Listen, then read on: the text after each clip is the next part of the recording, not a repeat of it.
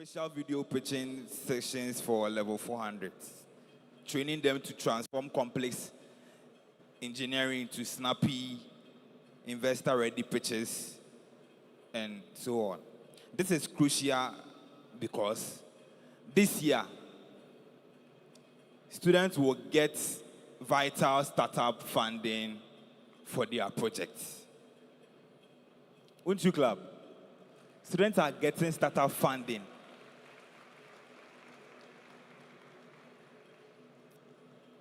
Now, our identity as a society is grounded in transparency, empathy, and strategic exposure.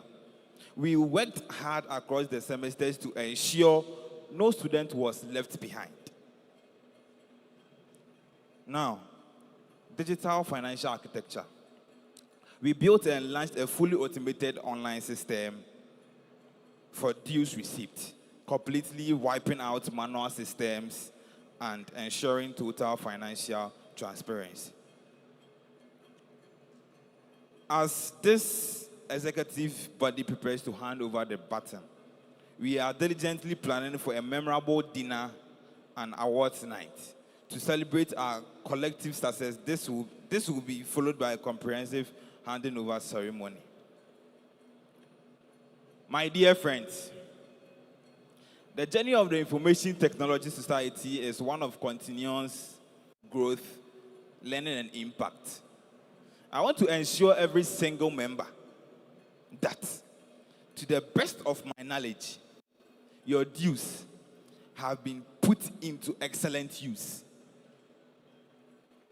directly funding many of the initiatives, hardware acquisitions, and student support system I have just outlined. We have strived to be more than just an academic association, and we aim to be a family, a support system, and a launchpad of your dreams.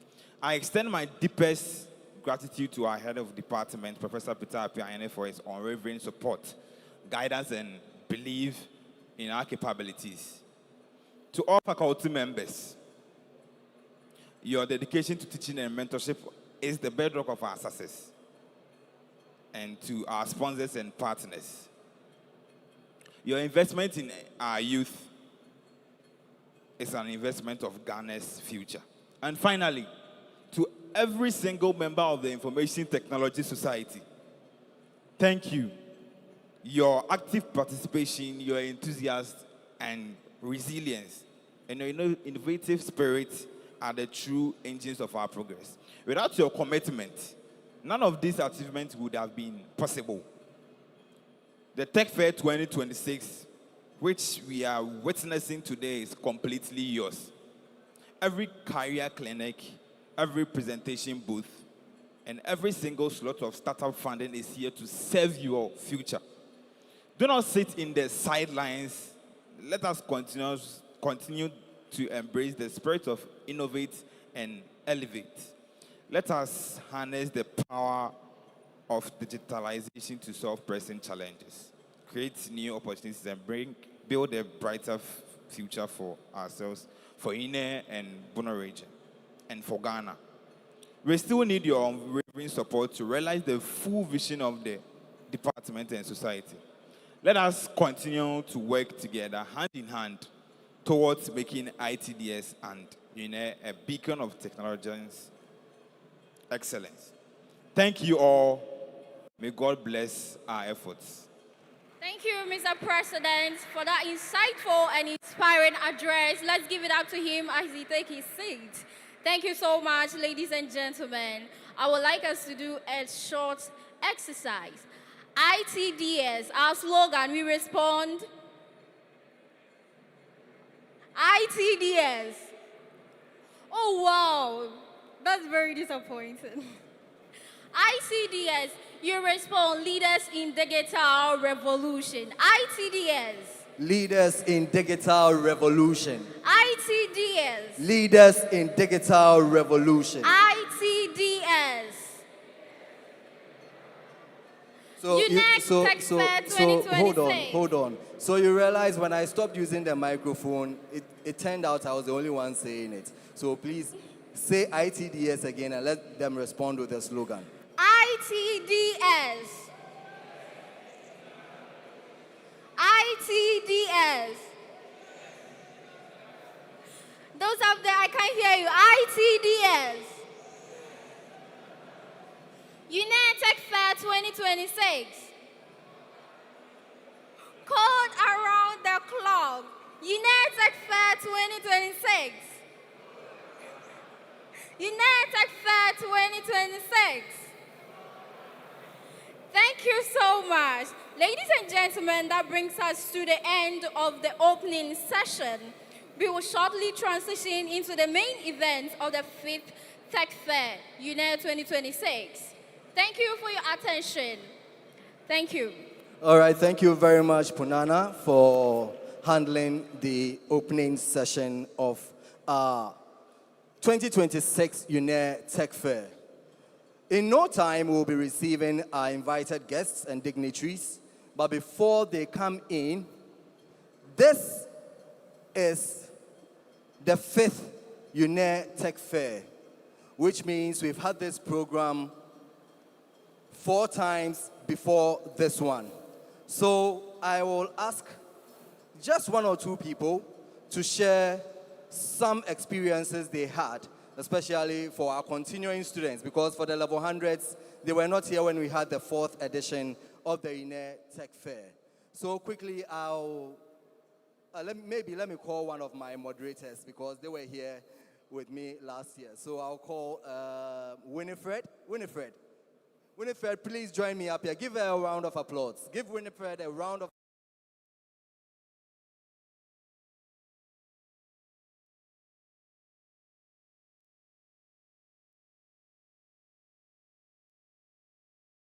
Tech Fair. That was UNER Tech Fair 2025, right? And this year we have 2026. So just share a line or 2 with us. Okay, thank you very much, Mr. James. So the second edition, we hosted it at the old auditorium. Yes, that was the emergence of the UNER Tech Fair. But as our department began to grow, we moved to the Bank of Ghana auditorium. And my personal experiences with the industry partners that come around, and you get to interact with them, they coach you on how to secure jobs, internships, among others. So please take advantage of this opportunity. Thank you. All right. So that was something brief on her experience. So I'll plead with all of us, let's be on our feet as we receive our invited guests and dignitaries. Let's be on our feet.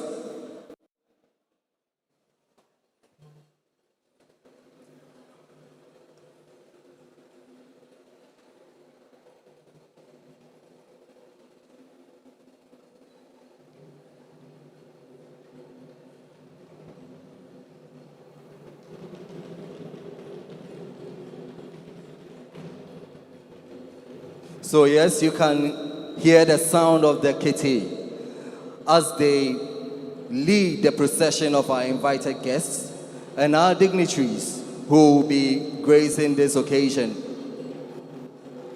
We have members of faculty, we have students, we have industry players, and as we all know, technology plays a huge role in our community. And our community is made up of all these wonderful personalities.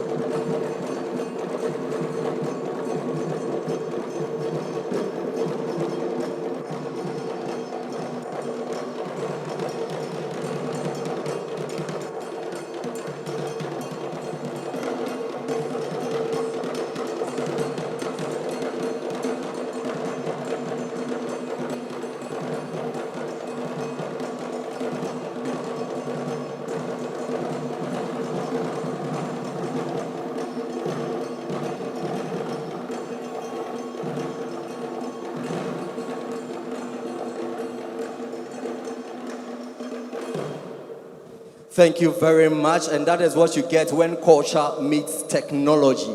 Wasn't that beautiful? All right, so quickly we'll take the national anthem. If our sound is ready, kindly give us the national anthem.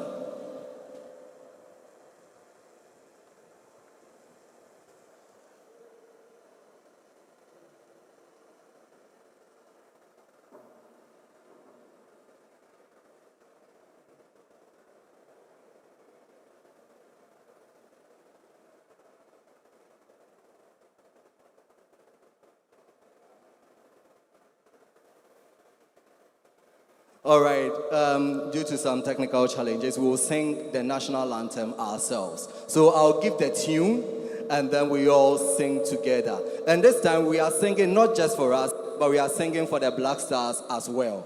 All right? So I will give the tune. Please pardon my voice. Okay. God bless our homeland, Ghana. One, sing. God bless our homeland, Ghana, and make our nation great and strong, bold to defend forever the cause of freedom and of rights. Fill our hearts with true humility. Make us cherish fearless honesty. And help us to resist oppressors' rule with all our will and might forevermore. And help us to resist oppressors' rule with all our will and might forevermore. Let's clap for ourselves.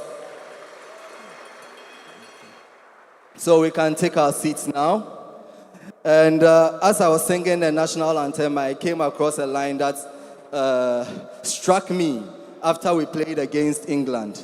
The line says, bold to defend forever. And that is what we did against England, even though they came with us with attacks. And there's another line that says, and help us to resist oppressors' rule. They oppressed us on the pitch on that day, but we were bold to defend forever. Let's give ourselves a big round of applause for this year's Tech Fair. UNER Tech Fair 2026. UNER Tech Fair 2026. Code around the clock indeed. All right, so we move on to the next item on our program. We'll take the welcome address from the Dean of the School of Sciences in the person of Professor Samuel Fosu Jesse. Let's give him a big round of applause as he takes the podium. Please, you don't stop clapping till he gets here, so continue clapping.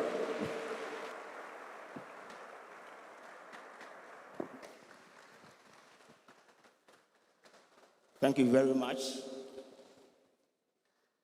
And good morning to you all.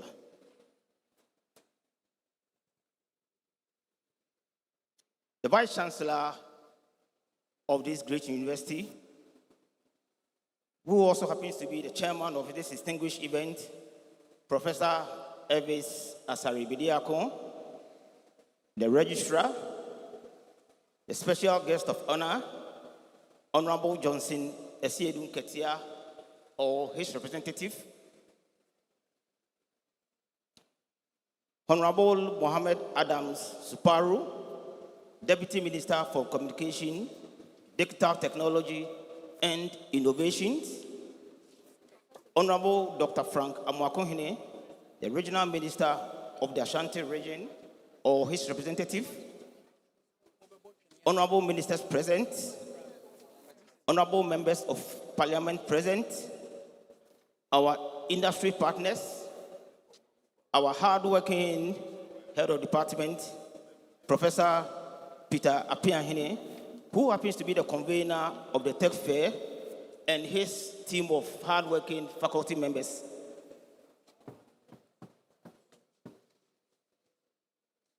Ladies and gentlemen, students, and the media, good morning once again. Oh, you didn't respond. Good morning once again. That's better. In fact, it is my singular honor and privilege to welcome you all as the Dean School of Sciences, University of Energy and Natural Resources, to the 5th edition of the UENR Tech Fair, proudly organized by the Department of Information, Technology, and Decision Sciences of the University of Energy and Natural Resources. Prof. Chair, over the years, this event has grown from a departmental initiative into one of Ghana's most respected university-led technology platforms. Today, as we speak, the UENR Tech Fair has become a national gathering point for policymakers, innovators, industry leaders, academics, and young digital creators who has the opportunity to engage, learn, and shape the future of the technology in Ghana.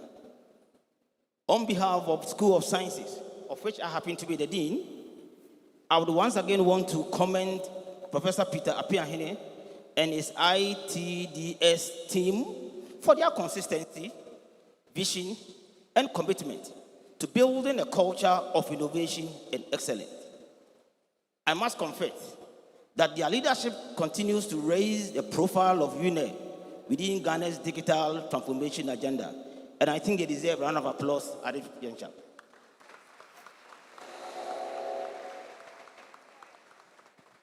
Prof. Chair, ladies and gentlemen, the theme for this year's Tech Fair, which is Code Around the Clock, equipping the youth with digital skills to build a resilient 24-hour economy, is very timely. And of course, it's also deeply relevant to Ghana's developmental aspirations. The world all over is increasingly being driven by digital systems that operate continuously across industries and across boundaries. Economies are no longer limited by geographical or time zones. Innovation now happens around the clock, and the nations that invest in digital capacity are the ones that remain competitive. For Ghana to fully participate in this emerging global economy, our young people must be equipped not only to use digital tools, but to create them. They must, in fact, be empowered to write the code that powers businesses, secure systems, drive automations, and build solutions to real societal challenges. And this is why coding matters. Coding is no longer just a technical skill for a few specialists. It is rapidly becoming a fundamental skill for economic relevance in the 21st century. As a School of Sciences, we are committed to producing graduates who are not merely degree holders, but become problem solvers, innovators, and creators of impact. To this commitment, this is clearly reflected in the work of the Department of Information Technology and Decision Sciences. Though the department is a young one, ITDS has quickly established itself as a national force in digital innovation and youth empowerment. The selection of UENR as one of Ghana's 1 million coders training center is a testament to this remarkable contribution and future, and this further confirms the strategic position of this university within the Ghana digital growing space. Distinguished guests, the projects that will be showcased here today would represent more than academic exercise. In fact, they are practical solutions developed by young minds determined to contribute to the national development. And these are students of this great department. Some of these innovations have the potential to become scalable enterprises, create jobs, and strengthen Ghana's economic resilience. I take this opportunity to call on the government, industry leaders, innovators, development partners to strengthen their partnership with UNER and particularly with the School of Science, of which I am a proud dean. May I take this opportunity once again to thank you all for coming. But before I leave the stage, I would like to state that together we can create a pathway for these innovators to move from the concept to commercialization and from the classroom to national impact. As I bring my presentation to a close, I have a charge for my students. To my students, and in fact all students in UNER, I encourage you to continue learning, creating, and pushing boundaries. The future belongs to those who build solutions and adapt quickly to change. Please, do not wait for opportunities to come to you. Create them. Let your creativity, discipline, and technical competencies position you as architects of Ghana's digital future. As we officially begin this year's Tech Fair, I encourage all of us to engage fully with the ideas, innovations, and discussions ahead. Let us all use this platform to deepen collaboration, inspire bold thinking, and strengthen our shared vision of a digital resilient Ghana. At this juncture, and on behalf of School of Sciences, I warmly welcome you all to the UNER Tech Fair 2026 and wish you a productive and inspiring experience. Thank you. Thank you very much, Professor Samuel Fosu Jesse, Dean of the School of Sciences, where the Information Technology and Decision Sciences Department is boldly represented. Please, let's give him a big round of applause once again. Now, for a program like this to be successful, we have dignitaries gracing this special event. We'll be introducing our dignitaries as the program progresses. But quickly, once we are on UNER soil, I need to let you know the people who have made the University of Energy and Natural Resources a safe haven for knowledge, integrity, and impact, and continue to make the University of Energy and Natural Resources a global force to reckon with in the area of technology, agriculture, and energy and natural resources. So we have in our midst, I want to introduce our father of the house, our very own Vice Chancellor, in the person of Professor Elvis Asari Bediakon.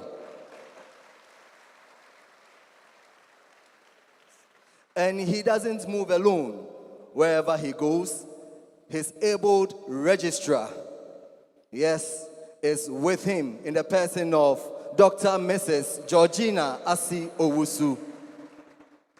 We have faculty present. I'll be introducing them. We have members of industry present.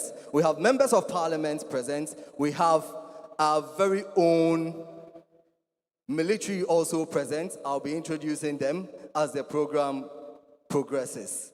And yes, you heard from our very own Professor Samuel Fosu Jesse, who is the Dean of the School of Sciences. He's an action man, very filled with a lot of dreams and visions. Without wasting much time, we've been given the welcome address. We know we are here for the UNER Tech Fair 2026, and we know the theme is code around the clock. But we need to know exactly why we are here, because we can't just get up. If you go outside right now and somebody asks you what you came here to do, what will you say? So to give us that information when we go out there is our very own Mr. Jacob Mensah, and he chaired the committee for the UNER Tech Fair 2026. Let's give him a big round of applause. And as you can see, the students love him, and they call him Papa J. Thank you. Madam Chair, Professor Chair, permit me to stand on the existing protocols to give the purpose for our gathering today. So, distinguished members of the media, representatives of government and corporate leaders, visionary faculty, and our unstoppable but genuine students, and that is our innovators. It fills my heart with immense pride to welcome each and every one of you to the biggest and most impactful university-led technology movement in Ghana. That is the ground 5th edition of the ITDS Tech Fair, that is 2026. With your presence today signifies a shared, uncompromised commitment to raw innovation and to your absolute belief in the young minds shaping Ghana's digital future.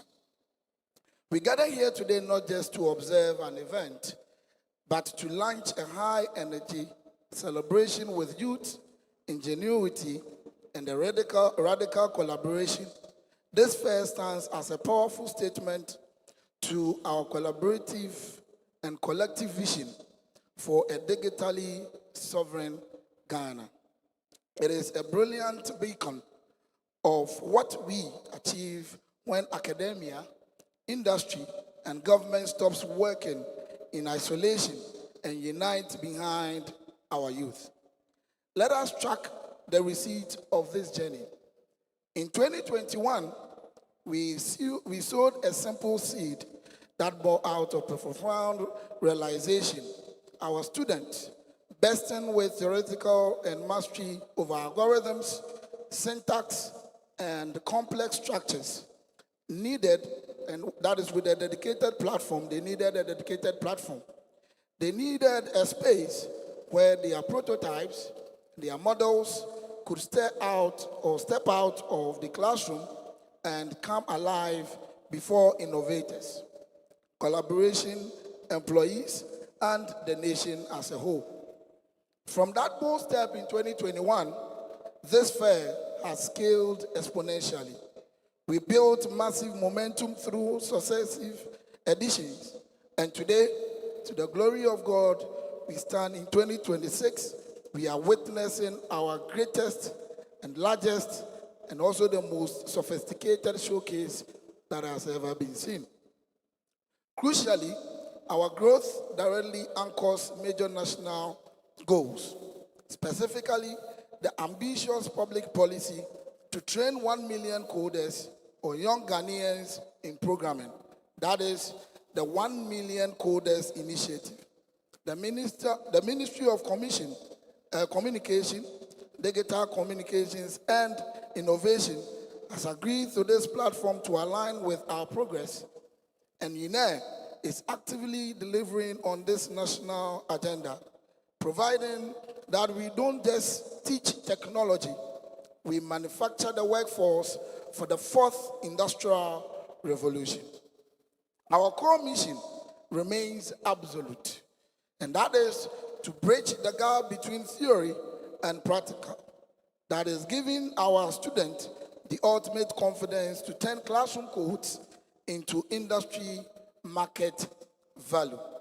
This year, our team hits differently, and that is we are operating under the strategic directive that is coding around the clock, equipping the youth with digital skills to build a resilient 24-hour economy. This is not just a catchy marketing phrase, it is a ruthless economic blueprint. When we speak about 24-hour economy, we are talking about a borderless world where productivity never stops, where productivity never sleeps in that mode. It gives developers in Sunyani in their hostel rooms, and they run their codes. They debug them, and then they maintain a cloud architecture for an enterprise in London or New York, whilst we in Ghana, we do sleep. By equipping our youth with elite digital skills, we are building a workforce capable of driving continuous, non-stop economic growth. Our youth are not mere consumers of the digital age, They are 8 chief architects and pioneers. Today, schedules has been made today to be dynamic, insightful, high impact. And here, permit me to give you a few of the schedules. One, we have the policy and industry dialogue that will seek to have high-profile policy presenters from key political leaders and corporate giants detailing how regular frameworks are being adopted to protect and fund our youth innovations. And two, the Building Digital Trust panel, where we will seek to have a crucial, timely discourse addressing data privacy, secure state storage, and the legal structures required to protect Ghanaian youth data contributions for national development. Three, the Student Innovative Showcase, and that is, we'll give the living heart of this fair. Basically, that happens to be the heartbeat for this fair. And that will give, or you witness live demonstrations of groundbreaking tech built by our Gen Z students, including our advanced skin detection and brain tumor segment AI system, and a revolutionary text-to-speech and a speech-to-text accessibility mobile application engineered to power speech-impaired individuals. 4, the exhibition arena, and that I urge everyone to thoroughly explore the floor, feature over 70 innovative poster presentations and live interactive booths. 5, the industry feedback and recruitment places. This fair is a high-value market industry players where they are to critique our project, refine our curriculum, and directly source elite talent from corporate placement and for national service recruitment. The United Fair has permanently elevated the global brand and image of this, our noble university. UNER is recognized nationwide as the premier, the vibrant epicenter of pure tech creation. Our tangible receipt of this impact is our skyrocketing enrollment just last admission, or last year, or this year enrollment. We welcomed over 1,000 brilliant new IT students into our department, proving that parents and corporate stakeholders recognize the unrivaled value of our ecosystem. Our long-term ambition is clear, and no doubt, that we are leveraging the massive momentum of this tech fair to establish Sunyani as the undisputed prime technology hub in Ghana. Through strategic departmental initiatives, we are hosting our students' projects online, granting them international visibility, global mentorship networks, and direct ventures capital funding. To our genius students, from big dreams to write the clean codes and innovate without fear, this entire program is yours. Take it over to our industry partners and corporate sponsors. Your continuous investment in this high-octane fuel powering this innovative machine. Let us continue to build in hand. I extend our profound gratitude to the University Council, the management, and the tireless organization committee for which I head, and our major sponsors for making this possible. I therefore take this singular honor to declare the 5th edition of the United Fair 2026 officially open, and let's code around the clock and elevate Ghana to the world. Thank you, and God bless us all.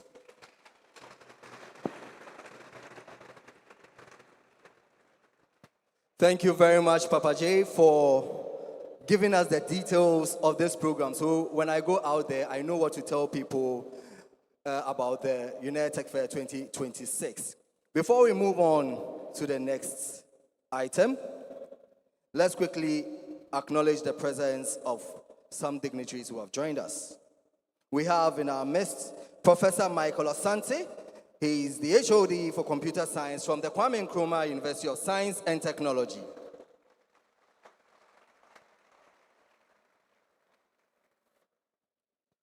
We have ADO2 Marveled Ayamdog from the Ghana National Fire Service, OIC, and IT Research from the regional headquarters. And we have ADO2 Brian Osei-Tutu, who is in charge of public relations, also from the Ghana National Fire Service. Ladies and gentlemen, we've come to an important part of our program. We'll take our next speech, or we'll take our next remark from a distinguished professor of plant virology who brings rich academic leadership and expertise in agricultural sciences.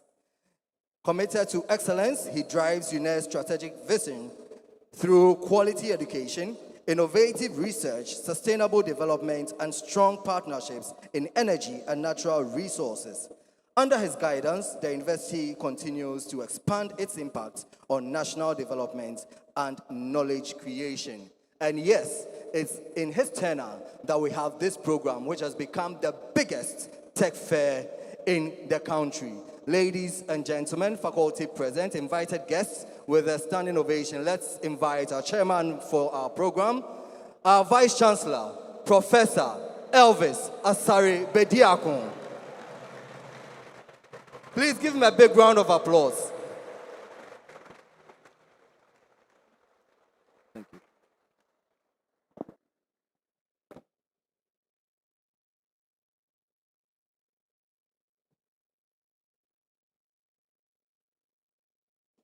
Oh, please. Thank you very much. Please listen.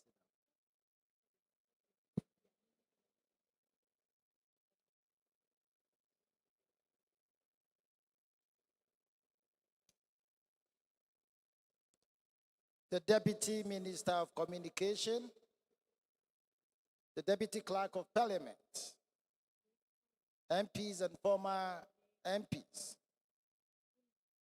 former ministers, Pro Vice Chancellor, Professor Donkuonu, Registrar, Dr. Mrs. Esiosu, Deans, Directors, distinguished invited guests, industry players, students, media, ladies and gentlemen, good morning. It is both a privilege and a profound honor to accept the responsibility of serving as chairman for the 5th edition of the UNER Tech Fair 2026. Let me begin by saluting the organizing committee, ably led by Professor Peter Abiahin, the head of department, and then the chair, Mr. Jacob Mensah, the Department of Information Technology and Decision Sciences, the Information Technology Society, our sponsors, partners, and all stakeholders whose tireless effort have brought this vision to life. Today, we celebrate not just an event, but a milestone in the history of the University of Energy and Natural Resources, and indeed, the technology ecosystem in Ghana. As 1, 2, 3, 4, 5 years ago, in 2021, a bold idea was born, namely to create a platform that will inspire innovation, nurture digital talent, connect students with industry, and prepare young people for the fast-changing digital economy.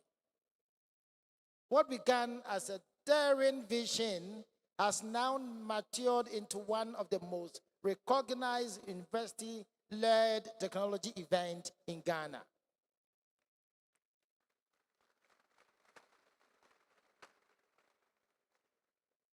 And we salute the Professor Alpiahin and his team for this milestone. The UNER Tech Fair is proof of what happens when vision meets dedication and when collaboration fuels the possibility. Over the years, this platform has welcomed ministers of state, chief executives, entrepreneurs, cybersecurity experts, researchers, innovators, policymakers, and development partners. It has opened doors for thousands of young people to learn, network, innovate, and discover pathways into the technology industry. Its impact reaches far beyond this campus. Its positioning Sunyani, the Puno region, and Ghana as a rising centers of digital innovation and technological advancement. Ladies and gentlemen, this year's theme, called Around the Clock, equipping the youth with digital skills to build a resilient 24-hour economy, is a strategic one. Across the globe, economies are being reshaped by digital technologies. Artificial intelligence, data science, cybersecurity, cloud computing, blockchain, robotics, and software engineering are redefining how business operate and how nations compete. The future economy will not be powered by natural resources alone. It will be powered by knowledge, by innovation, and by digital skills. As Ghana pursues the vision of a resilient 24-hour economy, we must recognize that such an economy cannot thrive without a digitally skilled workforce. A 24-hour economy requires professionals who can design softwares, secure infrastructure, analyze data, manage intelligence systems, and create solutions around the clock. That's why UNER Tech Fair is not merely an academic gathering, it is a strategic investment in Ghana's future. Distinguished guests, as Vice Chancellor, I take pride in the role UNER continues to play in advancing technology education and digital information. Through the leadership of the Development Department of Information Technology and Decision Science, and with support from other departments, we are equipping students with the skills to thrive in the fourth industrial revolution. I'm especially encouraged by the growing participation of women in technology programs at UNER. The rising number of female students pursuing IT and related disciplines is proof that we are building a more inclusive digital future. A nation cannot fully develop when half of its population is underrepresented in the sector that will define tomorrow. We must therefore continue to create opportunity that empower young women to become innovators, engineers, entrepreneurs, researchers, and leaders in technology. I'm also delighted that UNER has been selected as one of the host institutions for the government of Ghana's 1 million Codes program. This recognition reflects the confidence that the government and the stakeholder have in our capacity to contribute meaningfully to national digital transformation. Let me use this occasion to thank the President of the Republic for this initiative, and then also the Minister for Digital Communication and Information for leading such a great idea, which will tend to create a lot of employment and leading the advancement of this nation. Thank you, Mr. President.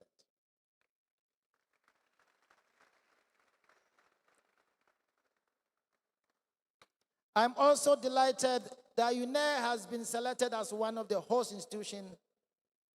Okay. To our students gathered here today, I'm told we are going to adore it this afternoon. So this afternoon, we are going to adore our 2,000 computers. Right, thank you very much. So my advice to our students gathered here today, seize this moment, attend the sessions, ask bold questions, build networks, dive into the hackathons, exhibitions and workshops and innovation challenges. Most importantly, never stop learning. The future belongs to those who adapt, innovate, and continuously acquire new knowledge. Ladies and gentlemen, as we celebrate the 5th edition of the UNER Tech Fair, let's not only reflect on how far we have come, but also envision how far we can go. Artificial intelligence research, entrepreneurship, and technology talent development in Ghana and beyond. I see a future where solutions develop our students and researchers address national and global challenges. I see a future where every graduate of this university carries the digital skills to thrive in the technology-driven world. As chairman of this occasion, I congratulate the organizing committee for another remarkable achievement and extend heartfelt gratitude to our partners and sponsors for their unwavering support. Together, let us inspire innovation. Together, let's develop digital talent. Together, let's empower the next generation of technology leaders. And together, let's build a resilient 24-hour economy powered by knowledge, innovation, and digital skills. It is now my pleasure to officially accept the role of chairman of the UNER Tech Fair 2026 and to declare my full support for the success of this important event. Thank you. May God bless you all. May God bless the University of Energy and Natural Resources, and may God bless our homeland, Ghana.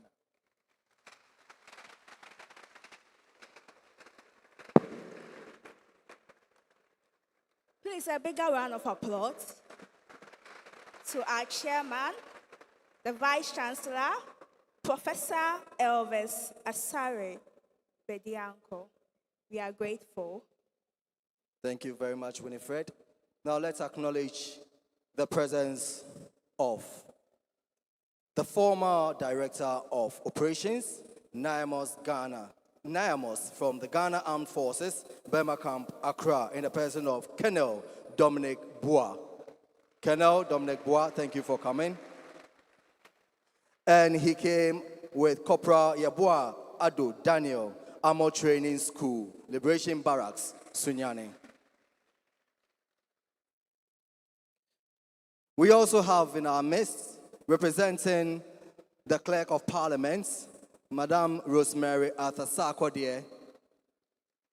Let's give her a big round of applause. We have John Kofi Tuklo, Editor of Debates from Parliament. We have Leslie Nite Adiku, Director of ICT from Parliament. Please, your applause is anemic. Your applause is weak. We have repping the principal. We have the Deputy Editor of Debates representing the Principal Assistant Clerk, Committee Reporting Office, Madame Etonam Bamfo. Let's see you. We also have in our midst the CEO of Extreme Consortium, Mr. Obed Kran Manson. All right, Winifred, what do we have next? Thank you so much. UNER Tech Fair 2026. UNER Tech Fair 2026. We are moving on to our next segment, which is the student project pitching. But before that, I would like us to do a short exercise. Kindly take out your phones. We want UNER Tech Fair 2026 to make noise on the internet. So please kindly take out your phones. Take a picture with the hashtag UNER Tech Fair 2026. Please, let's do that in 30 minutes. I want to see our phones. Take a nice picture with the hashtag UNER Tech Fair 2026. You can also tag us, the Department of Information Technology and Decision Sciences.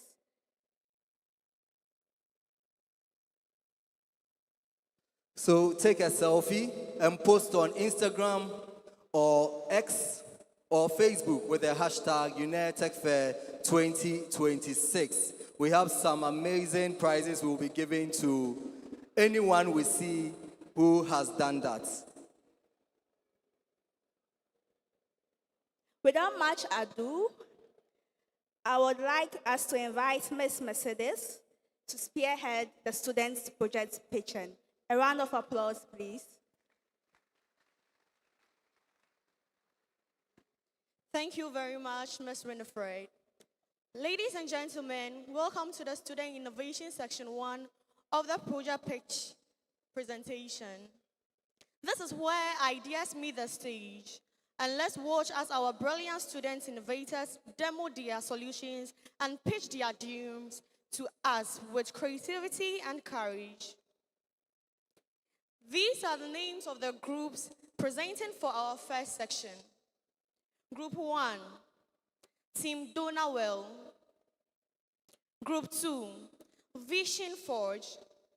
Group 3, Acantech. Group 4, Vision Teachers. And the last group, Group 5, John Park Technologies. But then before that, let's know that there will be a QR code projected for voting. So you are supposed to vote for your favorite group based on their presentations. And the voting section is live for just 60 seconds.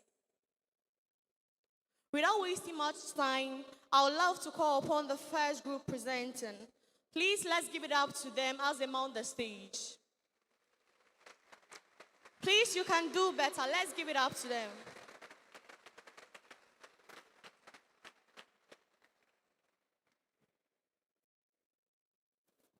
Good morning, distinguished guests, dignitaries, and fellow students. My name is Shisom Josephine, and I'm from Team Donawell, presenting on our project, Donawell Connect, a hybrid blood donation and emergency response system. So, without further ado, I will begin. Donawell Connect is here to bridge the gap between blood donors and hospitals. Blood scarcity remains a major problem in Ghana as it stands now, and healthcare delivery system in Ghana. Blood donation remains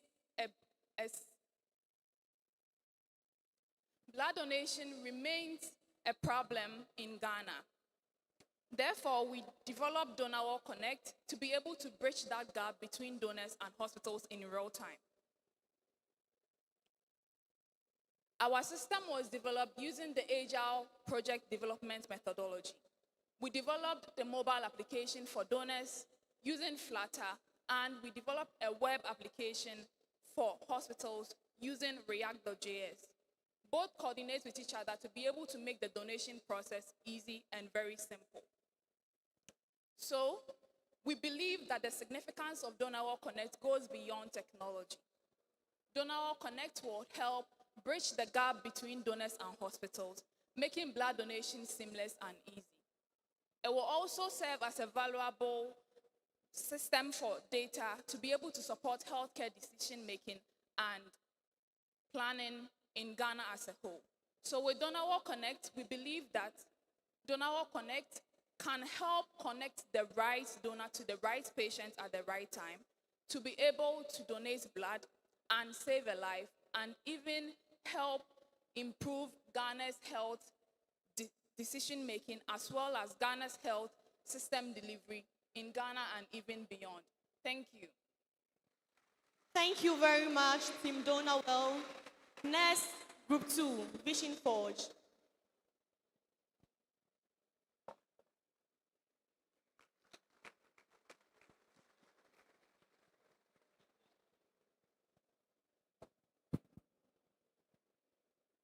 Good morning, everyone. My name is Yusuf Mohammed Ibrahim, the team leader for Vision Forge, leading the presentation today.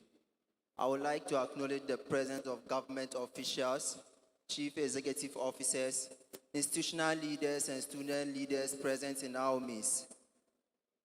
Imagine attending a long meeting and within seconds after it ends, receiving not just a summaries from your administrators or secretaries, but also a structured insight showing key decisions, action points, and how these decisions evolve across multiple meetings over time.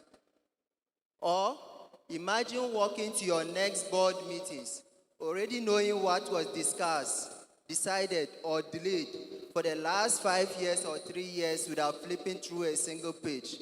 That is what we are here to show you today. Today, institutions and organizations has years of meetings that contains valuable information and are full of wisdom. Yet, they are buried and trapped in PDF files and Word documents, which are unsearchable, unreachable, and sometimes forgotten. Analyzing these years of meetings manually is slow, time-consuming, subjective, and often misses the bigger picture. This makes it unable to reveal long-term trends, evolving challenges, and recurring priorities. As a result, organizations struggle to make informed, data-driven decisions using historical meeting records. Our project leverages large language models to automatically read board minutes, extract key themes, identify tone of discussions, sentiment, action items, generate reports, and also allows decision makers to ask questions in a second and instantly receive an insight. Also, I know we have decision makers in our midst who are busy with their schedules. This project also allows you to generate PowerPoint presentation which will help you to present it to your board directors or other institutional leaders. The significance of this project is 1, it ensures transparency and decision-making evidence. 2, it reduces administrative workloads. 3, it also preserves institutional knowledge where in case there's a change in governance or maybe staff. 4, it also allows users to preserve or support strategic planning. And 5, it's an affordable tool and scalable tool for institutions such as universities, NGOs, hospitals, financial institutions across Africa and West Africa. This isn't about better meetings. It's about building an institution that never forgets, where decisions are informed by history, not abandon it. Our framework transforms years of meetings into an actionable intelligence for smarter governments and decision making. Thank you. Thank you very much, Vision Forge. Up next is Group 3, Accounting. Please, let's give it up to them.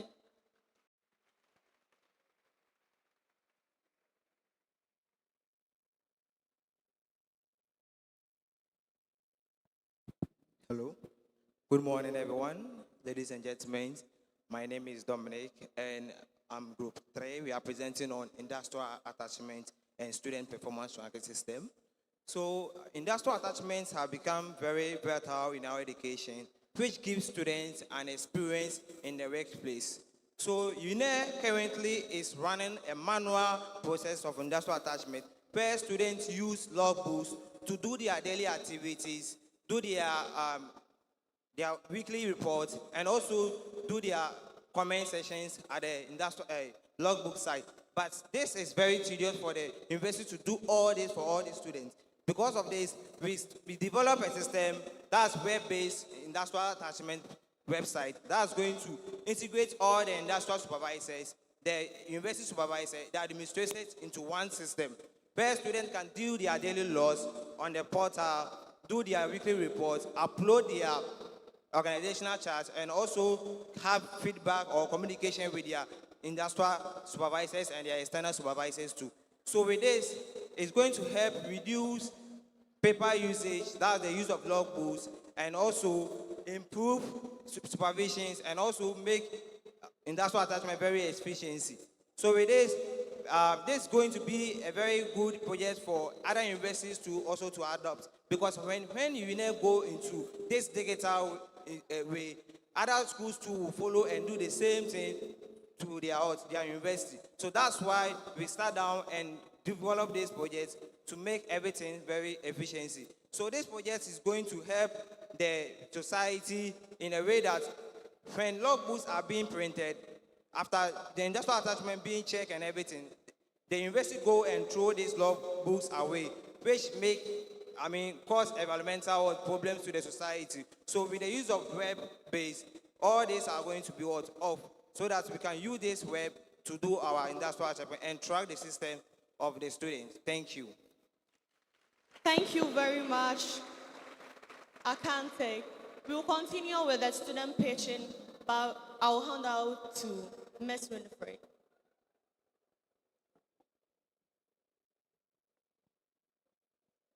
Code around the clock indeed. Please let's put our hands again for them for such innovative showcases. I would like to acknowledge our sponsors and media partners. We have IUDA, we have Greener FM, we have MTN, Ampex Network, ACK FM, Telecel, Code Train Africa, Don Graphics, One Hive Ghana, Brainerd Studios, Joey, Bonsu.io.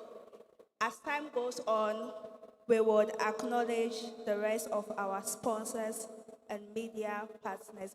Please, a round of applause for them. We couldn't have done it without their help and sponsorship. We move on to the academic insight and technology discourse. Our next speaker is the head of department for the Computer Science Department of Kwame Nkrumah University of Science and Technology. It's my singular honor to welcome Professor Michael Asante. Please, a round of applause.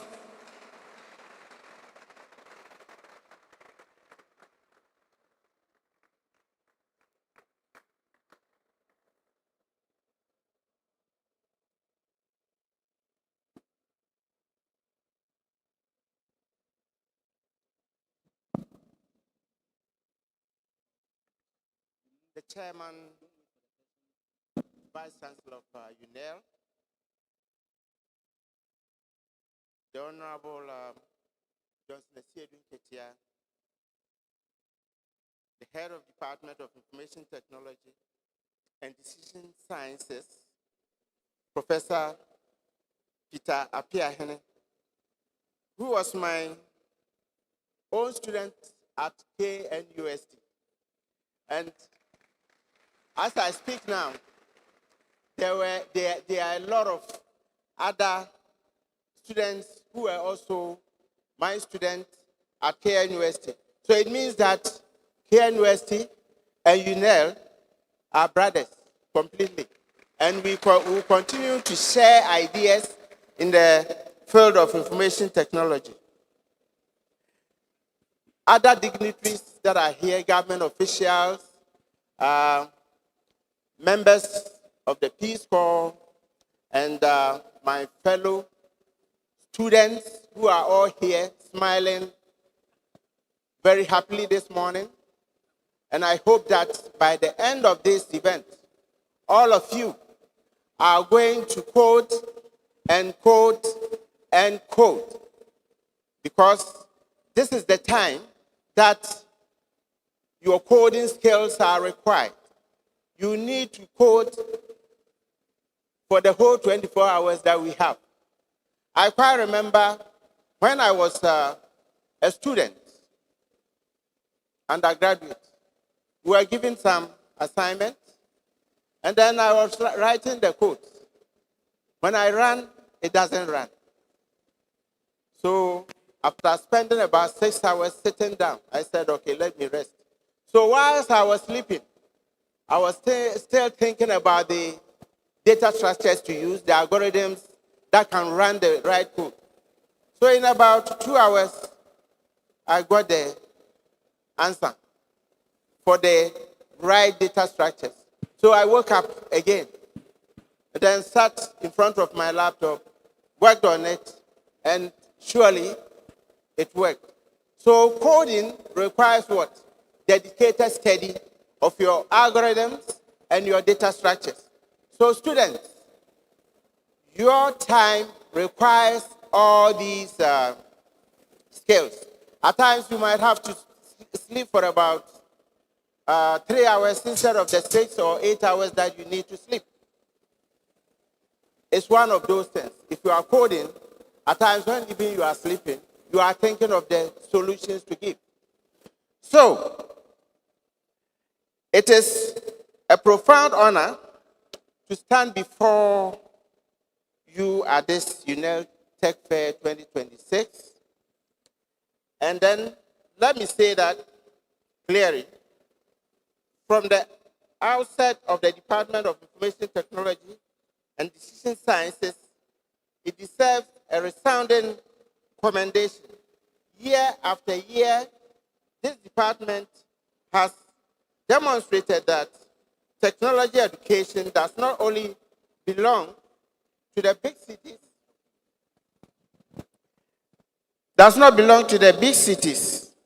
but also an emerging city like Sunyani. So I believe in the next 2 or 3 years, Sunyani will be rubbing shoulders with cities like Accra and Kumasi. And UNEL is also going to rub shoulders with University of Ghana, Kwame Nkrumah University of Science and Technology, and then the University of Cape Coast. And I promise you that with the computer science department, the IT, computer engineering, the collaboration is going to be very strong and will rise up to the tasks that are ahead of us.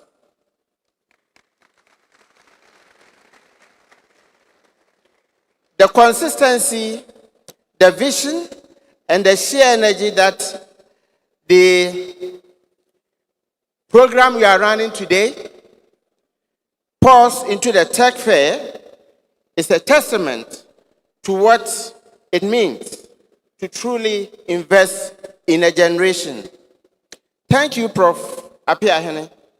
Thank you, ITDS. You are not just running a fair, you are lightening fires. Let me ask you a question that is to the students who are all coders, I believe. How many of you have ever been awake past midnight? Not because of a party, not because of a film, but because you were staring at a screen, building something, fixing something, or simply wondering what you could do to make this work. So if you wake up in the night and then you ponder over what you did during the day, you want to write a script, you are not getting the right code or the right algorithm, the right data structures. You think and think and think. You see? So, in this case, I thought so because here is what I have come to understand about your generation, the Generation Z. You don't just consume technology, you breathe it, you dream it in coding, you see the world, and not just as it is, but as it could be. If only the right lines were written, and the right systems were built, the right problems were solved. It means that most of our problems today will be a thing of the past. So we are all entreating you to continue to what? Code. The theme of this fair, code around the clock, equipping the youth with digital skills to build a resilient 24-hour economy, did not choose your generation by accident. It chose you because you are already living in it. My charge to you today is simply this can be an intention around it. Let's talk about what a 24-hour economy actually means. In this case, our version is 24-hour technology usage. So whatever we do here is going to be that we are going to code and then bring out something that will run the 24 hours that we have every day.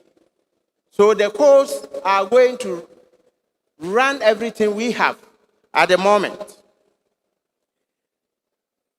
Right now, at 2 o'clock in the morning, there is a farmer in the northern region who needs to check commodity prices before he decide to harvest what they have grown.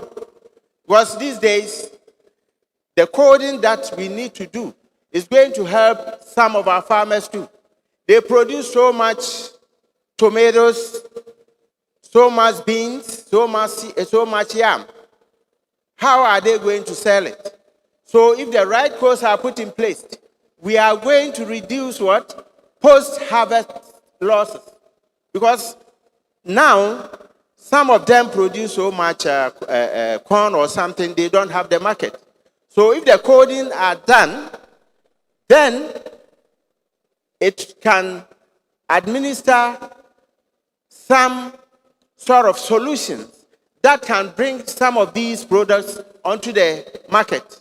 So somebody will not need to go to such places to check whether there's tomatoes, whether there is corn, whether there is beans.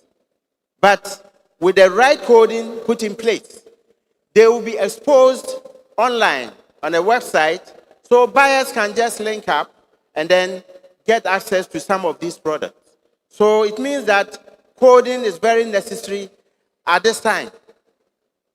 And then the next thing is those who are into production in all aspects of the economy also needs to be marketed. How is it going to be done? The right coding put in place is going to solve that problem. So if you are a mechanic and you have a specialty in, let's say, Toyota vehicles, wherever you are, you can be exposed to users of such services. So the coding is still very necessary. Africa's digital economy is projected to continue to contribute over 180 billion US dollars to the continent's GDP by 2025, and Ghana is positioned itself at the center of that growth. But here is the critical question: who will build the systems that will power this economy? So it means that at this stage, all of you here, especially the coders, you are all required to contribute so that you can also bring out solutions to some of these pressing issues. So here is the answer. My youth friends is sitting in this room. You are all going to be tasked to bring out a solution. So that next time, what we are going to do is we are going to have solutions to everything from production of machinery to the production of, let's say, an aircraft that will also go to the moon, so that we also, Ghana, can also say that we have also been there some time to come. I have spent a decade in computer science, from my early days studying scientific computing in London South Bank University to earning my PhD degree in systems engineering at the University of Reading in the United Kingdom, to building and leading the Department of Computer Science at KNUST, and in all that time, one truth has never changed. The algorithms does not care what time it is. It does not take weekends. It does not celebrate public holidays. When properly written, it simply works. Faithfully, precisely, and then relentlessly. So what happens is that no matter what you do, with the right usage of the various knowledge that has been delivered to you by your lecturers and other officers within the university, you can continue to code and solve the various problems that we encounter every day. This is the beauty of what we do. We build systems that outclass us. Yes. Now you all saw the drone that was taking pictures around. You see, years back, there was nothing like that. And people never thought that Ghana, we can also build something like that. Yeah. So here, with the build of such a system, everything is coming up. At the KNUST, Department of Computer Science, Information Technology, we have systems like that. And then we are also doing AI, we are doing robotics, we are doing machine learning. And all these things, like the drone you saw here, all comes under that, you see. And we build a certain system that could go to a corn farm or a corn field and detect all the diseased corn crops. So if you are a farmer, you are running so big farm, what will happen is that at the end of the day, you can identify the diseased trees within your field, you see. So as I said earlier on, we are going to share all these ideas, and then we all collaborate, because over here, from here to the northern region, that is where you see the bigger corn fields and so on and so forth. So we are in a good family. My research in cybersecurity, data communication, distributed systems, and then network infrastructure has taught me that the most resilient systems are not the most complex. They are the most thoughtfully designed. They anticipate failure, they recover gracefully, they serve human needs, not the other way around. So whatever we do, whether it comes out correctly straight away, we still want to what? Solve a problem.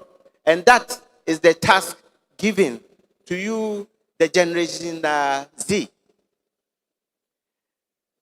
And with the society, exactly what Ghana needs from your generation is not just coders, not just people who can write a Python sort or build a mobile app through those skills. It matters. And then, in most cases, Ghana needs system thinkers, problem architects, and then digital nation builders. If we say digital nation builders, we mean a situation where everything we have here is going to be digitized. So very soon, even the way we teach is going to be digitized. So you can just even sleep in the comfort of your bed and still be attending to lectures, which already some of you have already started doing that. You see? Yeah. So now let's speak to you directly, Gen Z. You have grown up with the internet as your birthright. You learned social media before you learn to drive. You can learn a new skill from YouTube faster than any previous generation could find a textbook. You are collaborative, globally connected, and you have a very low tolerance for inefficiency. And what is actually your superpower is that you always strive to get what? Knowledge, which is very important. But I want to challenge you beyond the surface, because there is a difference between using technology and mastering it. There is a difference between scrolling through TikTok at midnight and building the next TikTok at the midnight. The digital skills revolution is not waiting for a curriculum to be designed, a policy to be passed, or a government to give permission. It is happening right now.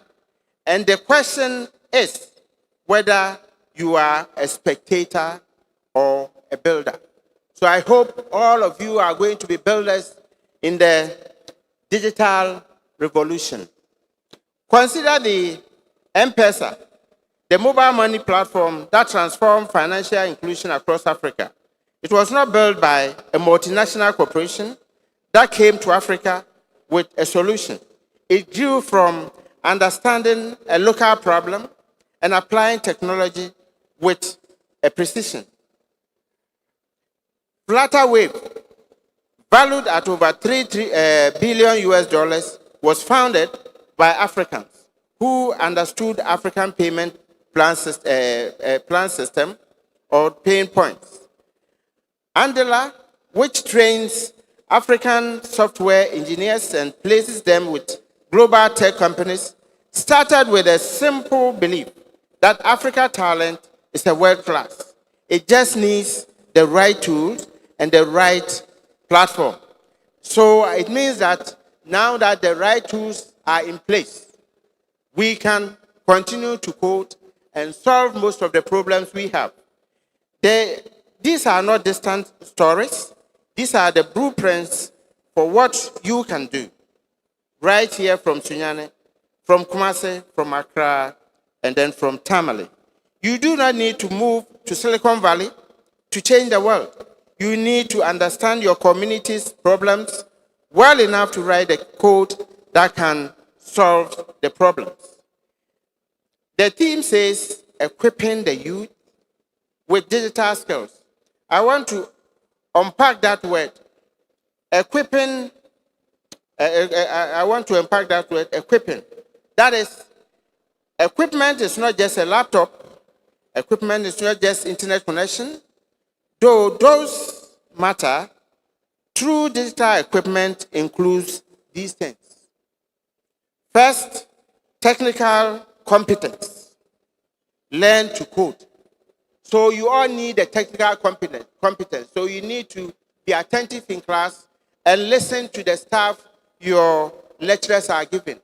Then you add yours to it so that you can be very sharp in your coding practice. Learn Python, JavaScript, SQL, and then understand how network communication, know what cybersecurity means, because as we digitize Ghana's economy, we must also defend it.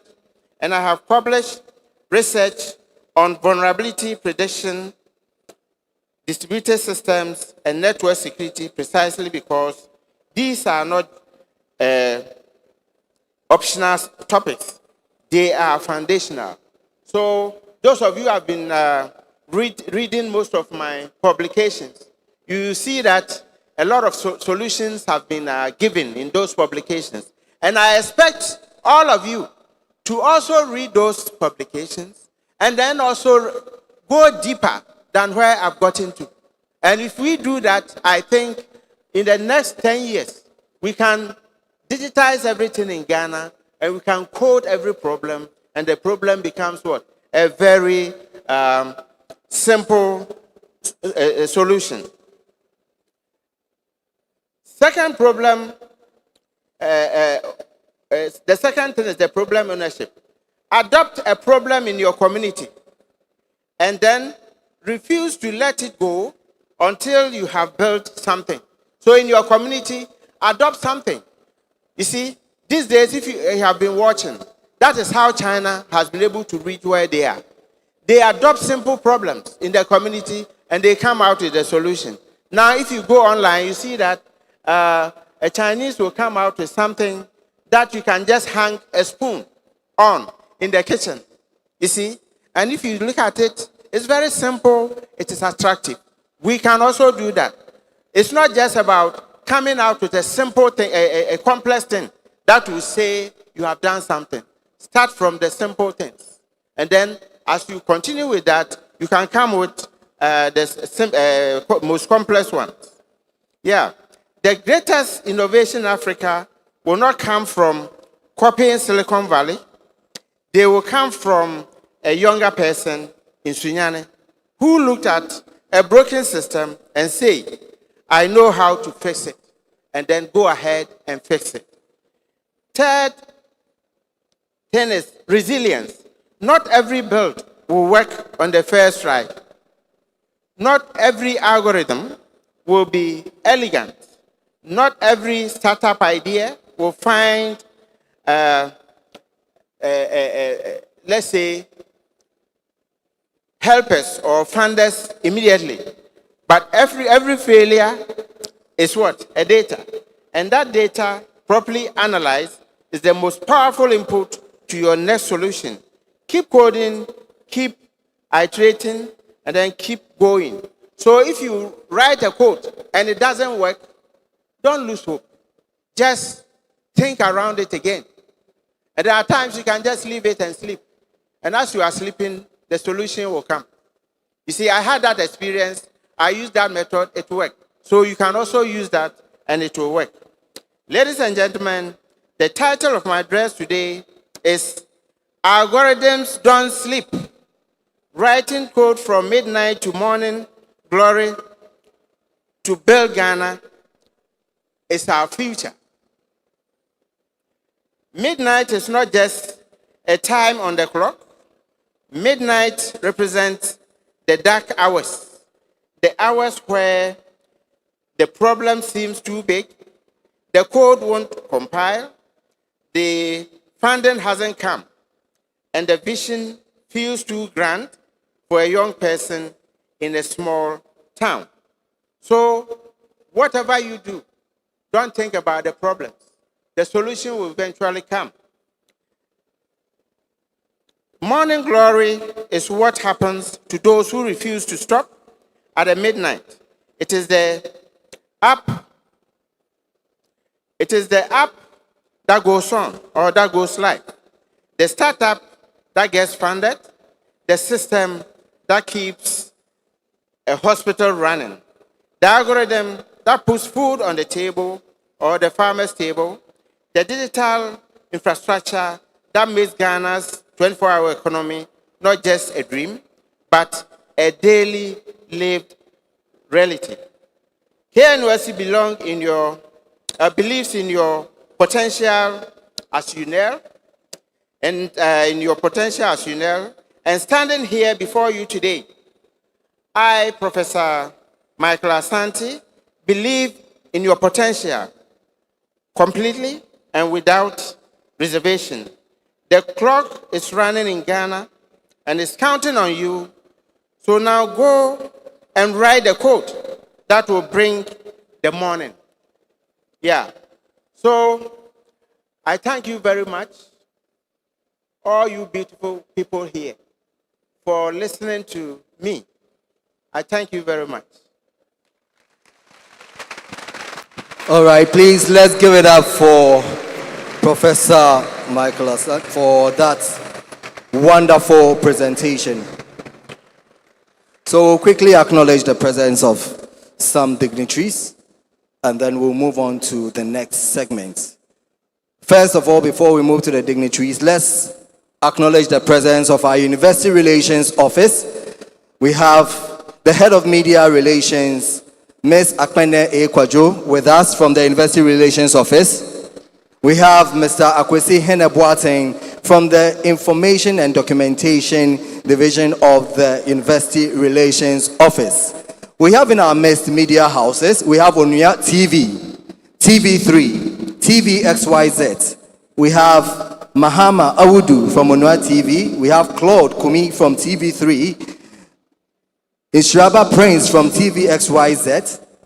Odeneho Akwesi Apia from CTV. Daniel Donko, Asasi Radio.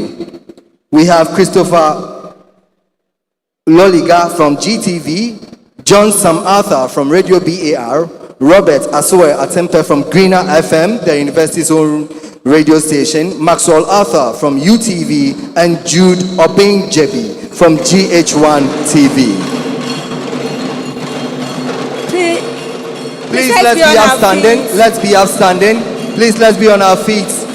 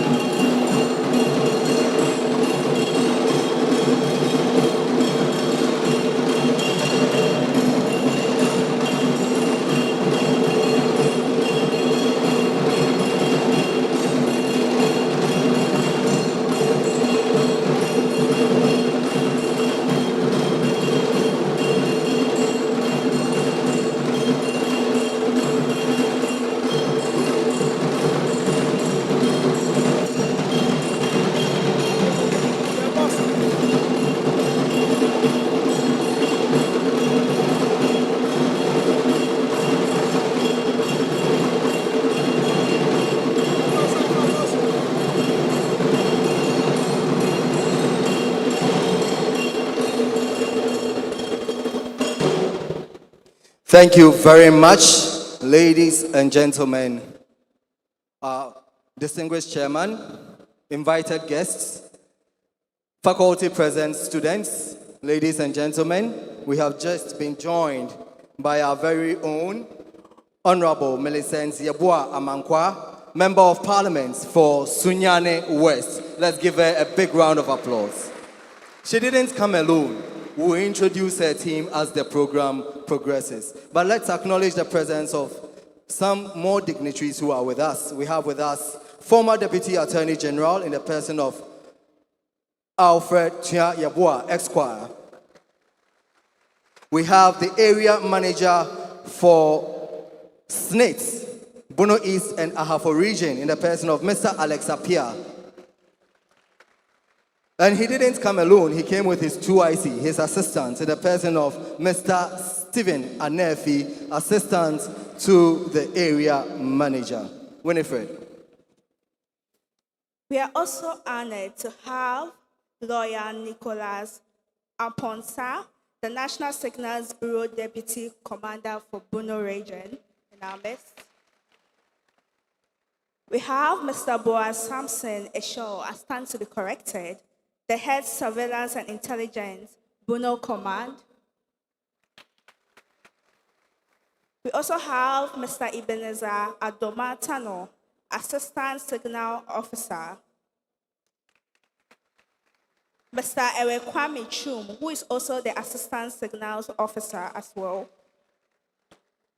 We have Madam Grace Bennett, Sheila's Executive Hotel and Solomon Bennett School CEO with us today.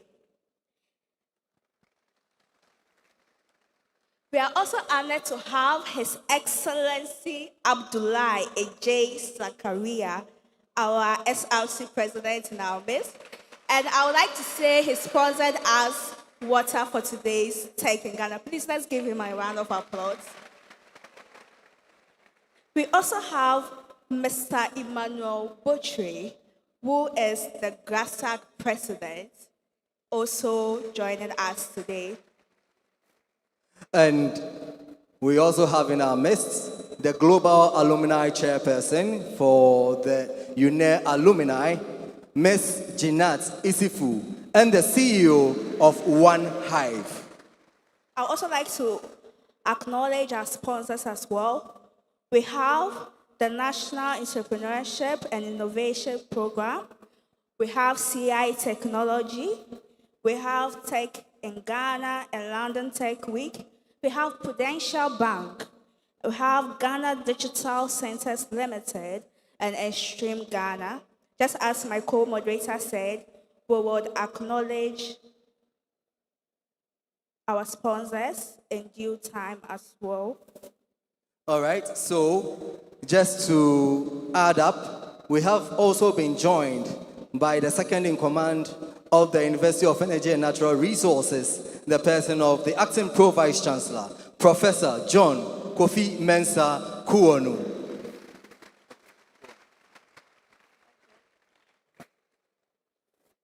We'll move on to our next segment. But before that, we'd like to take a spoken word from Ms. Dorothy Zaneta. It's a hand of applause.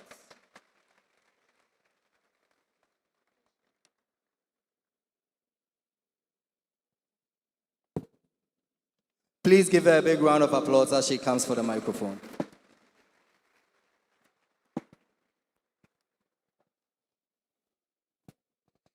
Ago mpanyinfo, respected dignitaries present, high officials present, ladies and gentlemen. Mpanyinfo say, akwanso samso dentina, yetu ntesuo gu nsuo ani a na nkanwa abefa. Enu nti ene, mapoto nsemfu akumaa bi, mesrew, hwemanim, netie me. The world evolved as a piece of entity, scientists do say. And now it has evolved into a very big thing containing millions of creatures. to stay. But one thing remains. One thing remains standing. One thing has power. One thing has dominion. And that is Homo sapiens, human beings, the human cognitive power. Friends, initially, communication was made verbally and physically. Then came telephones. Then came mobile phones. And now we have smartphones. I do say, in many years to come, we might even have invisible phones. Yes. Friends, these and many more are the things humanity have been able to achieve through the human cognitive power called technology. As the day goes by, the world is becoming more and more interesting because of technology.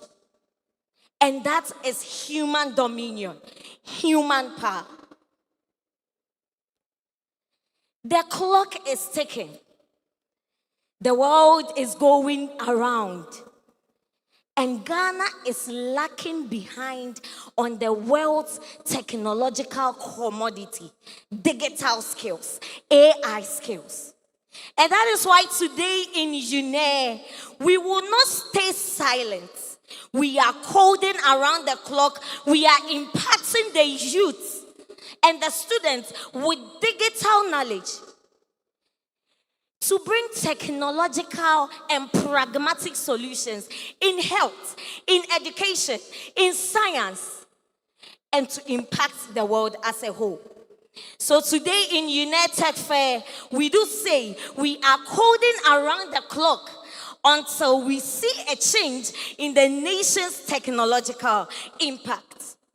Friends, there is a misinformation that technology is going to do more harm than good. But I am here today to change this fallacy. I do say that this is a mere overgeneralization. We are going to change this today through UNER Tech Fair. And I want you to say this after me, that tech will change the world. Tech will bring a better economy. And tech will build a resilient 24-hour economy. Tech for today, tech for tomorrow, tech for a resilient 24-hour economy. Ladies and gentlemen, my name is Dorothy Zentega. Thank you so much.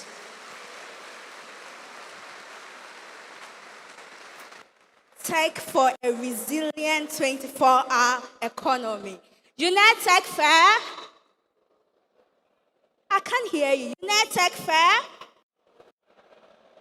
At this juncture, we'll continue with our student project pitching.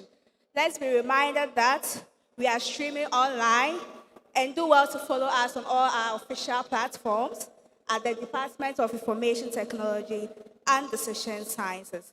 Mercedes, please take over. Okay, so we will continue with our student innovation section 1 of the project pitching presentation. Up next is group 4, Virginity Tress. Let's give it up to her while she mounts the stage.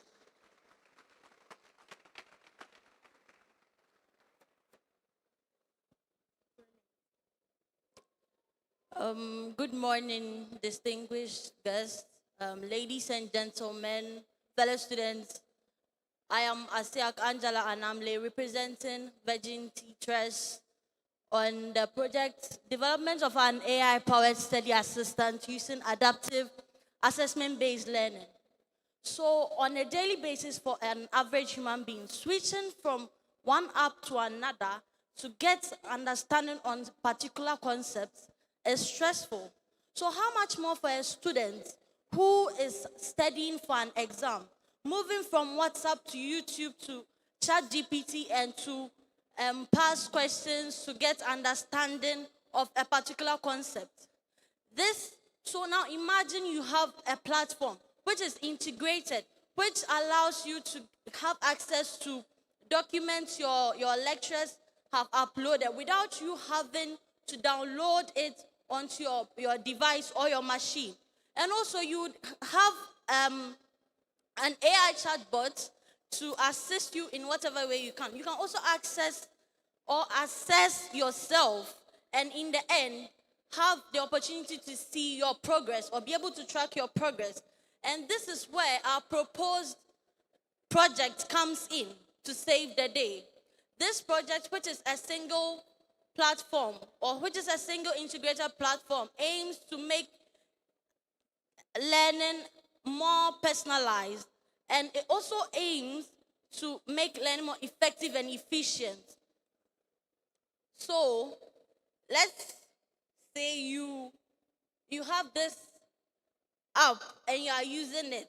It makes studies more easier, and it also helps lecturers with their assessments manually. It reduces their burdens manually, and also it helps societies to see the success of AI in African university context. This system is built using the agile methodology and also other IT tools and technologies. If this system is incorporated into our educational system, it will make education or understanding of concepts much more easier and less stressful. Thank you. Thank you very much. Group 4. Last on my list for the first session, Group 5, Jane Park Technologies. Let's give it up to him whilst he's on the stage.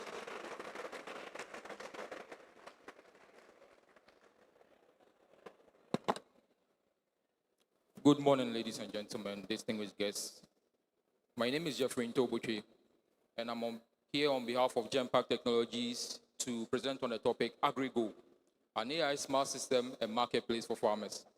Agriculture is a very powerful sector in every developing country, which Ghana is part of. But we have come to realize that our farmers face these three problems. And the first is market isolation. Our farmers can't directly connect to consumers. They have to purchase the services of middlemen. And some of these middlemen cheat our farmers out of their produce. So out of 100% of income, the farmer can only get around 80% or 70%, the majority going to the middlemen. Again, there's a diagnostic gap. Farmers are unable to detect diseases. And by the time they detect it, it's too late. And they are losing like 80% of their crop, especially when it comes to poultry farms as well. And we have the advisory gap. We have young men and women here who want to start farming, who want to go into agriculture. And yet they don't know people to talk to. And there are consultancies they can visit, and these consultancies charge exorbitant amount of money before they can start. These are the problems that we detected. And so we at Genpact Technologies came up with a solution, which we call AgriGo. It is an application which solves these problems in three core components. One is the marketplace. So a farmer can create an account on our system and then upload the produce that they have, it being tomatoes, it being livestock like maybe a goat or a cow. They can put it on our system and then connect to consumers who can purchase it.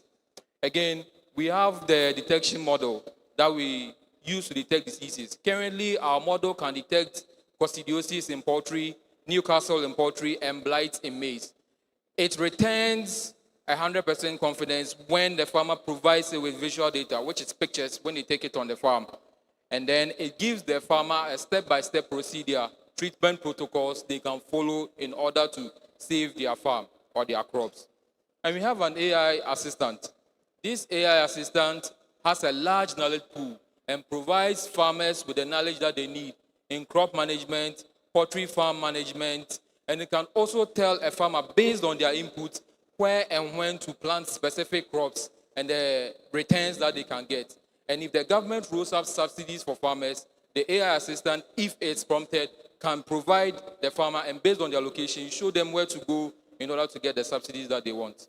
So we built the project based on these tools. We have React for the interface for the users, Node for application logic, and we have the database, which is MySQL for storing data. And the detection model was also built using Python. Now to the impact.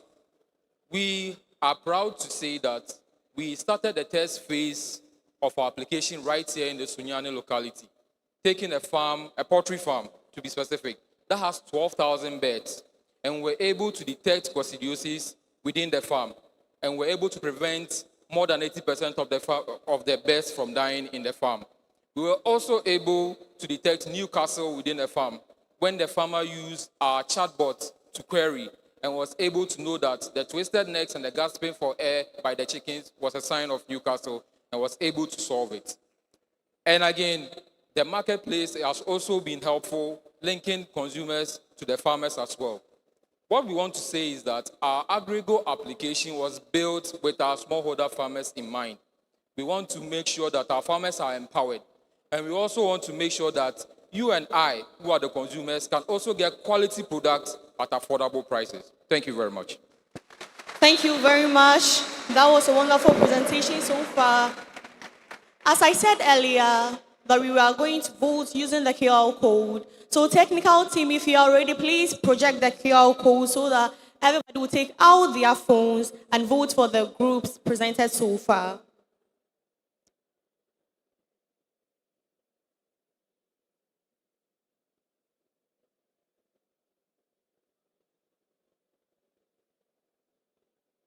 Please, you're going to scan this QR code and vote for your favorite group so far.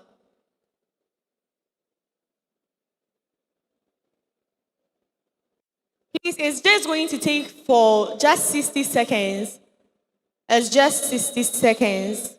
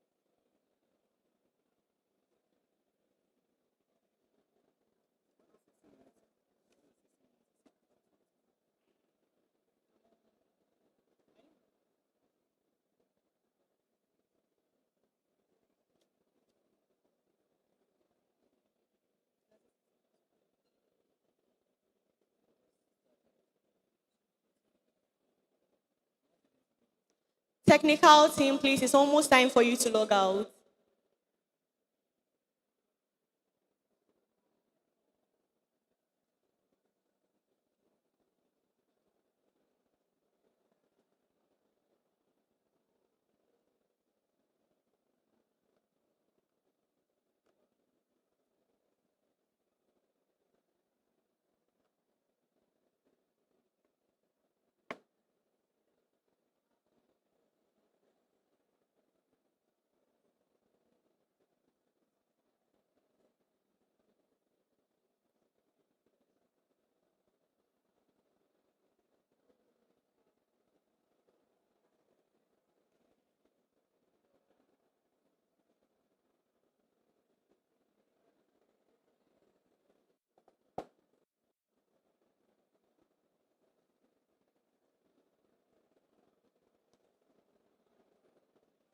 Thank you very much for your time and cooperation. I'll be back with a second section. I'll hand over to Mr. James. Please, let's give it up to him. All right, thank you very much, Mercedes. We've all seen the projects, and I'm sure we've all voted for our groups. We have another presentation that we will do. We have 6 more teams to present. Before we continue, let's acknowledge the presence of Odumase MA Junior High School, led by their teacher, Madame Augustina Dipala. Odumase MA JHS, let's see you. Let's give them a big round of applause. We have Methodist A, Primary and Junior High, and they are led by Mr. Bismarck Eja Edu. Methodist A, let's see you. Let's give them a round of applause. We have Wenchi Senior High School, and they were led by Madam Mary and Sir Ebenezer. Wenchi Senior High School, let's see you. All right. We have Sacred Heart Senior High School, led by their teachers, Atuapuri Gideon and Nora Moses. Please let's see you, Sacred Heart Senior High School.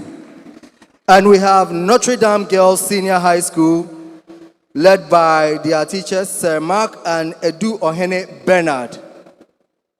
Notre Dame Senior High School. So none of the schools made noise. You didn't make noise when we mentioned your names. Okay.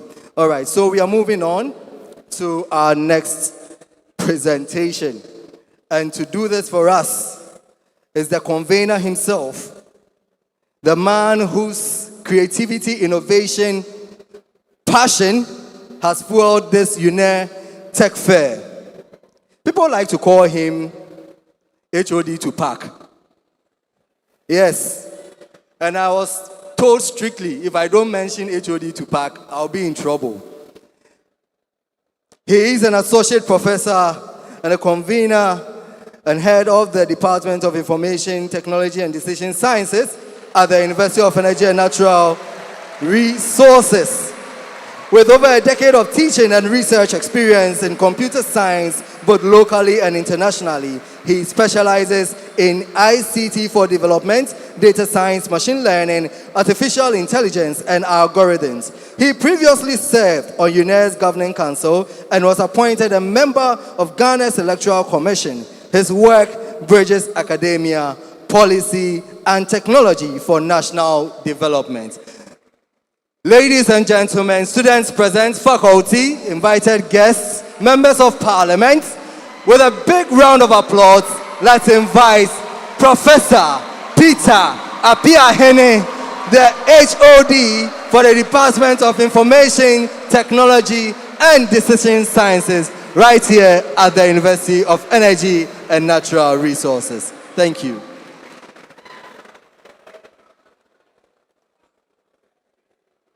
My Gen Z students, the heat is small. I want more heat.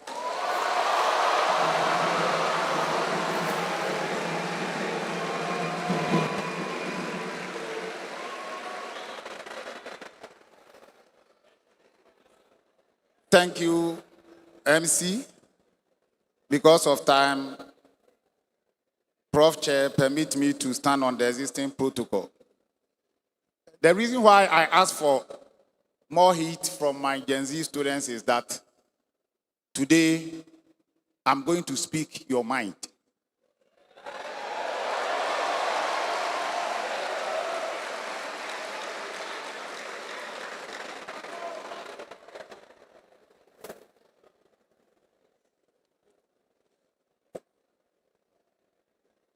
Just 2 weeks ago, I just attended one of the biggest technology events in the world. That is London Tech Week, which was held in Olympia,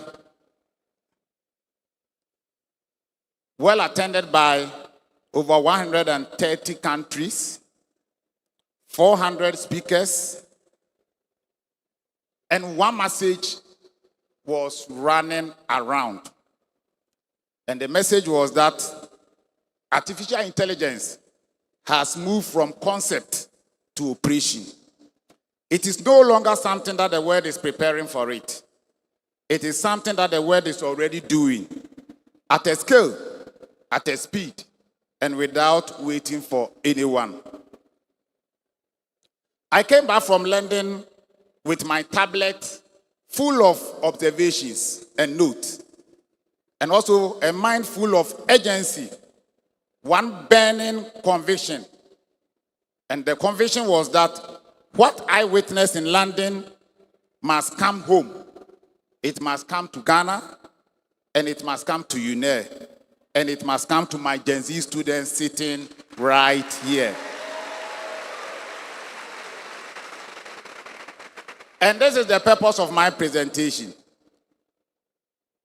When you hear code around the clock, people think that my Gen Z students should sit behind their PCs and code around the clock. That is not the code around the clock that we are talking about. My Gen Z students want to develop AI application that will rather code around the clock while they are sleeping.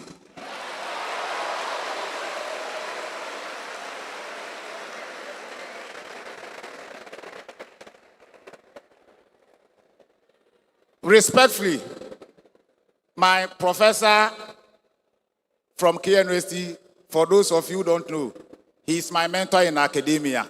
Today, those of you who are enjoying the fruit of my hard work, give thanks to Professor Michael Asante. He is my PhD supervisor, and he was my head of department, and he continues to mentor me. Prof, thank you. I want to tell you today that the era of spending months memorizing where to put semicolon or pulling your hair over a missing curry blaze whilst coding in Java, Python, or C++ is officially coming to a close.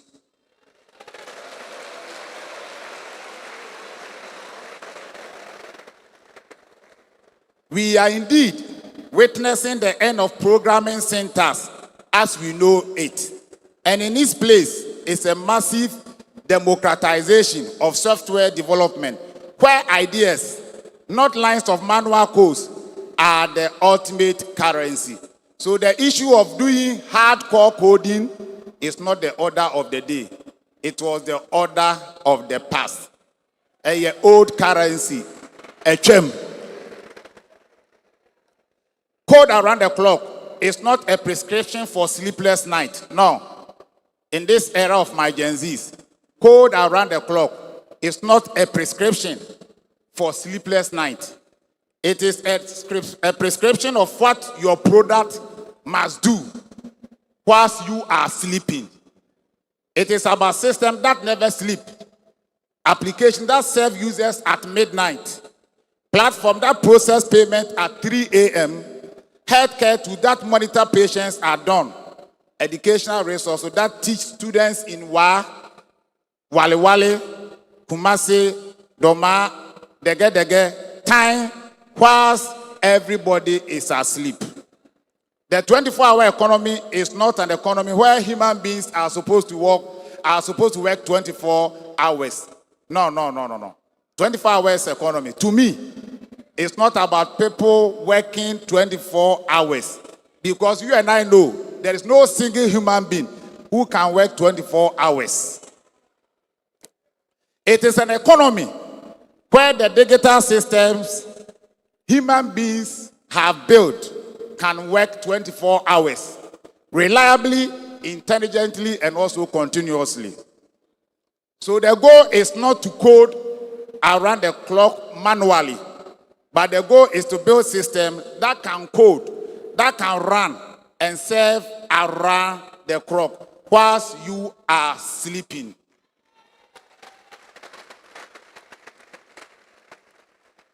That is why my presentation is titled The Death of Programming Syntax. How AI is ending the hardcore coding. Whilst I was a student, I used to memorize coding. We have to spend sleepless nights, like Professor Sante shared his experience. By now, that is not the order of the day. In London, a system was built in 12 minutes. A system was built in 12 minutes, and this system was working. For most of us in computing, the barrier to building software was your language. A lot of people didn't like programming because of the language, that is the syntax. You had to learn the syntax of a programming language from one language to the other. You have to learn C++, Java, JavaScript, Python, C#, and the rest. And all these languages, you must know the syntax. That is why our dear students, a lot of them were struggling. But I'm here to tell you that that is not the order of the day now. The order of the day is that you give your logic to an AI, and the AI is supposed to build the code for you. We are moving away from the hardcore coding, manually typing 1,000 lines of code, and moving into the no-code or low-code revolution.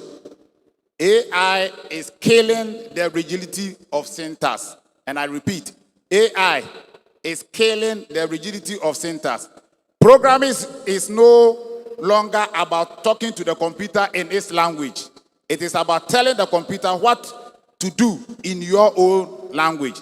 So we are looking at a day where a Ghanaian student who cannot even speak English will speak Chi, Bono, or Ever to a computer to develop an application, and the computer will respond and they develop the application.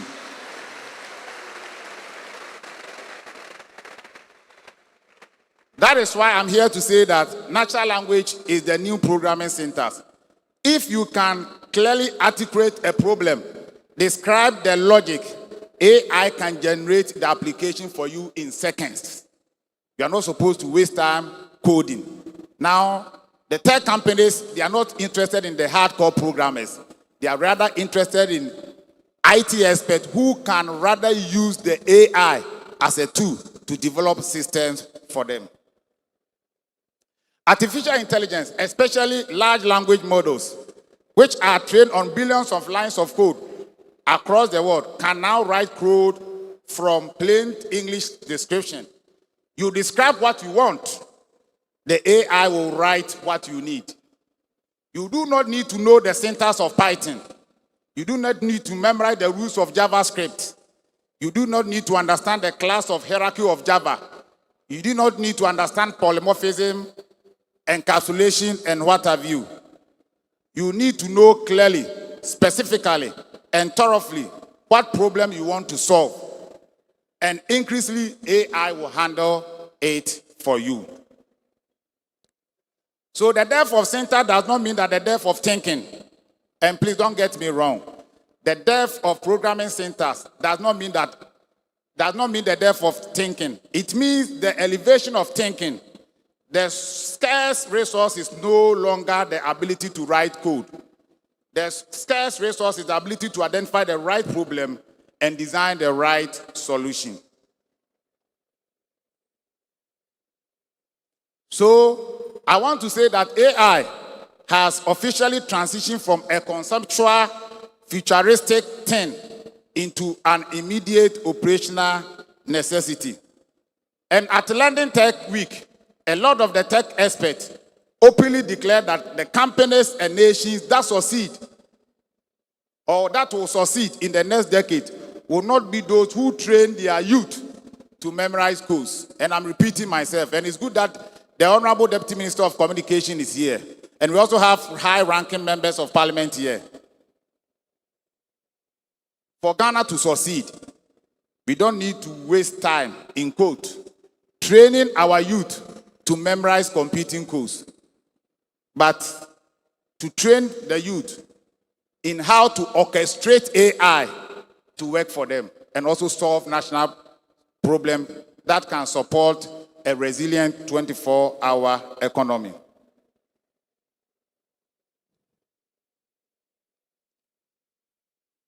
For my students here, I've done extensive research and I can present to you the top 10 AI tools that you can learn or you can use to learn coding without learning the syntax, without memorizing the braces, without memorizing the curly bracket and so on and so forth. And these are working. People are using it. First is the Lovable. We have the both new, the repellent agent, Vol by Vessel, GitHub Copilot, Kaiser, Winsoft, Claude, Glide, and Zapier. So these are all top AI tools that you can use to code, even if you have not been to any programming class before. That is what now the companies are looking for. They are not looking for students who can write hardcore programs. They are not interested in that. Whilst we are talking about AI or supporting the idea that students should be allowed or Ghana should take AI seriously, I want to say this, which is very, very important. As Ghana, as we prepare for this inevitable AI revolution, we must confront the hard truth. That is, we must take deliberate steps to achieve AI sovereignty.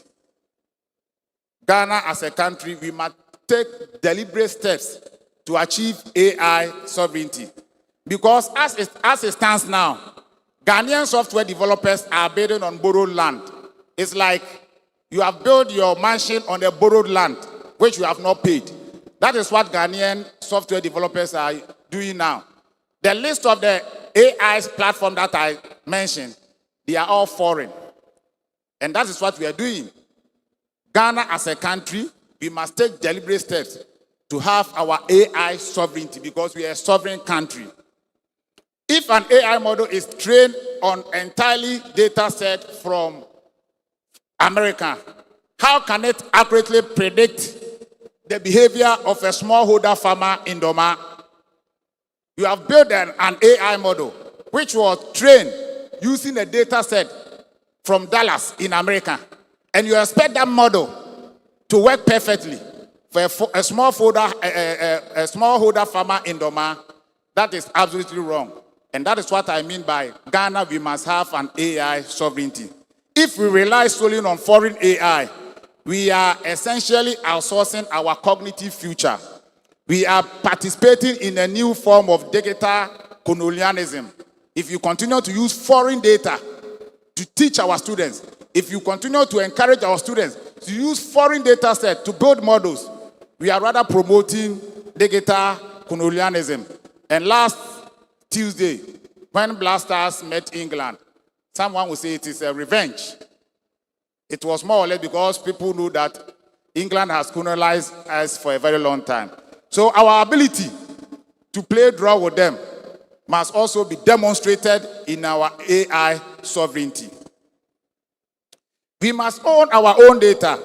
We must build and train AI models using our own local data set, reflecting our own values, culture, and economic realities. The way Ghanaians have stood together to even reject LGBTQ+. The reason was that it was against our cultural values. Why are we continuously teaching our students, guiding them to pick foreign data sets to build models?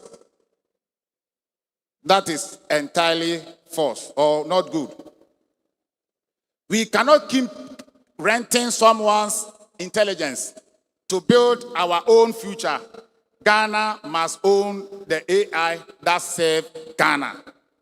And to achieve this, I'm making these direct proposals. 1, national and university AI policy.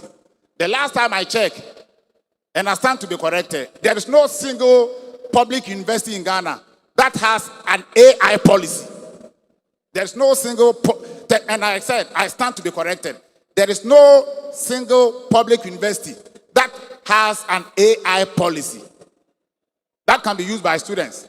I know we have plagiarism policy, but where is our AI policy? So I urge the government representative here and all tertiary institutions. It's good that the Vice Chancellor of UNER is here. He has been attending VCG Ghana meetings. Please, urgently formulate and implement comprehensive AI policy. Responsible AI learning for students.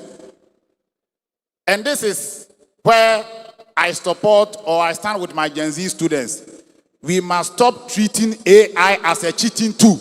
AI is not a taboo in academia.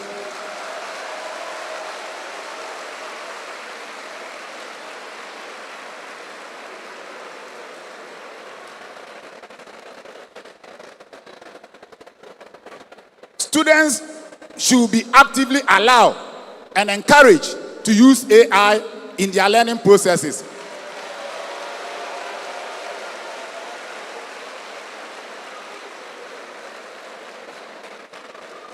But here is the caveat: in a responsible, ethical manner that enhances critical thinking rather than replacing it. Lecturers must be empowered and allowed to use AI to prepare cutting-edge teaching materials and to deliver interactive modern learning experiences in classroom. Last year, I spent almost 4 months in the best university in Canada. That is University of Toronto. And it is one of the topmost universities in the world. In fact, as at last year, University of Toronto was among the top 10 universities in the world. And I can say for a fact, because I was part of the system, I was working on a project, and I can confirm that even the best university in Canada, they are allowing their students to use AI, and there is an AI policy being formulated by the university. Why not Ghanaian students? Why not UDS students? Why are we continuously treating AI as a taboo?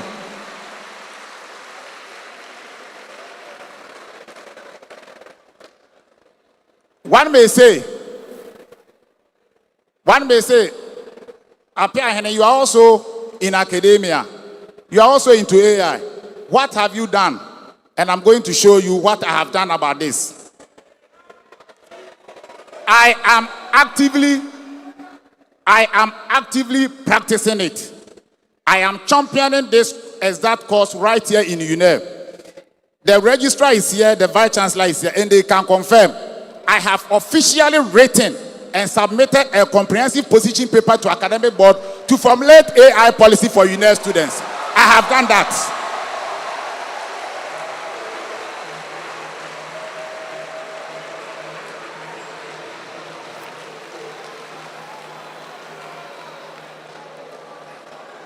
So my respected and hardworking vice chancellor, who doubles as the chairman of academic board, which I'm also a member of academic board, please, vice chancellor, in the next academic board meeting of UNER, I want to see the position paper that I wrote tabled before academic board for consideration, because UNER students did the AI policy.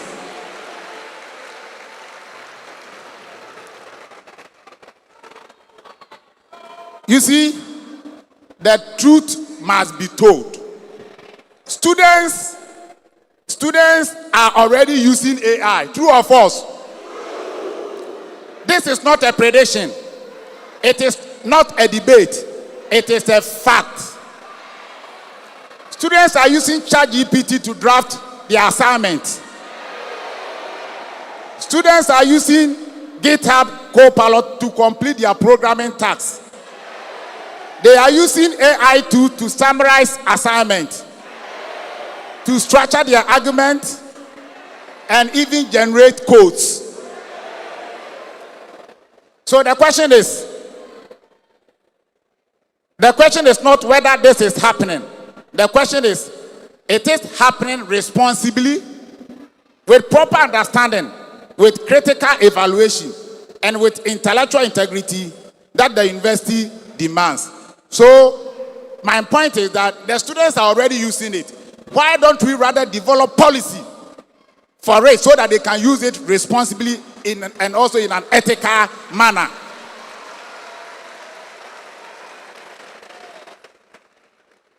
Students should be permitted to use AI in their learning, with guidance on when, how, and to what extent. If we are teaching information technology in 2026 without teaching students how to use AI in coding tools, we are teaching them for the world that will no longer exist. And it is a fact. I call on every university in Ghana, especially my own University of Energy and Natural Resources, to have an AI policy in place before the end of this academic year. It's not going to be a policy that will restrict and fierce, but a policy that guides and empower our students to use AI. UNER must lead the charge in making AI an institutional ally in Ghana, which will also ensure our students are globally competitive. Universities in the global world, universities in the foreign countries, they are teaching their students how to use AI to code. Why are we not? Because our students are going to compete for them, or they are going to compete with them for opportunities, for scholarships, and so on and so forth. Why do we continue to put our students to learn in the hard way, which will not even make them competitive? Because no tech company is ready to employ a hardcore programmer, but they are ready to employ a programmer who can utilize AI effectively and efficiently.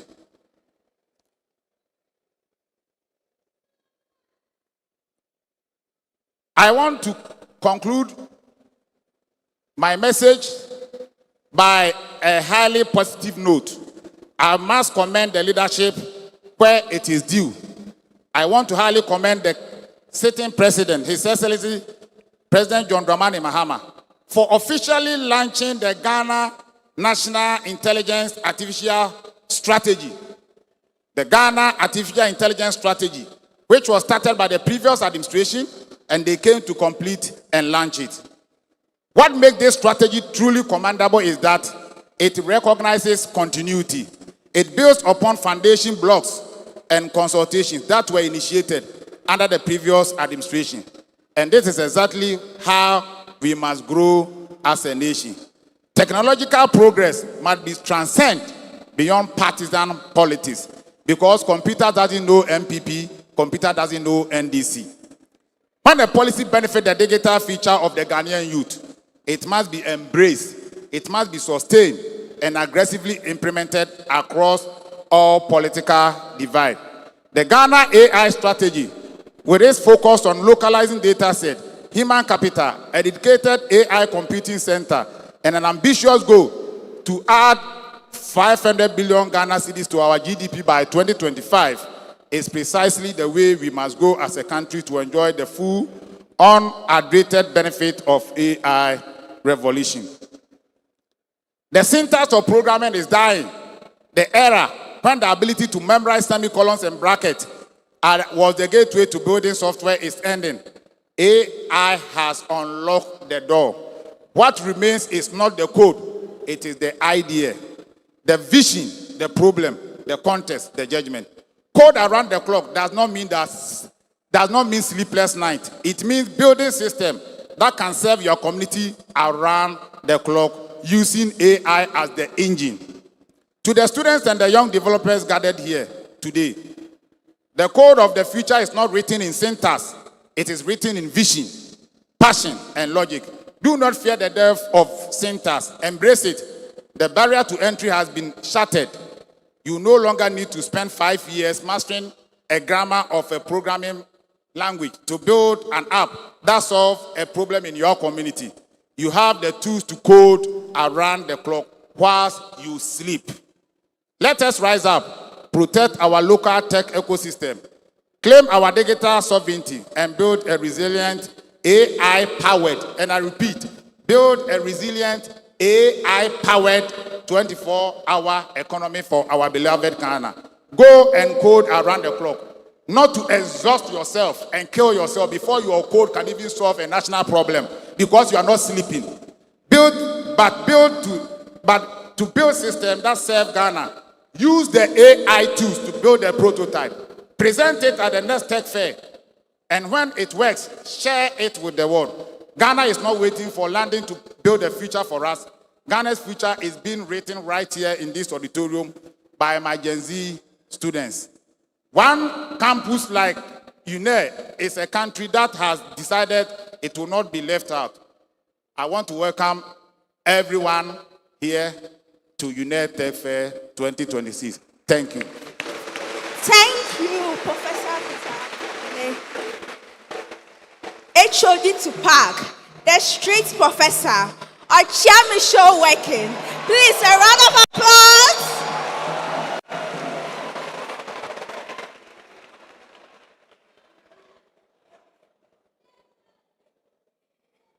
After hearing my HOD speech, I just remembered what Professor Michael Asante said. He said UNER is rubbing shoulders with KNUST. But I believe UNER is the greatest and will forever win this debate. Tech in Ghana, AI is not a taboo. As Prof said, there's no single university in Ghana that has an AI policy. And I believe UNER will be the first. We are not hiding anymore. We use AI and use it ethically. Thank you so much. Thank you so much. Let's give our Professor to Park a round of applause. That was an insightful and an inspiring message. Technology drives innovation, but culture defines who we are. As we celebrate groundbreaking ideas in digital transformation today, let us also celebrate rich heritage that shapes our identity. Honorable members of parliament, dignitaries present, ladies and gentlemen, help me welcome the cultural troupe of UENR for a short period of performance. With a round of applause.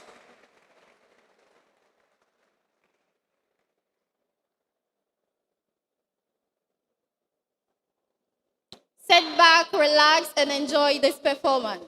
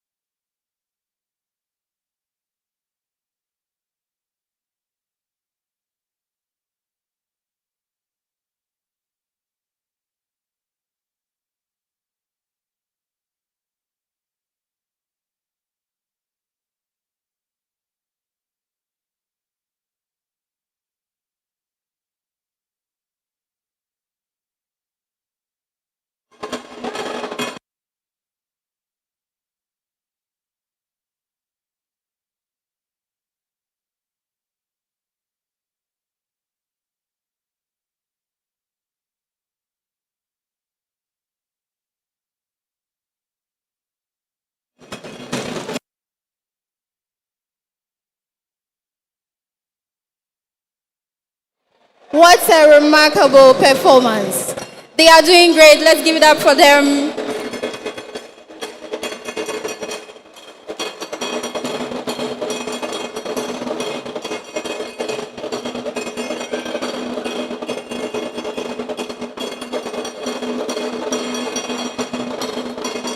Thank you for your vibrant cultural performance.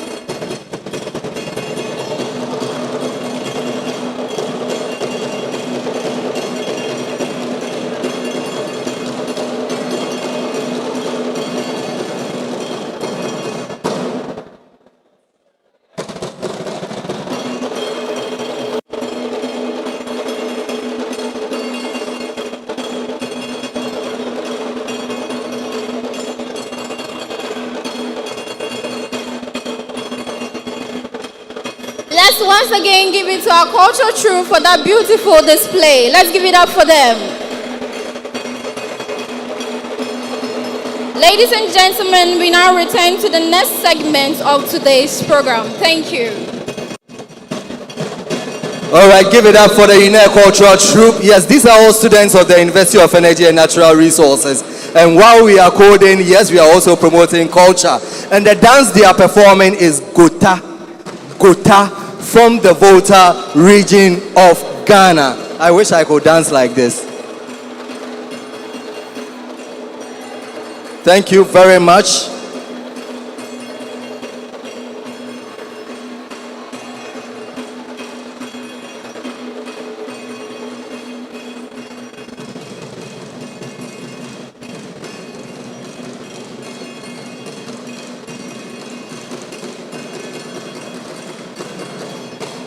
All right, UNER Tech Fair 2026.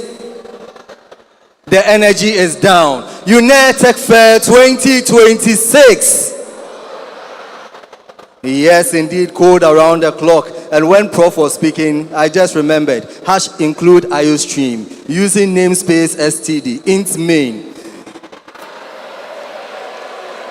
You got, yes, that is what we had to go through. We chewed all the codes in our head and then we came to write it down. So that is a syntax for C++. But now, UNER, we are leading the charge. We are moving on to our next presentation, and it's going to be on institutions, policy and legislative perspectives on technology. Our first presenter is the Member of Parliament for Sunyani West, representing the National Democratic Congress, the first woman and NDC MP to represent the constituency. Born in 1992, she is one of Ghana's youngest parliamentarians and a lawyer by training. Please give her a big round of applause. I don't have to mention her name first. Now, she advocates strongly for women's empowerment, education, infrastructure, and community development. She remains focused on delivering tangible benefits to constituents and contributing effectively to parliamentary debate and national policy. Ladies and gentlemen, dignitaries present, members of parliament, with a big round of applause, let's welcome Honorable Millicent Yabua Amankwa, the MP for Sunyani West. Please give her a resounding round of applause. It's not easy to achieve or to attain what she has been able to attain. Please continue clapping for her as she comes.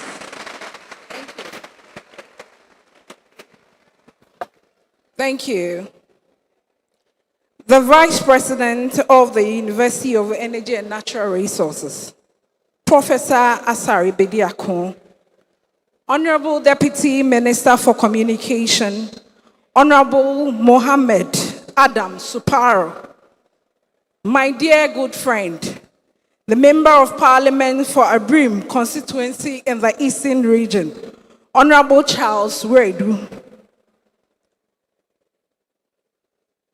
the Registrar, Dean, and Director, Professor Peter Apiahini, my dear Deputy Clerk, Madam Rosemary, distinguished guests, industrial leaders, development partners, faculty members, students, members of the media, ladies and gentlemen, good afternoon. It is a great honor to join you at the UNER Tech Fair 2026 to speak on the important topic, closing the AI gender gap, the role of a female legislator. As Ghana builds a resilient 24-hour economy powered by the technology, innovation, and artificial intelligence, we must ask ourselves a simple question and an important question. Can Ghana fully achieve its digital transformation ambition if women and girls are left behind the AI resolution? The answer is a resounding no. Artificial intelligence is transforming every sector of our economy, from healthcare and agriculture to education, finance, and governance. Yet, women remained underrepresented in technology, education, AI research, software engineer, and digital entrepreneurship. This is not merely a women issue. It is an economic issue. It is an innovation issue. And it is a national development issue. When women are excluded from technology, we lose talent, creativity, innovations, and perspectives that are critical to developing a prosperous and inclusive society. If artificial AI is shaping the future, then women must be part of shaping that future. Ladies and gentlemen, the good news is that women across the world and here in Ghana have already demonstrated that they can excel in technology and innovation, just like my dear Mirati have become global leader in artificial intelligence. In Ghana, initiatives such as Girls in ICT program has inspired thousands of young girls to pursue careers in technology. These examples remain and remind us that excellence has no gender. The Ghana economy is undergoing a massive digital transformation. And let's ask ourselves, have our law kept that space? The answer is no. As a female legislator, we have a responsibility to champion policies that promote STEM education, digital inclusion, mentorship, innovation, and equal opportunities for girls and women. How can we protect Ghana's digital workers? I ask this question as a member of the Labour Committee of Parliament. I have the opportunity to join and honor to join my great dignitaries at Legon. That is the first ever law conference. And that was when they inaugurated the Labour Law Society. And the important issue that was raised was how we can protect Ghana's digital workers. We must ensure that every girl has the opportunity to learn coding, artificial intelligence, data science, cybersecurity, robots, and software engineering. The future cannot be inclusive if technology is exclusive. Ladies and gentlemen, to let you know, the Labour Conference and the inauguration gave us the opportunity that a discussion is coming up how members of parliament and the law faculty and the entire law society of the Labor Law Society coming together with a bill that would help workers in digitalization, how we can protect them within Ghana and across the entire world. Whilst many countries are still struggling to bridge the gender gap in technology, I am pleased to say that UNER is already making significant progress. I wish to commend my good brother, Professor Peter Apiahene, the Department of Information Technology and Decision Sciences, and their dedicated faculty for the excellent work they are doing in empowering young women through technology education.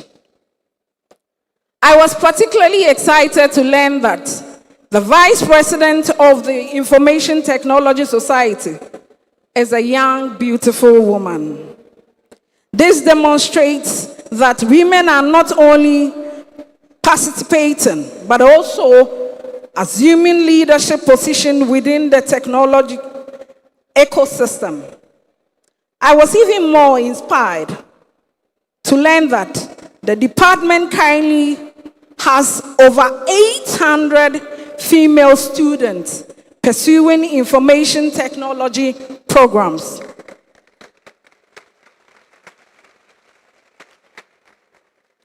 Including the areas related to artificial intelligence and emerging technologies. More impressively, for 2 consecutive years, the overall best graduating student in information technology has been a female student.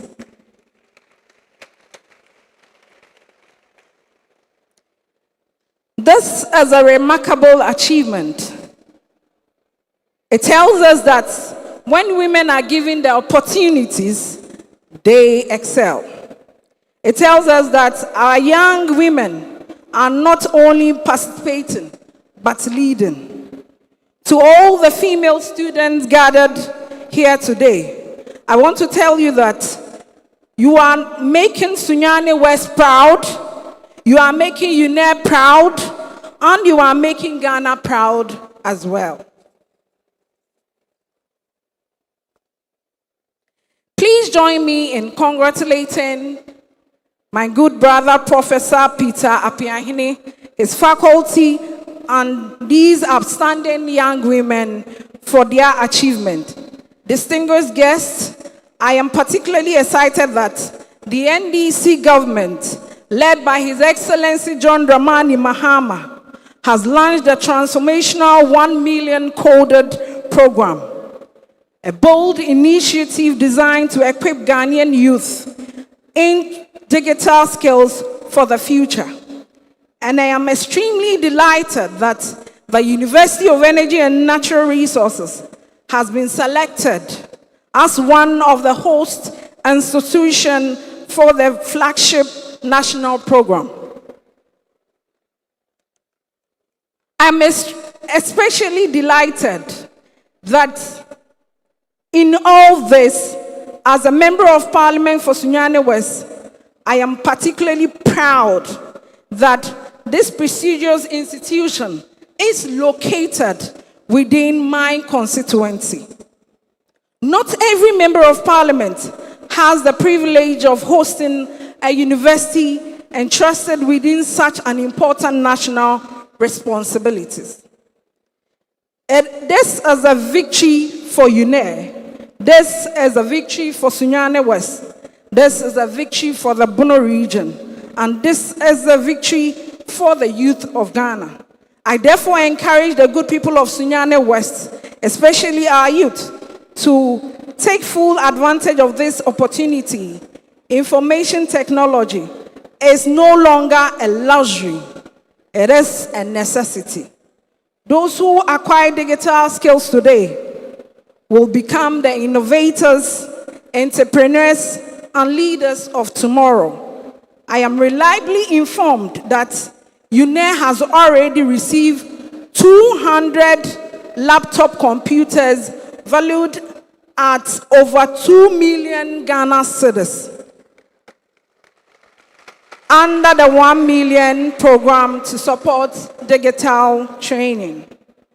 This is a significant investment in our future and demonstrate government's commitment empowering youth, people within the tool they need to succeed. To every student here today, I urge you, learn to code, learn artificial intelligence, learn cybersecurity, learn data science, learn digital entrepreneurship. The future belongs to those who prepare for it.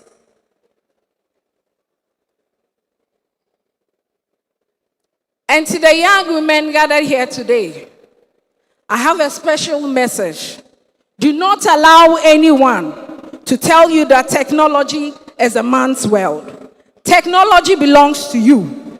Artificial intelligence belongs to you. Leadership belongs to you. The future belongs to you.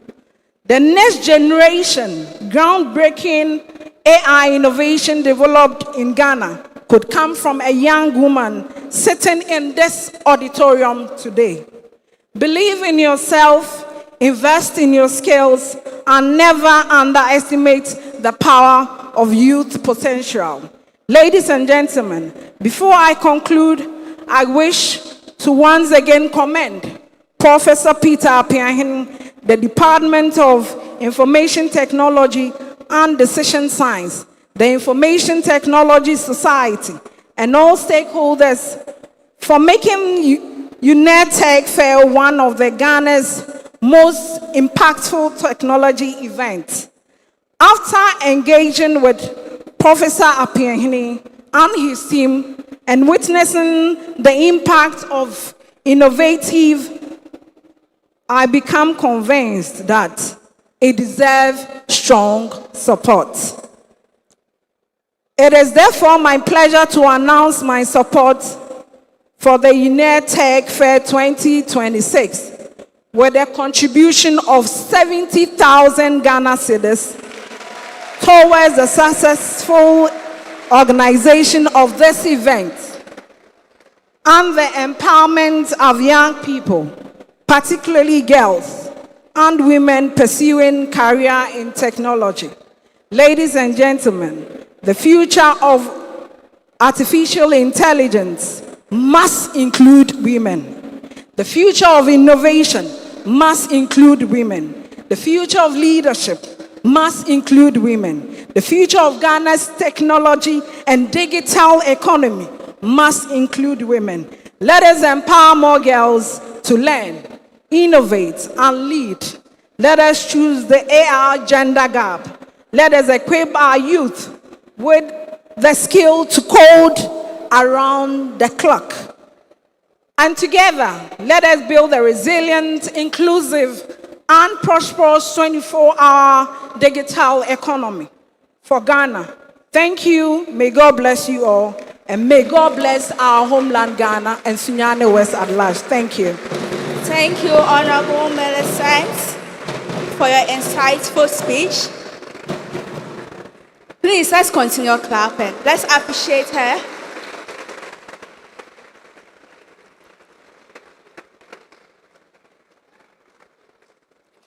Indeed, the future belongs to women. Ladies and gentlemen, our next speaker is a Ghanaian politician, diplomat, and currently the Member of Parliament for Aberin constituency in the eastern region of Ghana.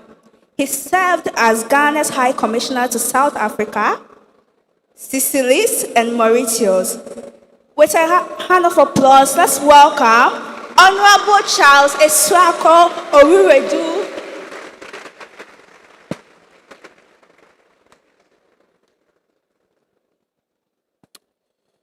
The Honorable Deputy Minister for Communications, Digital Technology and Innovations, Honorable Adams Suparu, the Honorable Member of Parliament for Sunyani West, Honorable Millicent Yeboah Amankwa, the Vice Chancellor of UENR, the Dean of the School of Sciences, the special guest of honor and distinguished speakers.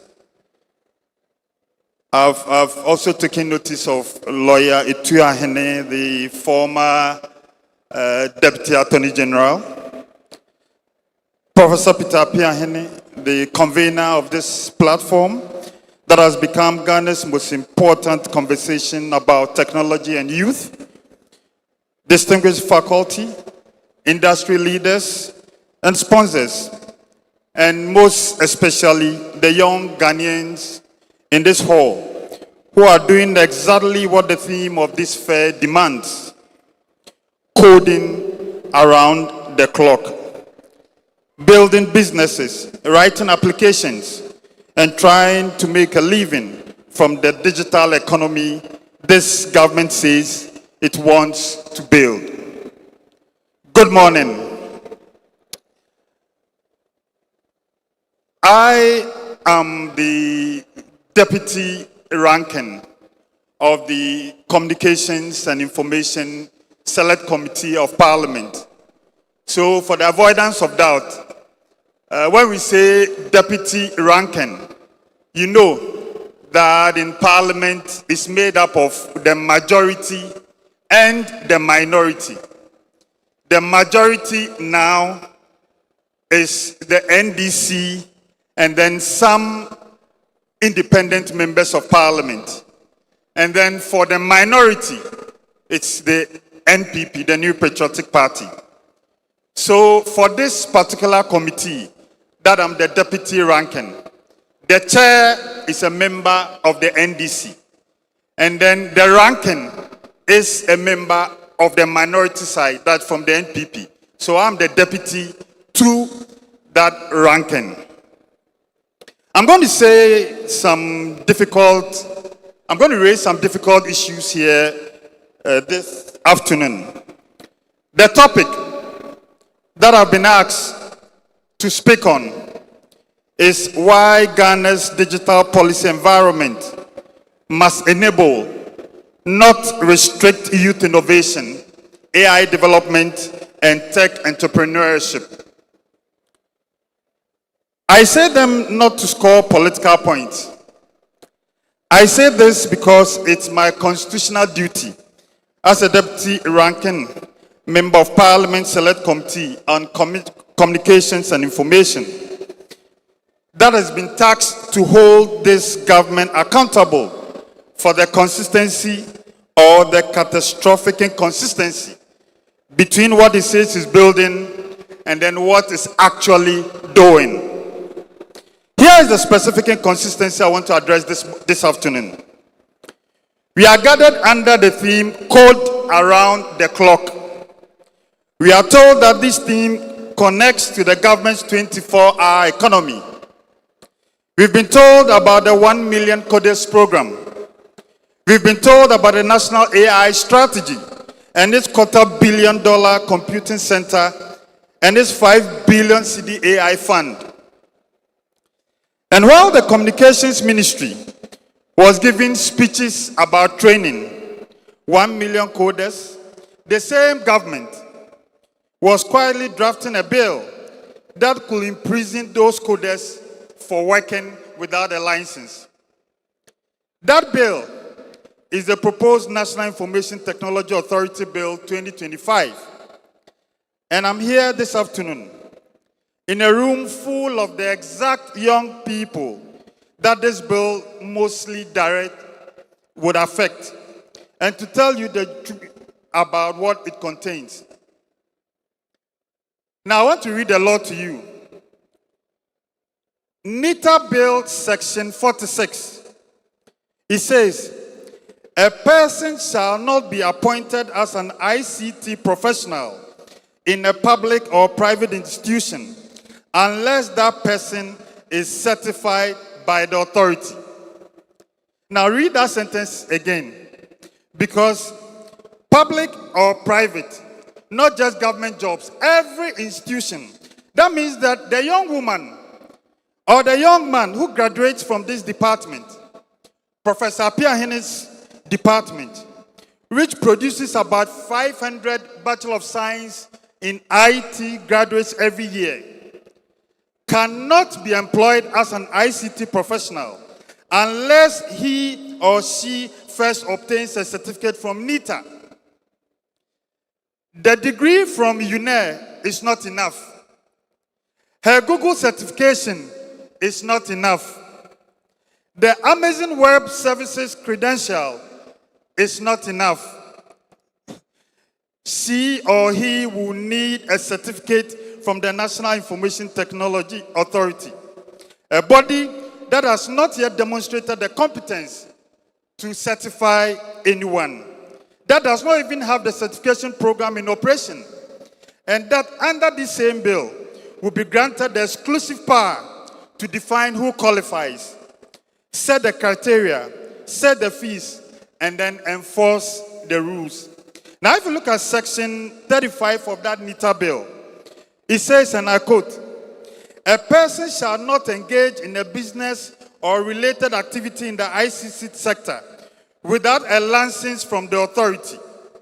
Under section 35(4), a person who operates without a required license commits an offense punishable by a fine, imprisonment between 6 months and 2 years or both. 6 months to 2 years in prison for running an unlicensed ICT business. And the definition of ICT under section 102 covers, and I quote, "essentially all digital hardware and software systems, all information systems, all cloud-based infrastructure, and all digital innovation platforms." In other words, almost everything any modern business does.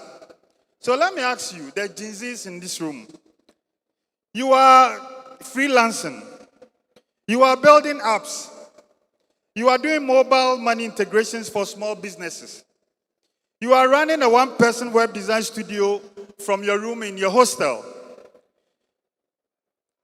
You've accepted your first client last month. Let's assume you got a client last month who asked you to build a website. Let me ask, are you licensed by NITA? Do you even need NITA's license to operate? So I'm telling you this afternoon, if that bill passes as it's written,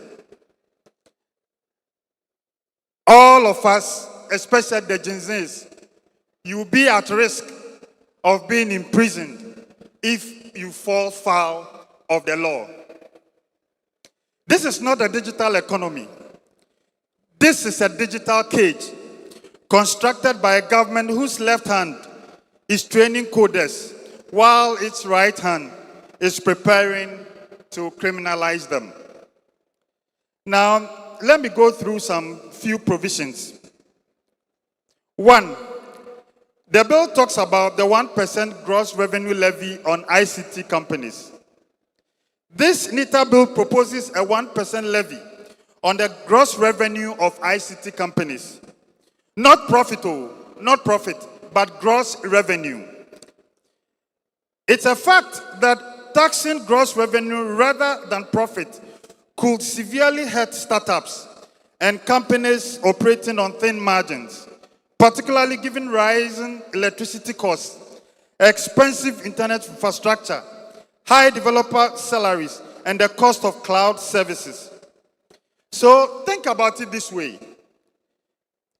If you're a company that earns about 500,000 cedis in revenue and then spends about 480,000 cedis running that business, you have roughly about, say, 20,000 cedis profit. Per this bill that this government is proposing to bring, a 1% levy of that total gross revenue will be about 5,000 Ghana cedis. So take 5,000 Ghana cedis out of your 20,000 profit. Then you are left with a paltry 15,000 cedis. We shouldn't allow this to stand. Again, Section 35 requires a license for anyone who engages in a business or related activity in the ICT sector. to require a license. The definition of ICT in this bill is so broad that it covers nearly everything in modern business. So a restaurant that uses a mobile payment app, a trading company that maintains a website, a health clinic that uses an electronic patient management system, all of them potentially can be caught under this provision. All of them potentially are required under this law to obtain a license or face criminal prosecution. Section 35, the wording there is even more chilling. It provides that transferring a license without NITA's prior written approval attracts a fine of up to 200,000 penalty units or imprisonment of up to 10 years. Section 95 provides that negligently causing a cybersecurity breach causes a fine or imprisonment of up to 5 years. Not fraudulently, but negligently. So a junior developer who makes a mistake could face 5 years in prison. We don't want this to happen to that developer. Again, this point about the 1 million coders program, I want to say that Ghana cannot promote coding, digital freelancing, and technology entrepreneurship while simultaneously imposing licensing and certification requirements for participation in the sector. So, the 1 million coders program is supposed to train young Ghanaians to code. It gives them skills, certificates from Cisco, Google, and then the Amazon Web Services to young people. Now, this NITA bill is saying that after getting this Cisco certificate, you must come to them again to be certificated. If not, you go to jail.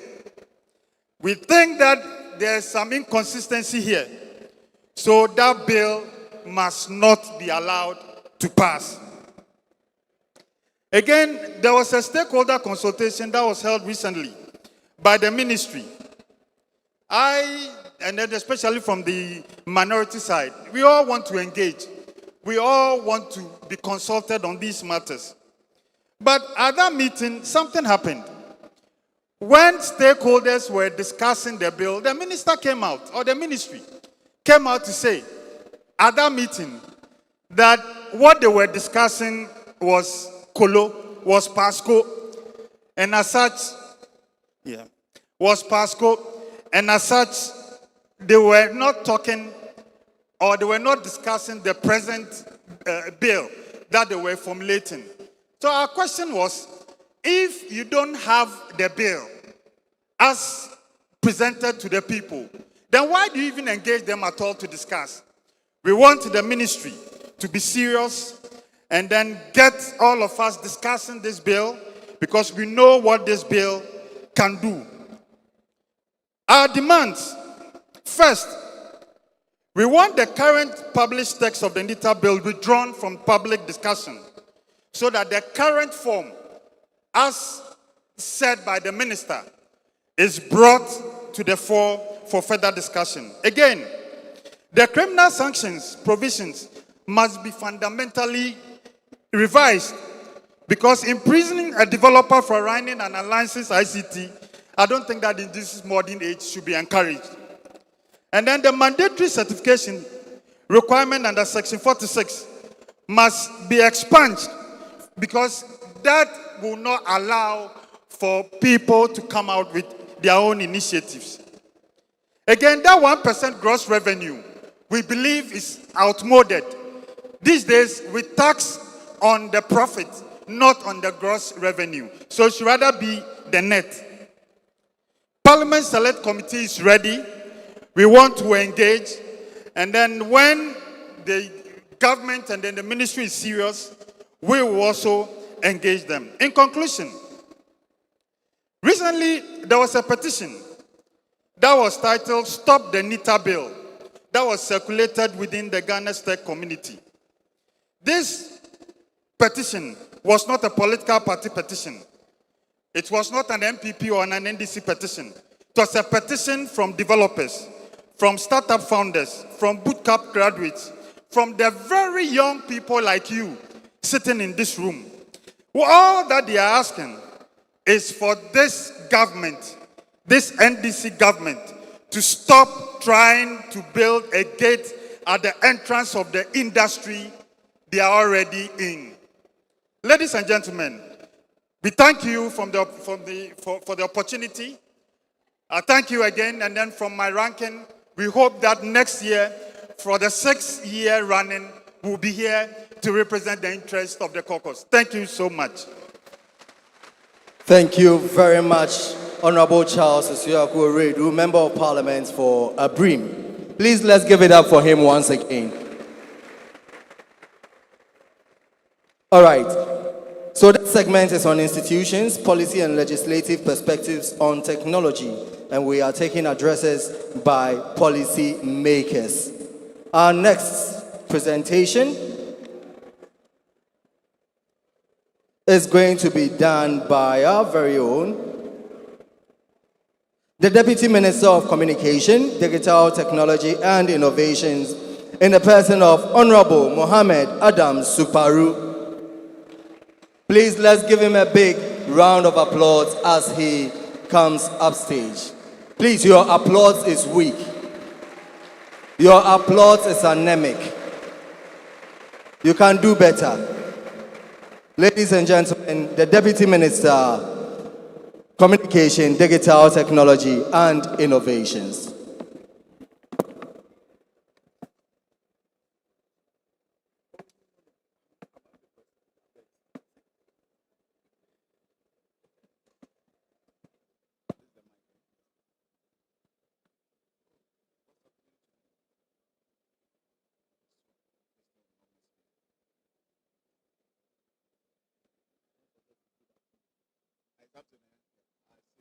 Thank you very much. I am not only the Deputy Minister for Communication, Digital Technology, and Innovations. I always want to be addressed first and foremost as the Member of Parliament for the good people of Sasala West. In fact, it is my people that give me the opportunity to represent them in Ghana's Parliament, where the current president saw me as somebody that he can really work with. And so anytime I am introduced, I want to be introduced as the Member of Parliament first before the Deputy Minister comes. After the Deputy Minister, it is a position given to me by somebody, and you can just wake up from sleep any day, any time, to tell you that, my brother, you can take your back seat. And so after the MP, so long as I continue to live and would not do anything contrary to our laws, my 4 years is guaranteed. Thank you very much. The Vice Chancellor of this noble university, colleagues, members of Parliament present, immediate past Deputy Minister for Attorney General and Justice, right? The acting Pro Vice Chancellor, the Registrar, Deputy Clerk of Parliament, Dean and Directors, industry players, invited guests, ladies and gentlemen, all protocol respectfully observed. Good afternoon. I bring you warm greetings from Honorable Samuel Knighty George, the Minister for Communication, Digital Technology and Innovation, who would have wished to be here with us because in 2024, when he was the deputy ranking member on communication, in the Ghana's parliament. He was here, he attended this program. And so he would have loved to be here, but because of some equally important engagement, he has asked me to represent him in this important program. It is both a pleasure and a privilege to join you at this 5th University of Energy, Natural Resources, UNER Tech Fair, a flagship initiative that has, over the years, established itself as one of the Ghana's foremost platforms for promoting digital innovation, technology, education, and youth empowerment. I commend the management of the University of Energy, Natural Resources, particularly Department of Information Technology, Decision Sciences, for their vision and commitment to creating opportunities that expose young people to emerging technologies and prepare them for the demands of an increasingly digital world. The continuous success of this tech fair demonstrates that our universities are catalysts for innovation, entrepreneurship, and national development. The remarkable participation witnessed over the years is a clear indication that Ghanaian youth are eager to embrace technology as a pathway to opportunity and economic transformation. This year's theme, Code Around the Clock, equipping the youth with digital skills to build a resilient 24-hour economy, is both timely and relevant. It reflects government's conviction that digital technology will be one of the principal drivers of Ghana's economic transformation, and that investing in digital skills is indispensable to building a productive, inclusive, and globally competitive economy. This perfectly aligns with the quote of His Excellency, the President of the Republic of Ghana, John Dramani Mahama, who stated recently that the most successful economies in the world today are not necessarily those that are endowed with the greatest natural wealth. They are the economies that have consistently invested in research, technology, innovation, and human capital development. This clearly highlights the need to strengthen the development of the youth with the right skills for digital world. The world is undergoing an unprecedented digital transformation. Artificial intelligence, cloud computing, robotics, cybersecurity, blockchain, data analytics, and automations are reshaping industries, redefining workplaces, and transforming the way government deliver public services. According to international projections, hundreds of millions of jobs over the coming decades will require some form of digital competency. This presents both a challenge and an opportunity. For Ghana, the question is whether we will equip our people with the knowledge, skills, and tools to lead within that future. Government has chosen to prepare. That preparation begins with investing in people. It begins with creating opportunities for young Ghanaians to develop the digital competencies that will allow them not only to compete for jobs, but to create jobs, establish enterprises, and develop solutions that address local challenges while competing globally. Distinguished ladies and gentlemen, the theme of this year's Tech Fair aligns strongly with His Excellency, the President of the Republic, John Dramani Mohammed's vision for the 24-hour economy. The 24-hour economy represents far more than extending business operating hours.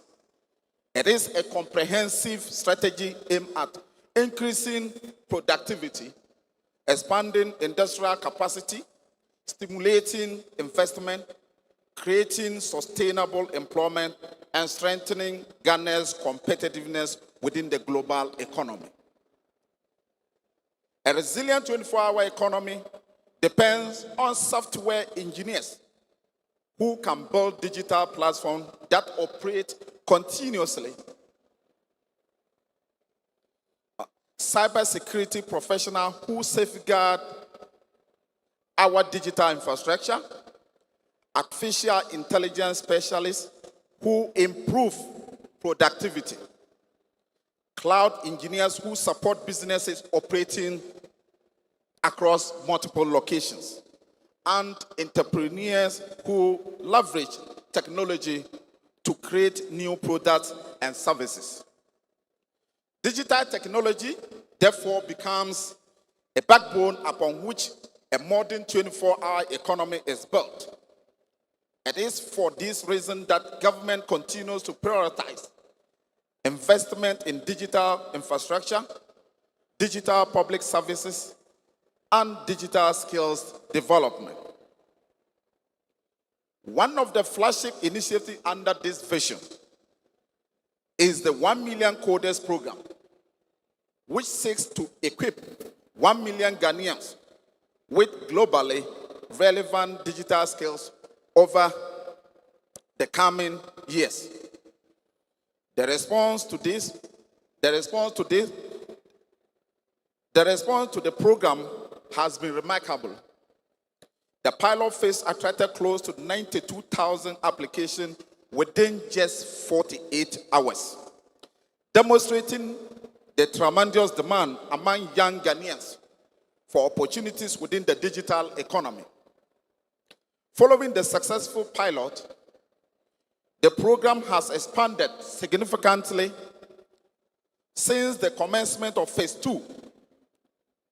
Close to 120,000 Ghanaians have registered, with approximately 30,000 currently enrolled across various learning centers. Thousands have already completed their courses and are progressing towards internationally recognized certification. These figures represent young people choosing innovation over limitations, skills over uncertainty, and opportunity over unemployment. To support implementation, government has deployed thousands of laptops to training centers across all 16 regions of Ghana, ensuring that access to digital learning is not limited by geographical location. Ladies and gentlemen, government has equally strengthened partnership with leading technology companies, including Google, Huawei, MTN, and Telecel, to provide internationally recognized training, certifications, and industry exposure. The objective is straightforward. We want Ghanaian graduates to possess skills that are recognized not only within Ghana, but across Africa and global. Whether one chooses software engineering, cybersecurity, artificial intelligence, cloud computing, data analytics, or digital entrepreneurship, the opportunities available today extend far beyond geographical boundaries. Technology has created a borderless labor market. Young Ghanaians must be prepared to participate confidently within that market. distinguished ladies and gentlemen, I am particularly pleased that the University of Energy and Natural Resources has been selected as one of the official training centers under the 1 Million Coders program. This recognition reflects the university's growing contribution to digital innovation, technology education, and research excellence. It is also demonstrates government's confidence in the capacity of this institution to produce graduates capable of driving Ghana's digital transformation agenda. I congratulate the university management, especially Professor Apiahini, my good friend, and the entire department for this well-deserved recognition. Your efforts continue to position UNER as an important partner in building Ghana's future digital workforce. As we invest in digital skills, government equally committed to creating the regulatory and institutional environment necessarily for innovation to flourish. My good friend, Honorable Oredu, the Deputy Ranking Member on Communication, please listen to me. As we invest in digital skills, government is equally committed to creating the regulatory and institutional environment necessary for innovation to flourish. Technology evolves rapidly. Our laws and institutions must evolve accordingly. The ministry is therefore leading a program of digital governance reforms designed to modernize Ghana's legal and regulatory framework for digital economy. Amongst these reforms is the proposed National Information Technology Agency Bill, NITA bill, that my friend just spoke about. And so I want to spend some few times to explain some of the things he said here. He's a very good friend of mine. We are both in Ghana's parliament, and in fact, he's one of the finest. But unfortunately today, on a very big platform like this, my friend chose to do politics with national agenda. What he stated in the proposed bill, and when we talk about propose, it is something that has been proposed, and drafting a bill in parliament is a member of parliament.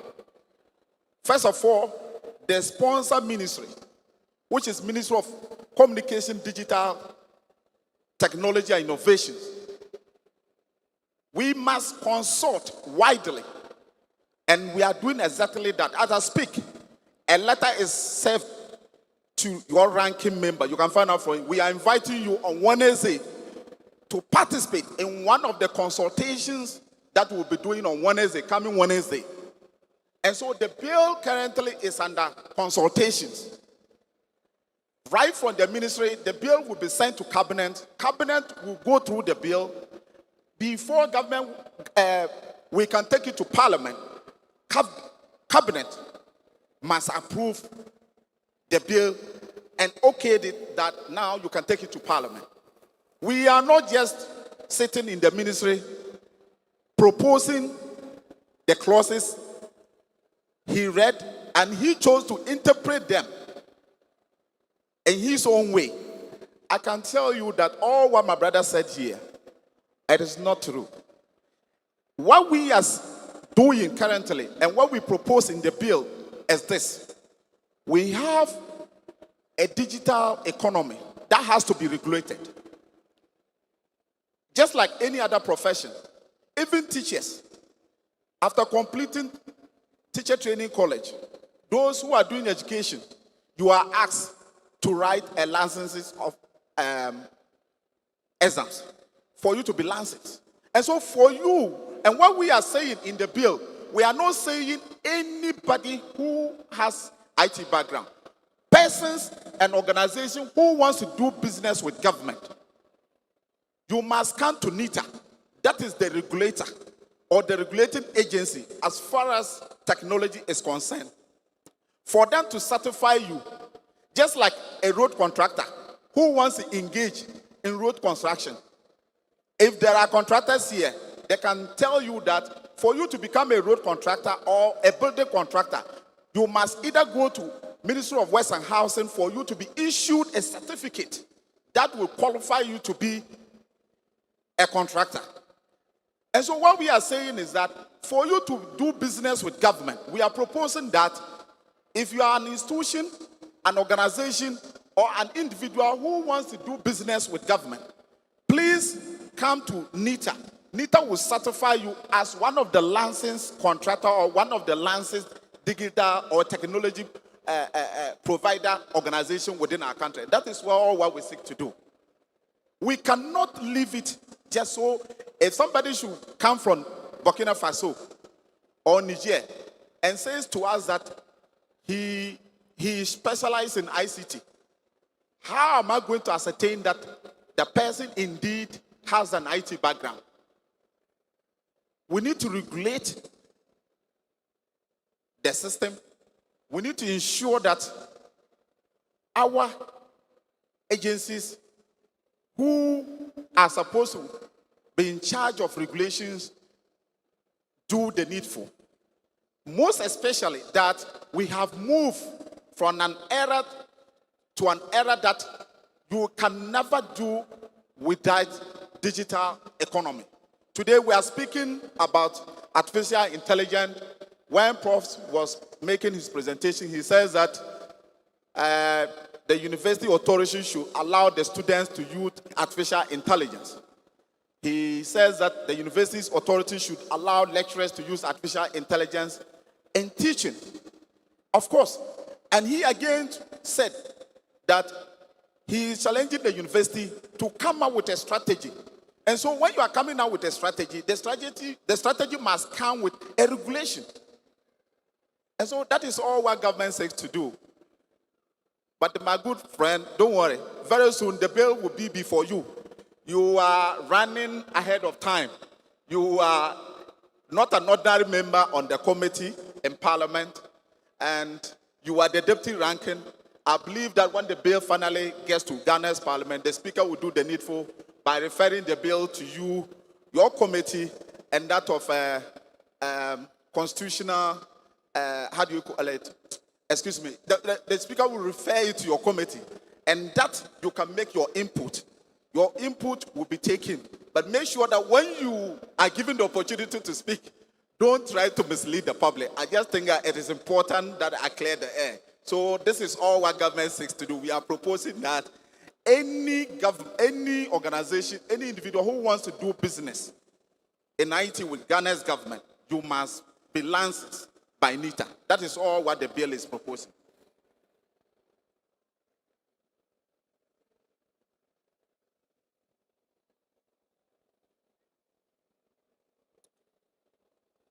And so among these reforms is the National Information Technology Agency bill. The bill is currently undergoing extensive stakeholder consultation to ensure that it reflects, is undergoing stakeholder consultation to ensure that it reflects the needs and aspiration of Ghana's digital ecosystem while supporting innovation, protecting citizens, and strengthening confidence in our digital economy. The consultation process has already benefited significantly from contributions made by industry players, academia, civil societies, organizations, and technology professionals. This collaborative approach reflects government commitment to inclusive policy development. Our objective is simple. We seek legislation that encourages innovations while ensuring appropriate standards. Cybersecurity, interoperability, and public trust. Alongside the NITA bill, government is advancing other important legislative reforms relating to data governance, emerging technologies, and digital public infrastructure. These initiatives will provide the legal certainty necessary to attract investment, encourage innovation, and position Ghana as a preferred destination for digital business. Ladies and gentlemen, artificial intelligence is another area receiving significant attention from government. AI presents enormous opportunities to improve public service delivery, healthcare, agriculture, education, manufacturing, and financial services. However, responsible adoption requires appropriate governance framework, ethical safeguards, and continuous investment in human capacity. Ghana has already taken important steps through the launch of the National Artificial Intelligence Strategy in April 2026 with key pillars which provides a framework for the responsible development and deployment of AI technologies in support of national development. The strategy recognizes that AI should not replace human ingenuity, but rather enhance productivity, improve decision-making, and create new economic opportunities. Our responsibility is therefore to prepare our workforce to thrive in an AI-enabled economy. Universities such as UNER have a critical role to play in this national effort through research, innovations, and the development of industry-ready graduates. To my students, to the students in this hall, the world will be the limit. The future belongs to the innovators, problem solvers, and those who continuously learn, adapt, and embrace technology responsibly. Take advantage of every opportunity available to you. Participate in hackathons, build applications, collaborate with your colleagues, develop solutions that address challenges within your communities. Continue learning along after graduation. Most importantly, cultivate integrity, professionalism, and ethical leadership. Technology is most impactful when it is deployed, responsible, and for the benefit of society. Distinguished ladies and gentlemen, Ghana's digital transformation journey is well underway. Government remains committed to expanding digital infrastructure, strengthening digital governance, investing in human capital, and creating an enabling environment where innovation and entrepreneurship can flourish. The University of Energy and Natural Resources has demonstrated that it is prepared to contribute meaningfully to this national agenda. Government stands ready to continue partnering with institutions such as UNER in building a digital, inclusive, innovative, and prosperous Ghana. Let us therefore continue to invest in our young people. Let us continue to promote innovation. Let us continue to strengthen collaboration between government, academia, and industry. Together, we can build a digitally empowered generation capable of driving Ghana's social economic transformation and supporting a resilient 24-hour economy.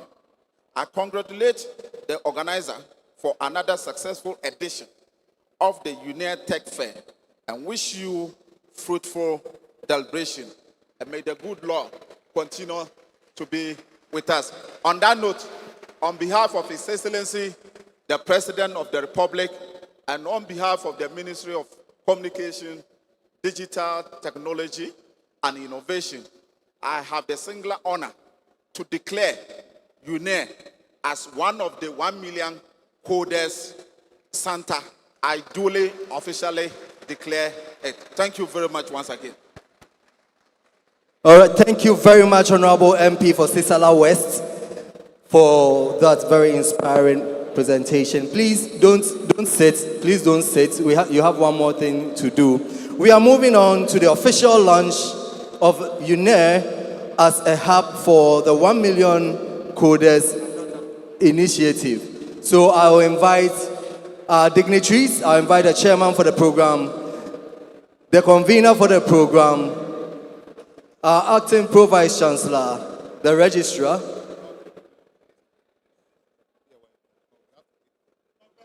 So we invite all dignitaries present, and all student leaders present to join us upstage. All dignitaries present, all student leaders present, all dignitaries present, all dignitaries present, all student leaders.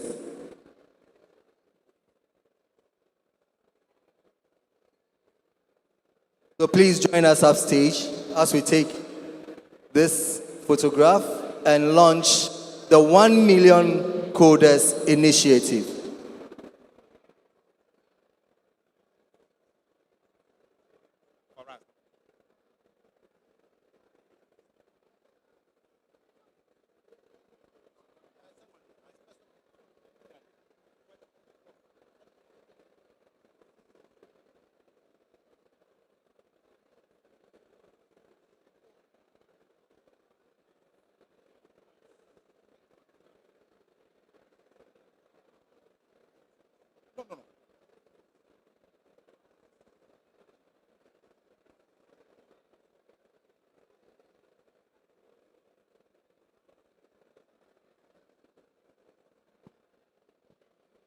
Thank you very much.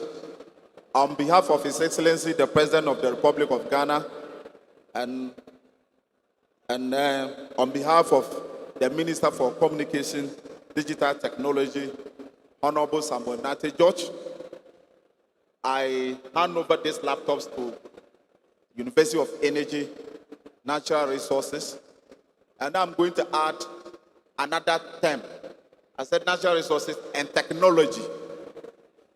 Because what I've seen here today tells me that Professor from KNUST, what is it? Professor Santi, UNER is catching up with you guys.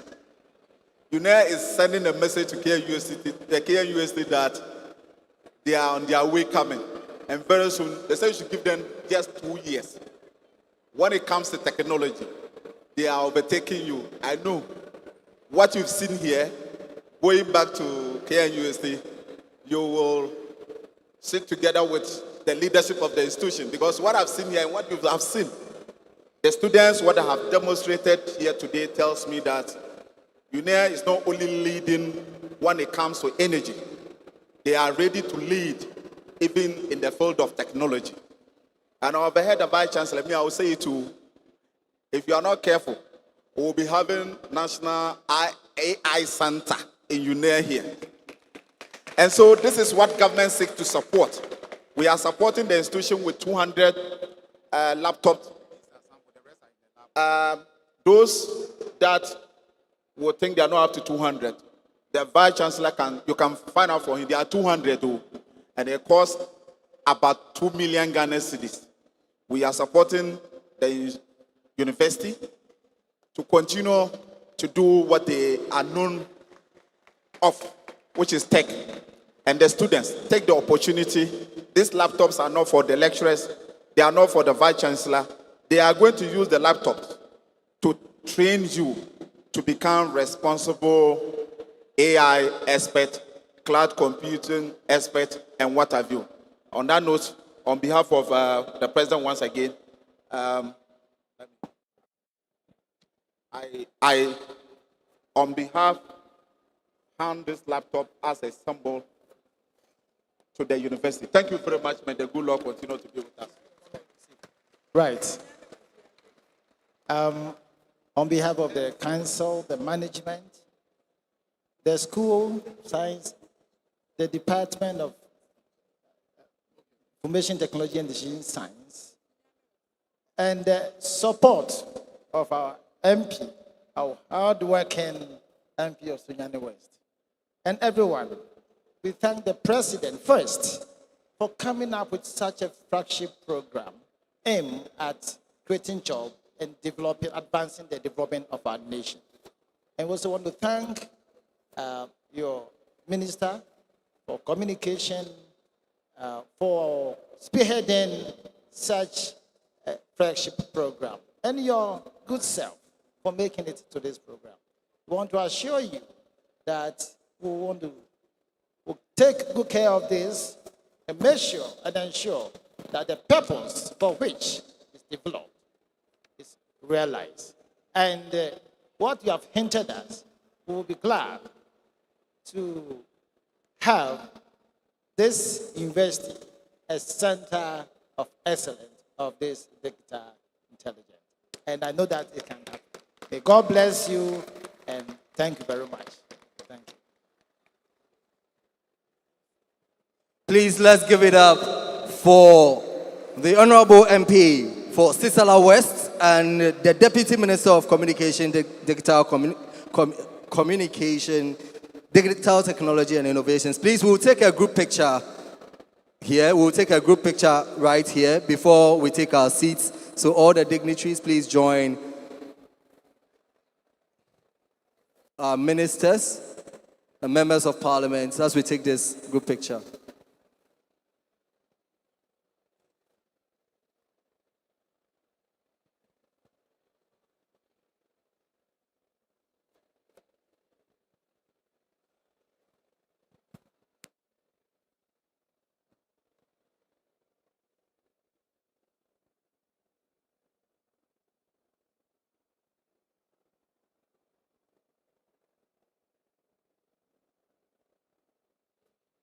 Please, let's give it up. Let's give it up for them once again. We have one more thing to do. We have one more presentation to do. We have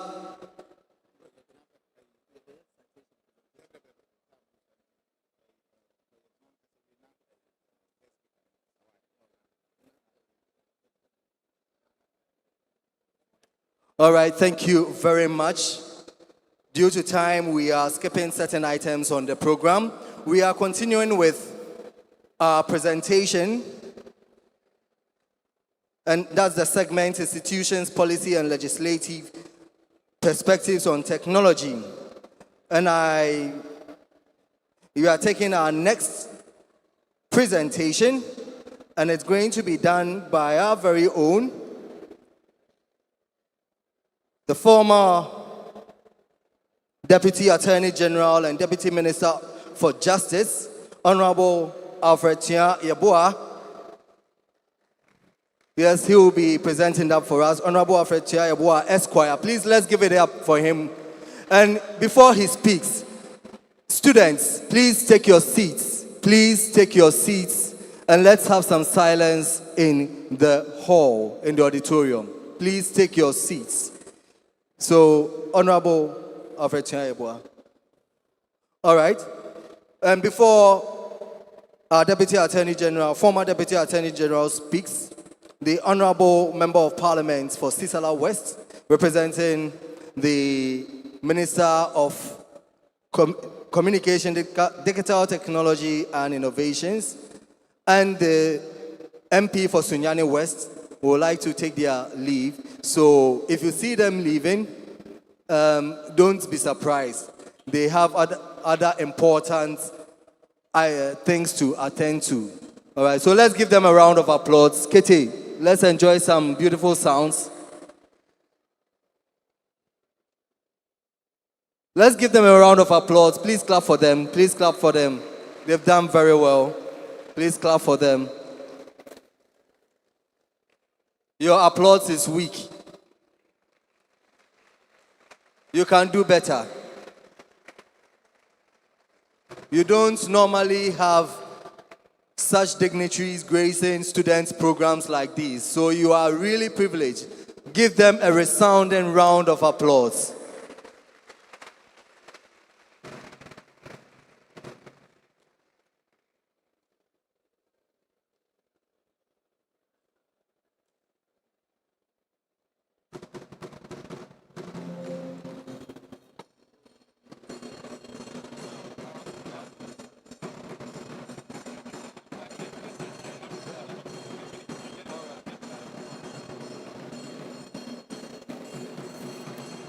All right, thank you very much. So we'll take our next presentation. And Honorable Tia Yabua Esquire will do that for us. Thank you very much. As a tutor, I know that you are tired, isn't it? I know that you are tired. You've been sitting for the last 5 hours. So my presentation is about 6 pages, but I will use not less than 2 minutes. They've said it all. So you get a script and then you can read it. And so don't be worried when I leave here within the next 2 minutes. I just want you to also rest. So Professor Pia Hene, he's out there. Today I've heard one of his new names. That is called something to pack.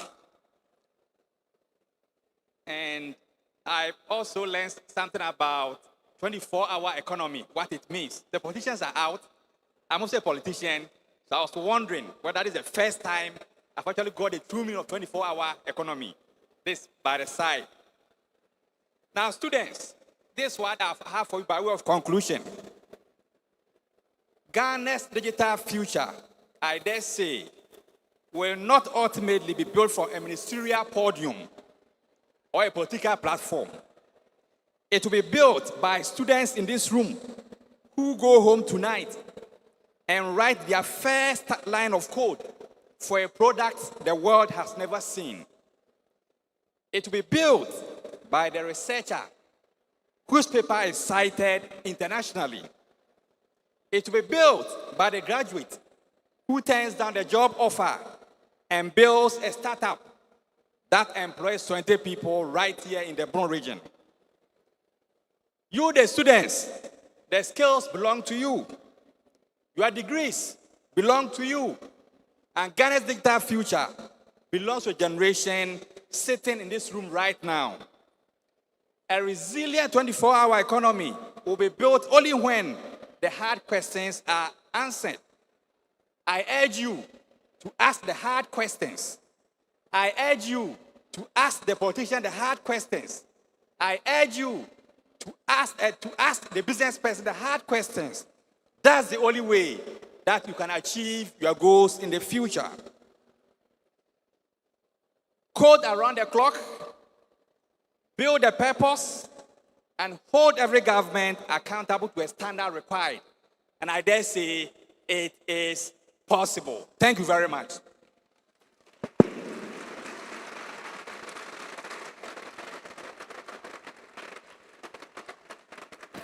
Thank you very much, Honorable Alfred Chiayabua Esquire, for that brief contribution to institutions' policy and legislative perspectives on technology.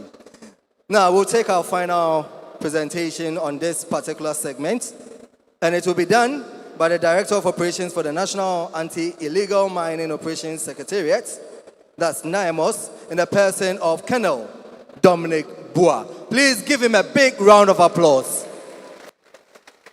I don't know if Colonel will qualify me to join the military because of the way I held the microphone when Professor Michael Asante was speaking. But Colonel, after this, I'll come and see you. Please give him a big round of applause as he gives us his presentation. Thank you very much. The Vice Chancellor, who also doubles as the chairman for this occasion, Honorable Ministers of State and Members of Parliament, both serving and former ones, distinguished invited guests, industry leaders, faculty members, students and innovators, the media, all other protocols observed. Ladies and gentlemen, good afternoon. It is a great honor and privilege to be with you once again at UNER Tech Fair.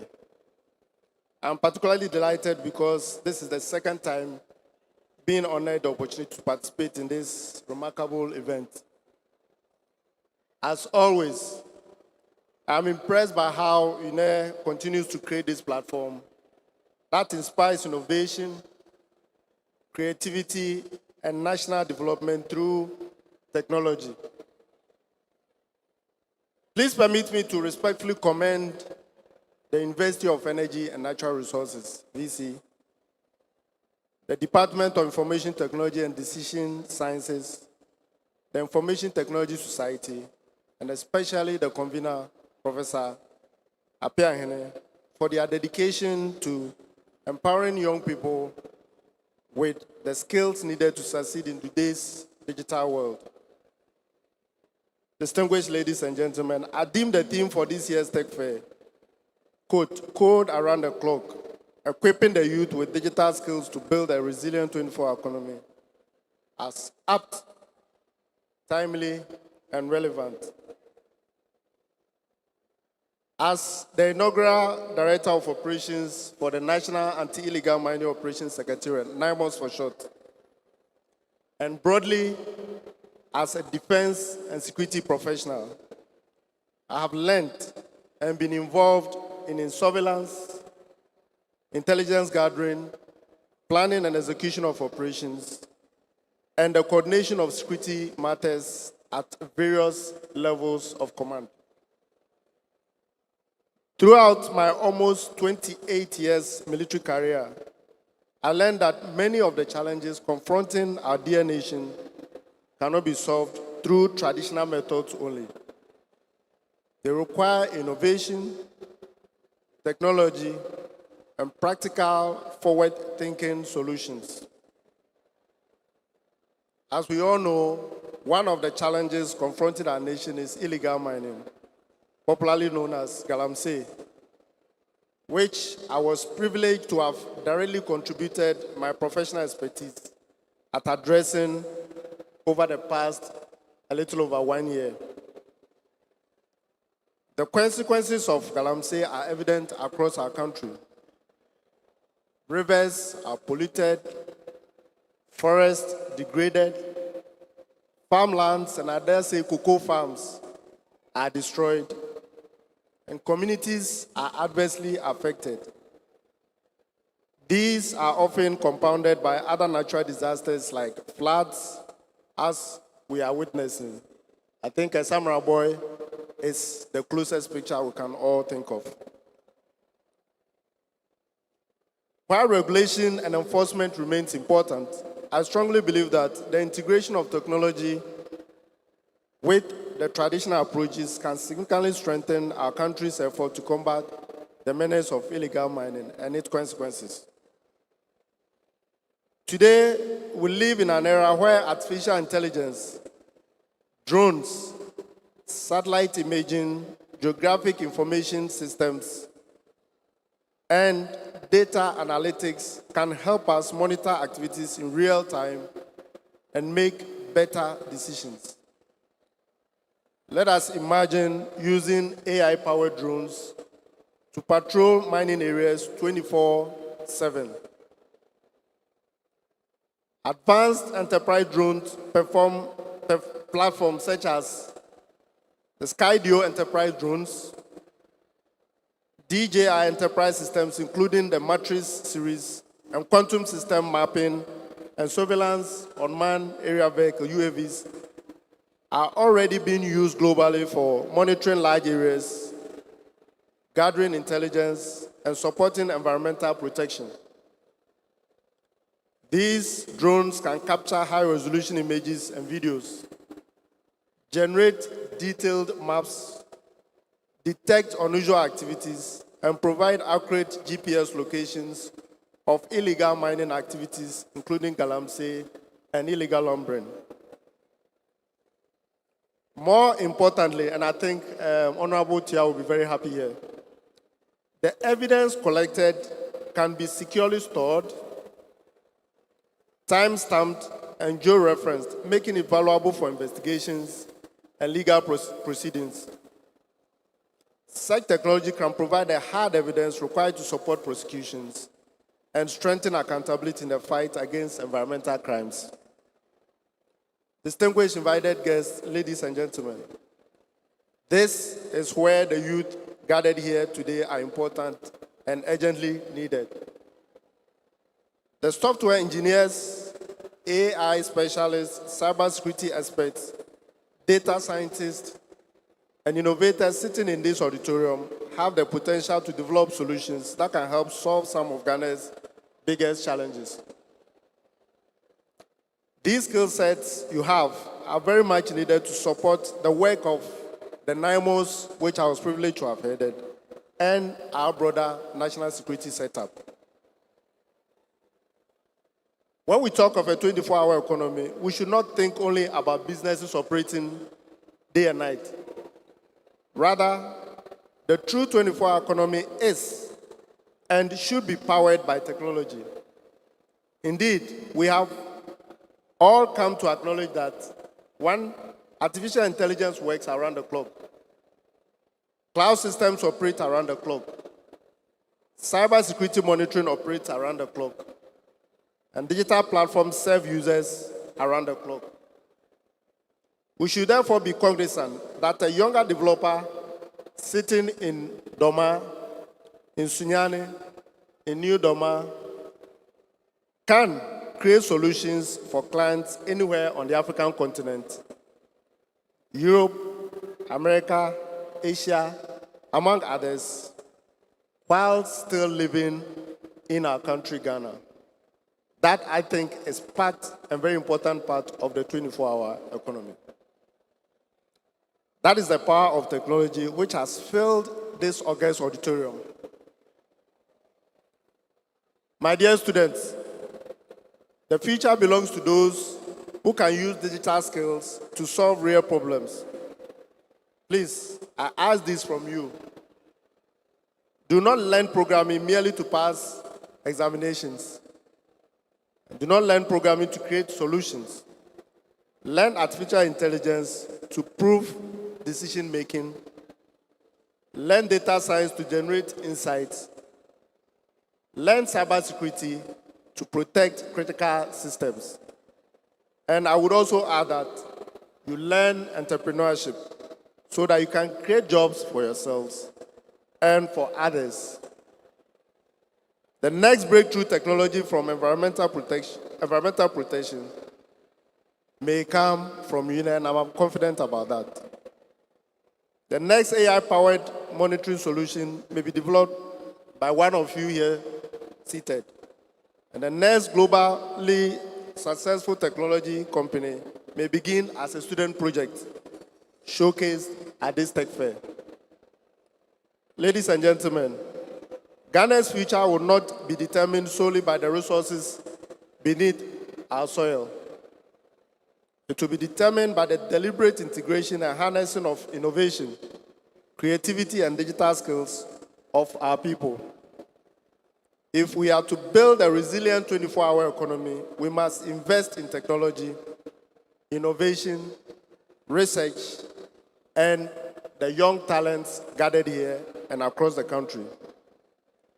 Looking around this room, I am optimistic because I see future innovators, entrepreneurs, software engineers, AI experts, and leaders who will shape Ghana's digital outlook. This is the future we urgently require to support a robust and resilient national security and sustainable environmental stewardship within the national dream of a vibrant 24-hour economy. Let us therefore embrace technology. Let us embrace innovation. Let us embrace artificial intelligence. And finally, I would respectfully ask that we utilize our skills not only to build successful careers, but also to solve our nation's challenges, especially the environmental ones, so we could contribute meaningfully to Ghana's development. And to conclude, I kept nodding when the two professors, tech professors, as Professor Apiahene and then Professor Asante spoke. It brought my mind to one of the nights whilst in a hotel around Western region. I had a message, and the message came from a general. It was a video. And then just about 15 minutes, I got woken by a similar video. Then a minister sent to me, a deputy minister. It kept coming. And the video was the same video.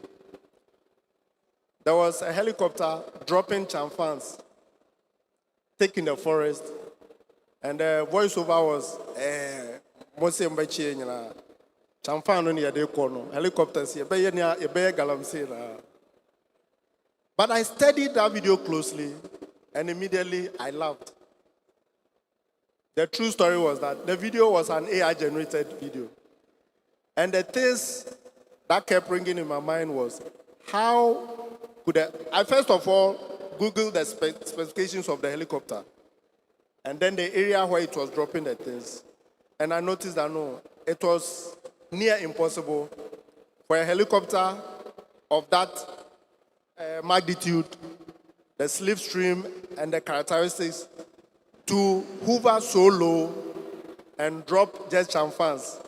And I asked myself, how much is the aviation fuel? And the risk of sending a helicopter to drop a chamfan, which is just about 1,000 cities. So my advice and the lesson is that we are doing the right things.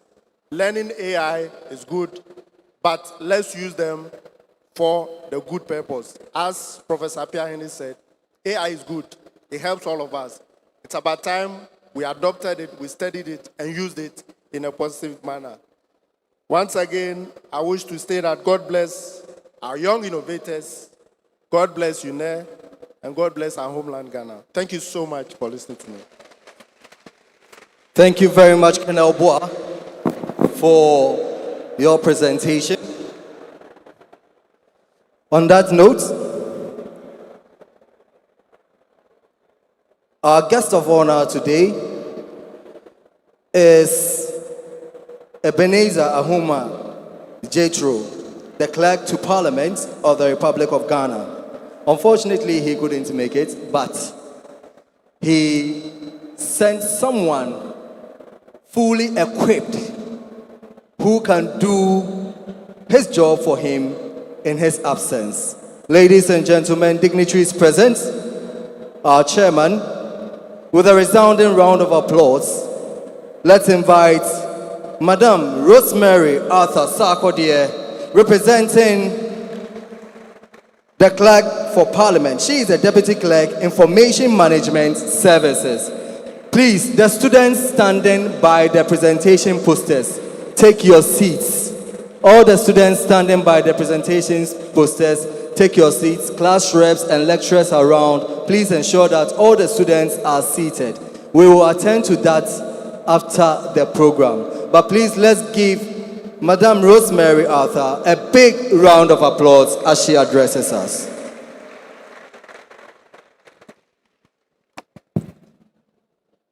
Thank you, MC. Prof. Chair, colleague public servants, faculty, all protocol observed. So I'm standing on the existing protocols to deliver the message on behalf of the Clerk to Parliament. Good afternoon once again, and it is an honor to represent the Clerk at this fair. I bring to you the warm greetings of the Right Honorable Speaker, Alban Sumana Kingsford Bagman, and the Clerk to Parliament, Mr. Ebenezer Ahuma Jethro, whose shared vision for industrial modernization brings us here today. Our presence is purposeful.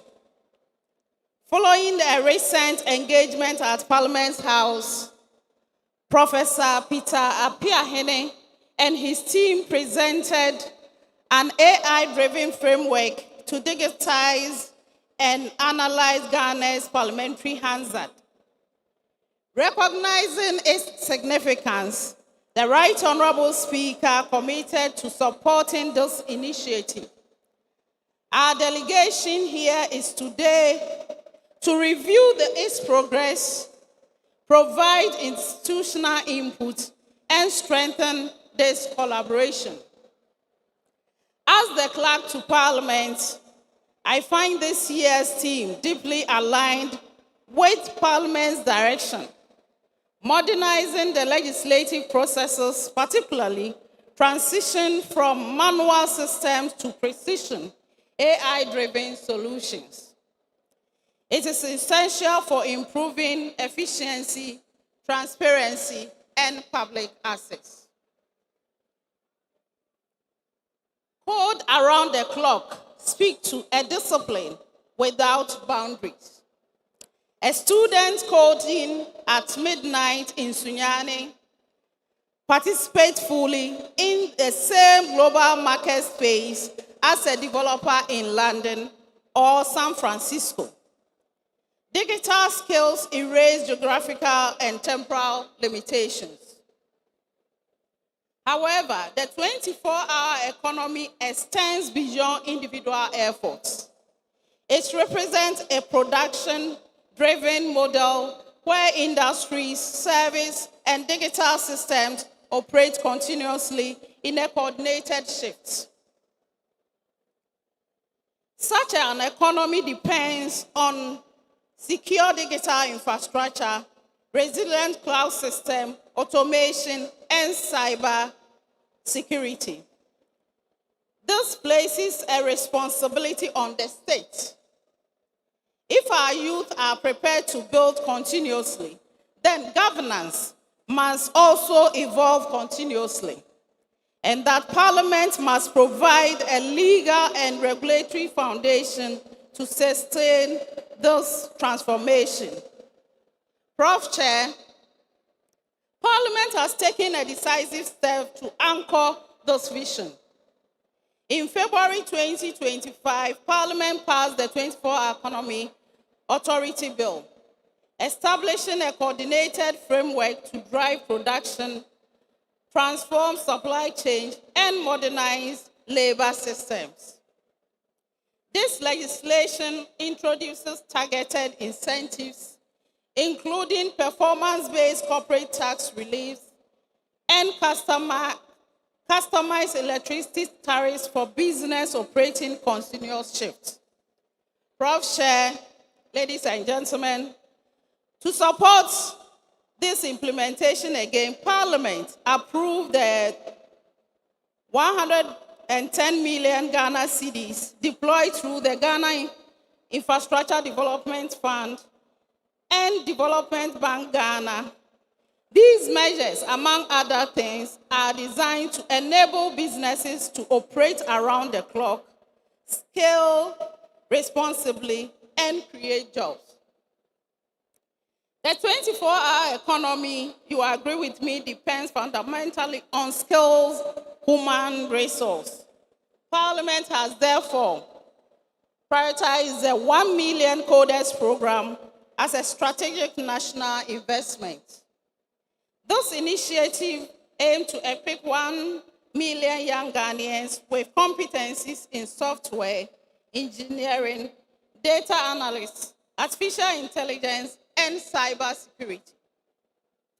I am pleased, therefore, to note that this program is already delivering results, and as we all witnessed this just minutes ago, the Honorable Minister donated 200 laptops to support the program. The aim is to enable students to build, test, and deploy digital solutions. These are not just devices. They are platforms for innovation and participation in the global digital economy.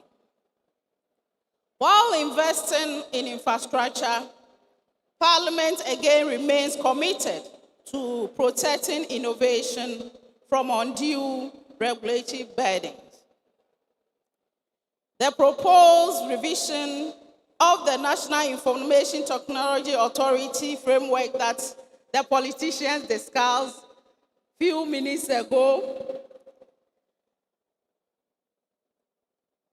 is aimed to generate and come up with a regulation that will help our startups and self-taught developers to progress.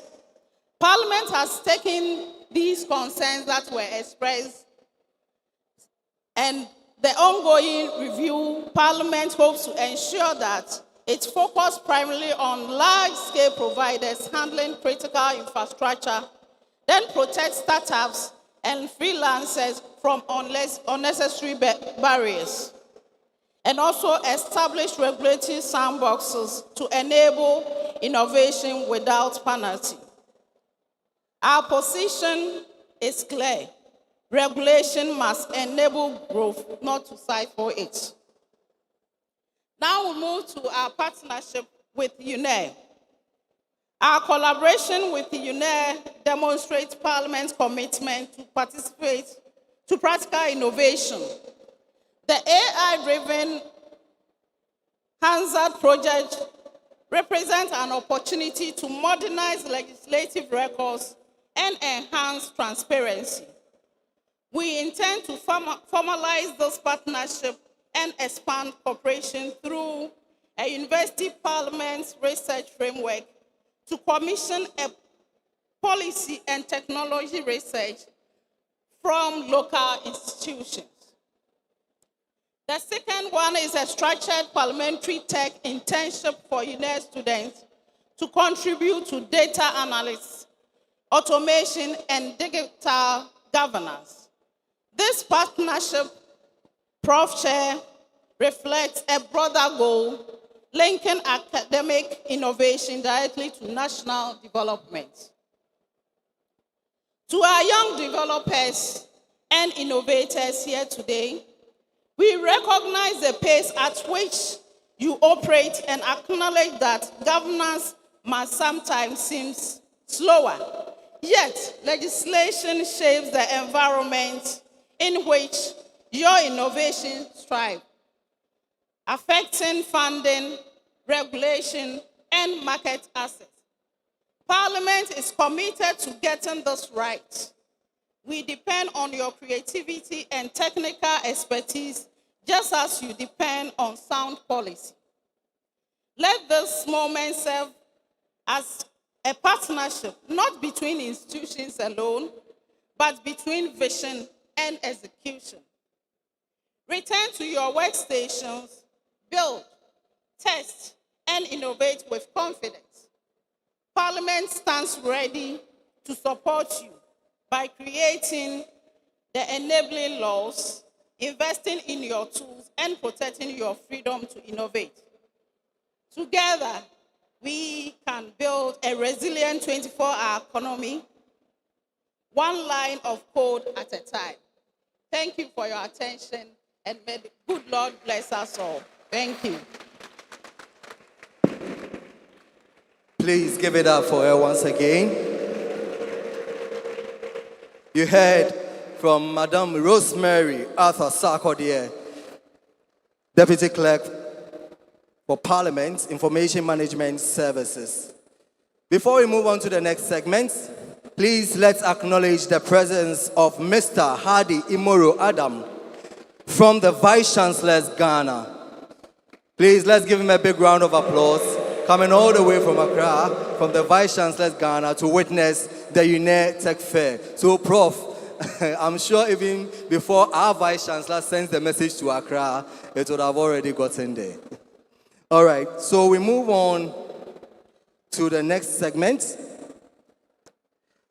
Before that, we also have with us Mr. John Kofi Tuglo, Editor of Debates, Editing Services from Parliament. Let's give him a round of applause. Ms. Teresa Boesiako Krang, also, yes, she's also here, Principal Assistant Clerk. And we have Mr. Leslie Nite Adiku, Director of ICT. Let's give them a big round of applause. On our next segment, we are going to hear from industry.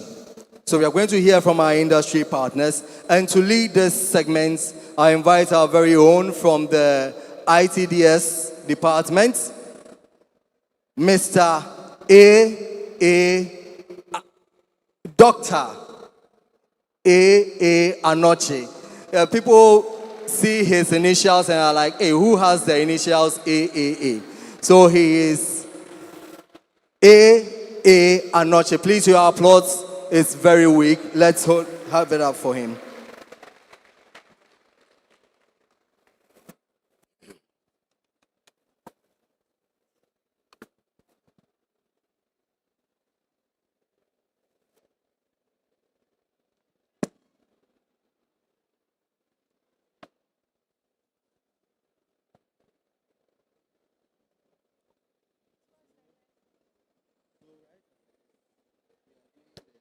All right. Good afternoon to us all.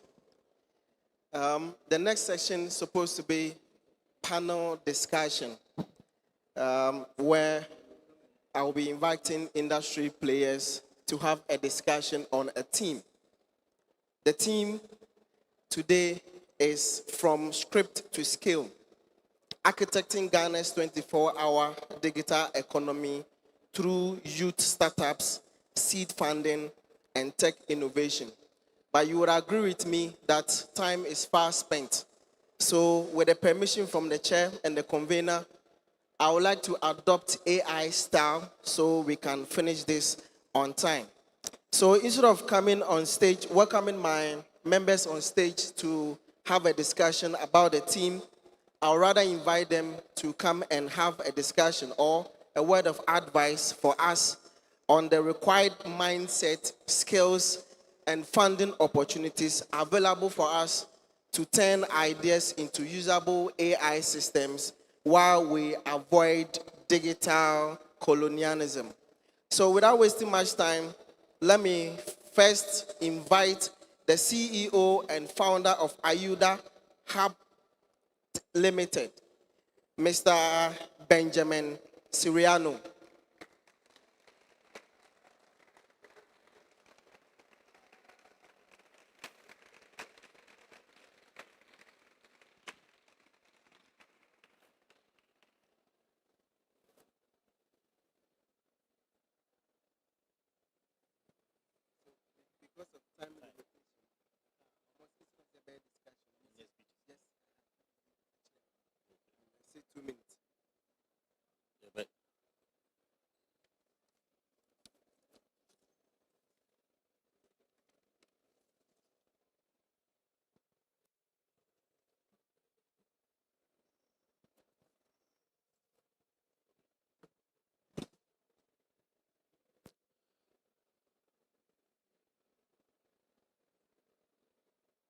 Good afternoon.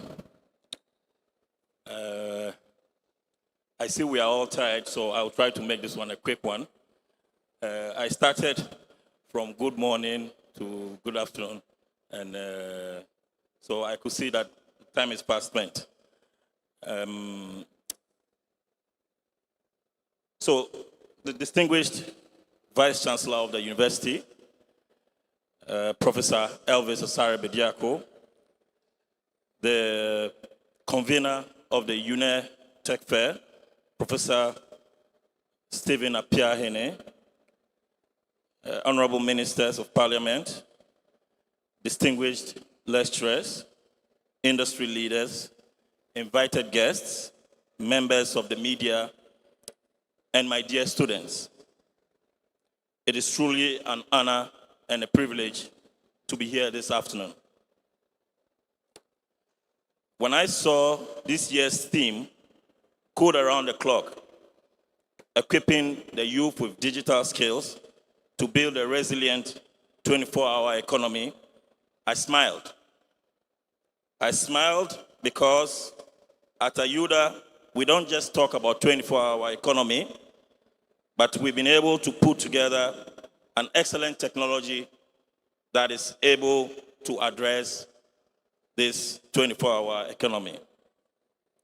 At Ayuda, we believe every opportunity should never sleep. When a customer needs a trusted electrician at 10 p.m., a plumbing issue to be resolved at dawn, an IT technician on schedule for a weekend work, or a cleaner on a very short notice, our technology makes that connection possible and instant. We've been able to locate and connect stranded passengers to the closest mechanics to help solve broken down vehicles at all times of the night. When we started, we noticed something significantly important. On the one side was thousands of talented Ghanaians comprising electricians, plumbers, cleaners, technicians, tutors, and artisans.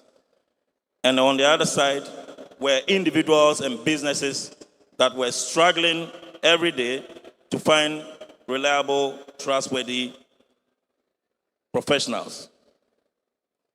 Today, Ayuda is helping to connect skilled professionals with customers through technology. We are creating job opportunities, supporting businesses, and contributing significantly to Ghana's 24-hour economy. This afternoon, I do not only want to speak about Ayuda, I want to speak to you, our dear students. You are the first generation that has the opportunity to build businesses with nothing more than knowledge and technology. Your degree is very important because it is the key to opening the opportunities that are available. But in today's world, your ability to solve real-world problems is more valuable. The future belongs to those who can identify and build a solution, who can identify problems and build a solution for it. Whether you become software engineers, cybersecurity experts, data scientists, so on and so forth, entrepreneurs, never forget this. Technology is only valuable when it improves lives. So I want to leave you with a challenge. Do not wait until graduation before you begin creating value. Start now, build something, solve a problem, learn continuously, and collaborate boldly. Use technology to transform communities and create opportunities for others, not only to earn a living, but also to solve real problems. At Ayuda, our vision is simple. We want to build the most trusted technology platform for managed services ecosystem whilst empowering the young people through digital innovation and meaningful work. I believe many of the innovators who will shape Ghana's digital future are seated in this auditorium. The journey from campus to commerce begins with a single decision: to build, to create, and to solve. Thank you very much. May God bless UNER, and may God bless our homeland, Ghana.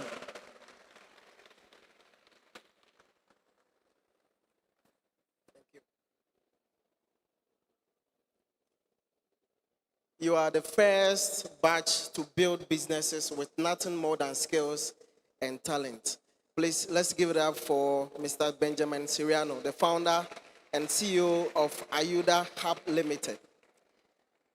My next industry person is Mr. Eric Ajay Esquire, who is the head of research and development for the National Entrepreneurship and Innovation Program.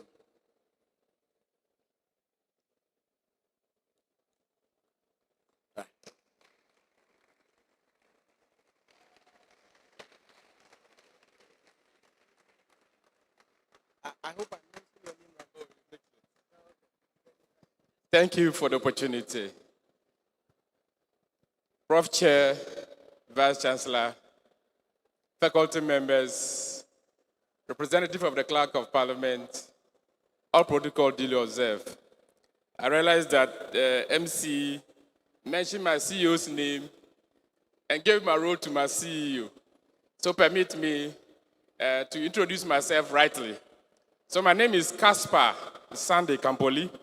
I am the Director for Research, Innovation and Partnerships at National Entrepreneurship and Innovation Program. I'm here to represent my CEO, Honorable Eric Ajay Esquire, who is a son of this region, who would have loved to be here upon the invitation of the University for Energy and Natural Resources. But because of other equally important activities, he's out of the jurisdiction, so he has asked me to represent him. Time is fast spent. I'm unable to read a 2-page script. But just to say, at National Entrepreneurship and Innovations Program, we have the mandate as the quasi-government agency to enable, foster, and nurture young startups, youth startups. We have that mandate. We have existed over 10 years as Youth Enterprise Support in 2014 to today National Entrepreneurship and Innovations Program. We've implemented a number of initiatives to support young startups from the Ghanaian youth. Currently, we are implementing the Jumara program, which is seeking to support at least 10,000 youth-owned businesses annually. We finished with the 2025 cohort, a minimum of 3,500 Ghanaians, young people, receive grants after they've gone through a 5-week intensive training. The focus of the Jumara program for some time now has been on digital skills. We are intentional about startups that are focused on the digital economy. So the message from my CEO is that young people who are gathered here today, and you have viable, potential, sustainable, scalable startups that have the potential to create at least 2 jobs, you have our commitment to support you. We'll support you with innovation. We'll support you in the incubation of your business. We'll support you with financial grants. We'll support you when it comes to mentorship and then coaching from the anchored businesses that we have. We have implemented Hub's grant program that supported at least 20 startups across the country. So this afternoon, the message from our CEO is that the Jumara program, which has been implemented since last year, is for you. If you are a student and you're unable to go for the mainstream Jumara program, we have launched the Student Entrepreneurship and Enterprise Development Initiative. We call it the SEED. Student Empowerment, Student Entrepreneurship and Enterprise Development. It's for students like you. UNER is one of the institutions that is implementing the SEED program. The application portal is still open. If you have an innovative, viable, scalable startup, and you think the world must hear about it, you think you need financial support, go onto our website and apply for the SEED program. It is for you, Student Entrepreneurship and Enterprise Development. I'm saying that the application portal is still open. Take advantage of it and apply. To the organizers of this fair, my CEO says, I should commend you for the good work you have done. This platform is a platform we believe will help to nurture the digital skills, uncover the digital skills, and empower our youth to sort of be job seekers, to create the jobs that we are all seeking to provide for the students. I will end here and wish you the best in this your tech fair. May the best ideas be transformed, be transitioned to create potential, sustainable jobs for the teeming unemployed youth. Before I take my seat, my CEO has asked that I present a check of 50,000 to the organizers of this program, a check of 50,000 to support the program. If the convener can take it on behalf of the Vice Chancellor, a check of 50,000.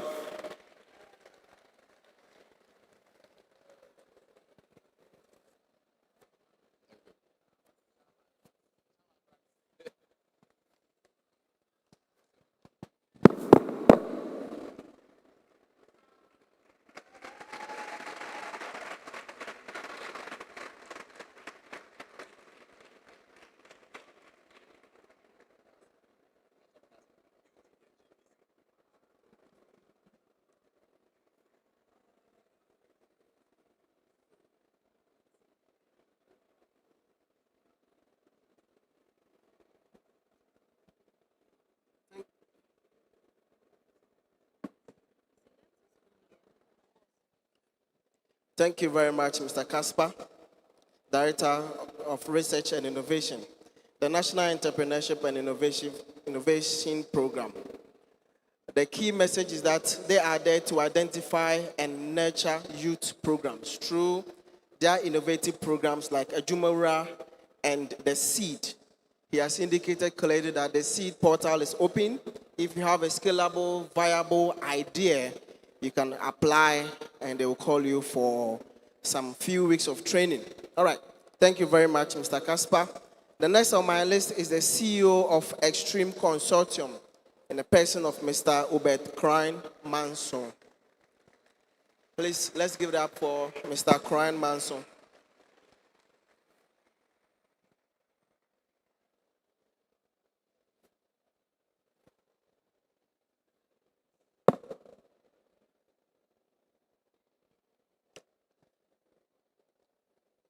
Good afternoon. The Vice Chancellor, distinguished guests, ladies and gentlemen, I would like to stand on existing protocols in view of our time. It is a privilege to be part of the UNER Tech Fair and to share a few thoughts with such a vibrant gathering of future innovators.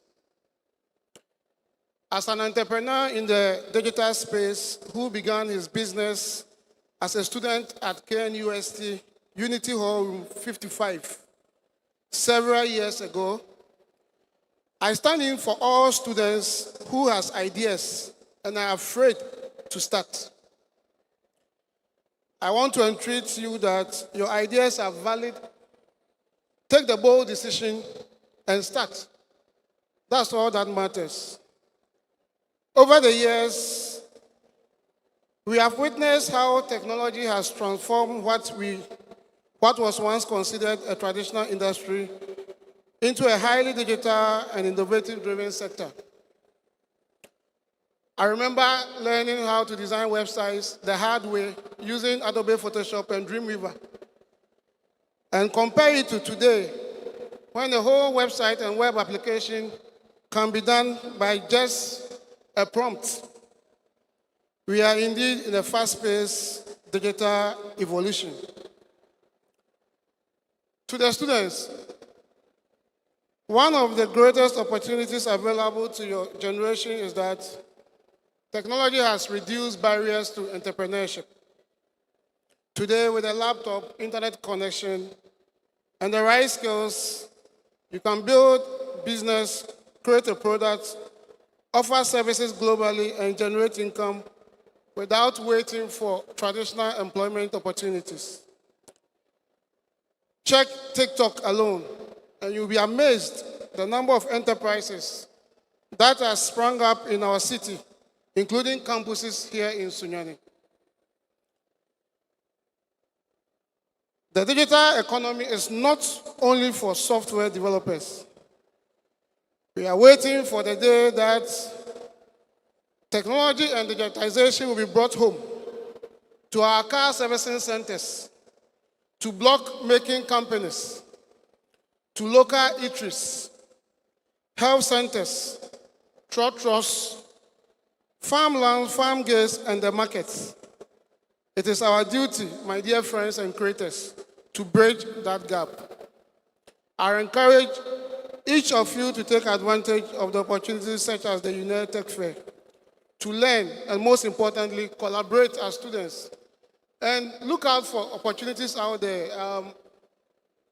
I remember being part of the previous government flagship program, that is the Youth Start program, which selected entrepreneurs, young entrepreneurs across Ghana.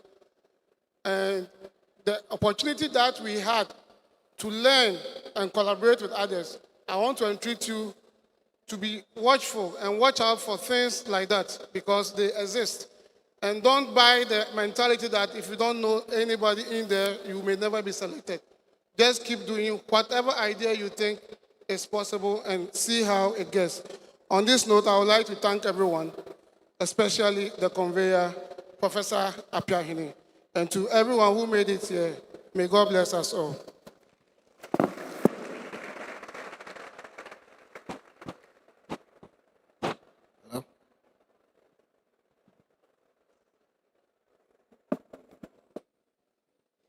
Thank you, Mr. Obin Crime Manson.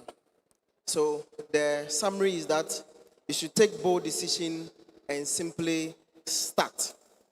The next person, who is the last speaker, is in the person of Mr. Richard Boche, who is the head of recruitment at Amalitech.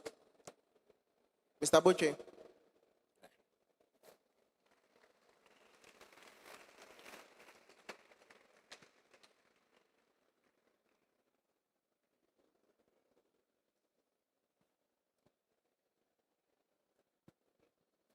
Thank you. The Vice Chancellor, distinguished guests, faculty members, industry partners, students, ladies and gentlemen, good afternoon. I appreciate it much to be called here to share some experience I have had as the head of recruitment at Amalitech, especially to share my experience over the years interacting with hundreds of young professionals, graduates, and aspiring tech talent every year. The reality is that employers today are not looking for certificates. They are looking for skills, experience, problem-solving abilities, and most importantly, the willingness to learn continuously. My message to students especially is simple. You don't need to wait until your final year before you start thinking about your career. It starts the very day you think of buying the forms to come to the university. Take advantage of various initiatives on campus, participation in hackathons, building projects, join technology communities, learn emerging technologies, especially in this world of AI, and contribute to real-world solutions. One thing which is usually left is not just about coding, but also building your soft skills. Develop your communication and teamwork skills. At Amalitech, one thing that we are known for is building the next generation of tech leaders. We have various training programs which is aimed at equipping young talent to be competitive internationally. I'm proud to speak of the good relation we have with the University of Energy and Natural Resources, where I can speak of having close to 100 of the alumni at our organization. We also have initiatives on campus like the Coding Club, and I welcome you all to join, where we are giving you real-world experience, preparing you before you leave campus. Ladies and gentlemen, the opportunities are there. The technology is available. The global market is accessible. The question is, especially to our students, are we ready to take these advantages and these opportunities, or we just want to wait to the last minute? I encourage every student here to invest in your skills, embrace long life learning, and take advantage of programs offered by organizations like Amalitech and the very ones that were here before, so that you could have an exposure to what goes on in the industry. The effort you make today will surely open doors for you and can transform your future. I want to say thank you for your attention, and I wish you a successful United Tech Fair. God bless us. Thank you. Thank you, Mr. Boche.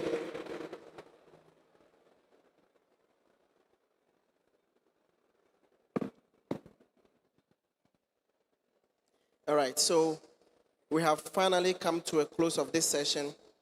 And to summarize what we've discussed so far, CEO Mr. Benjamin Siriano indicated that you can build business with nothing more than skills and talent.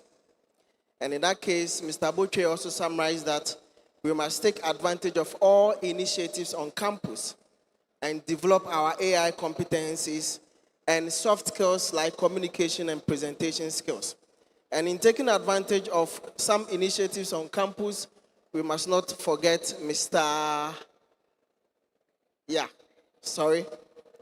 the National Entrepreneurship and Innovation Program like Ejumura and the SEED.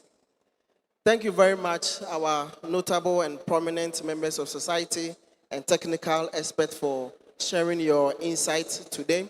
I hope we've all learned one or two things. Thank you, and I wish you a blessed day. God bless you, Dr. Anauche Echiampon Aponsa. It's time for our awards and recognition ceremony. And I'd like to invite Mr. Michael Aite Jr. to do us the honors. Please, a round of applause.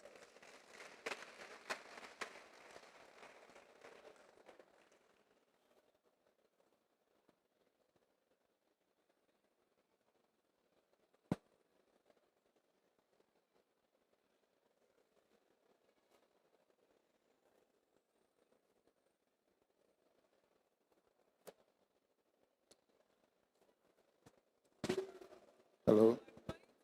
Thank you for the opportunity.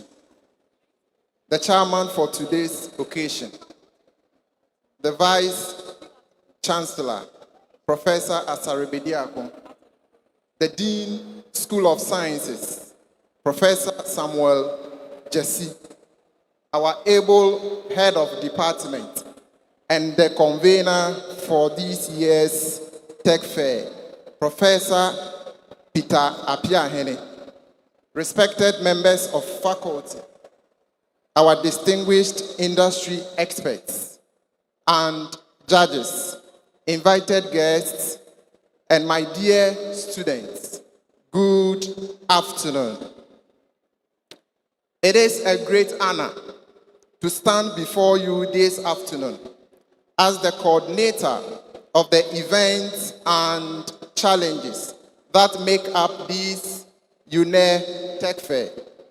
I welcome you warmly, and I thank you for making this time to celebrate the hard work and creativity of our students. For some years now, the Department of Information Technology and Decision Sciences has set aside this season to create a platform where our students can test their ideas, shaping their skills, and show the world what they truly capable of.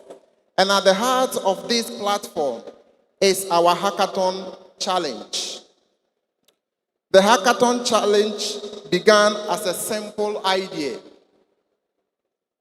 Allow students to identify real-world problems and create solutions to solve it within a limited amount of time. It is from this very challenge that we identified and formed a team to represent the University of Energy and Natural Resources at the Tetramapa Hackathon Challenge, hosted at the University of Ghana. Out of 48 teams, we were among the best 5.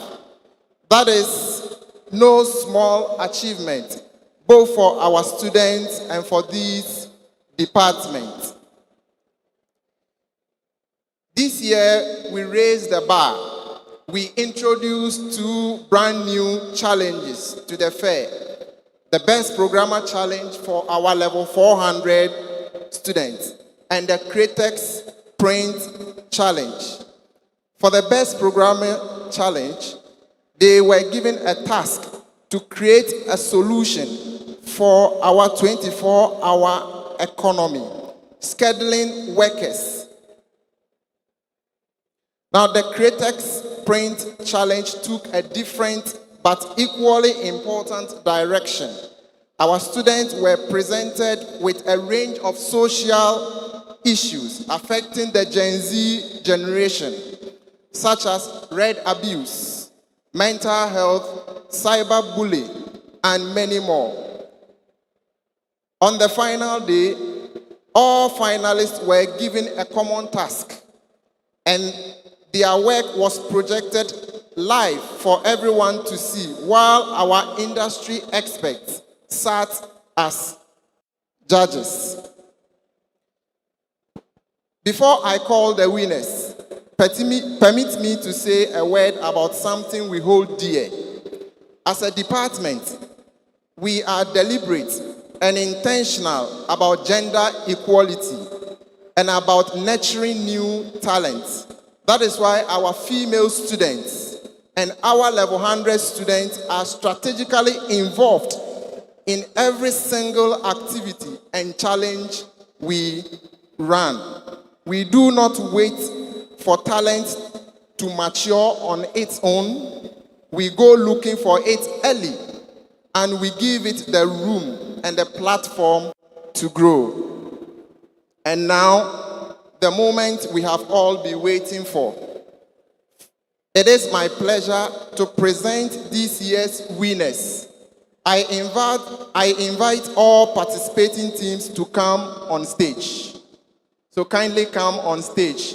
Hackathon Challenge participating teams, Createx Sprint participating teams, and the best programmer participating individuals. Please come on stage.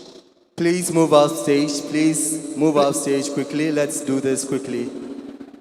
Please let us give them a hand of applause.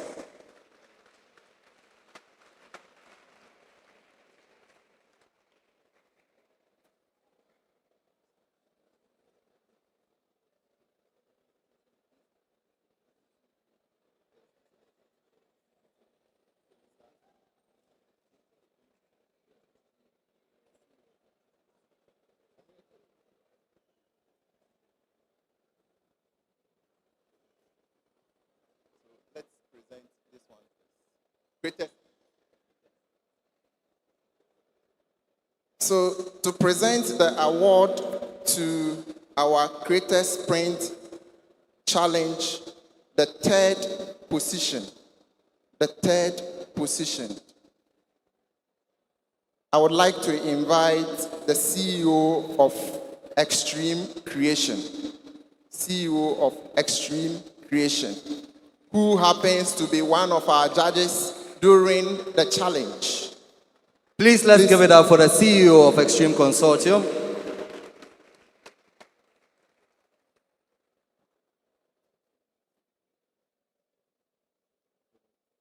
So the third position goes to ALX Berry Creation. ALX Berry Creations. ALX Berry Creation.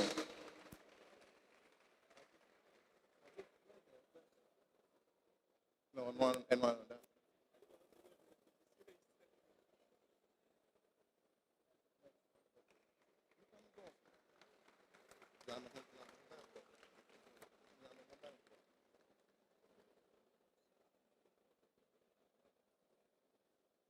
Thank you. So the second position goes to an individual who took part in the challenge to share her own story. And the award winner is Miss Faustina Adoma Poku.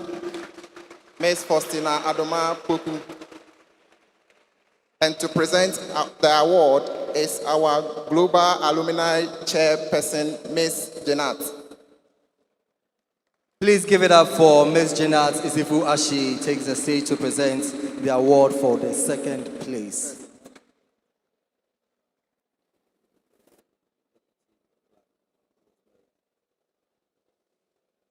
Please give it up for her. She took part in the challenge as an individual. Thank you. And the winner for the Createx Sprint Challenge goes to Creative Cortex. Creative Cortex. Creative Cortex. And to present the award is the Deputy Clerk of Parliament, Miss Rosemary Atta Sarkodie.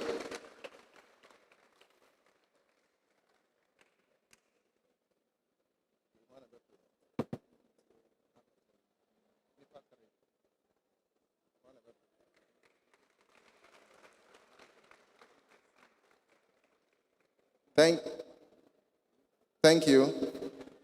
So, with the Hackathon Challenge, the third position goes to the team Donawell Connect. Donawell Connect. So we'd like to invite on stage the CEO of Ayuda, the CEO of Ayuda to do us the honor.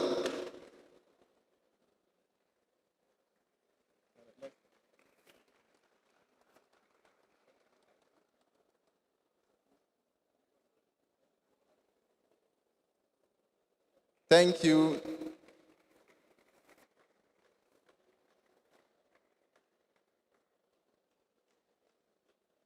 Please give it up for them. Please give them for them. The second position for our hackathon challenge goes to Team Winsweb. Team Winsweb. Team Winsweb. And we'd like to invite the rep for NEIP, the rep for NEIP, to do us the honor.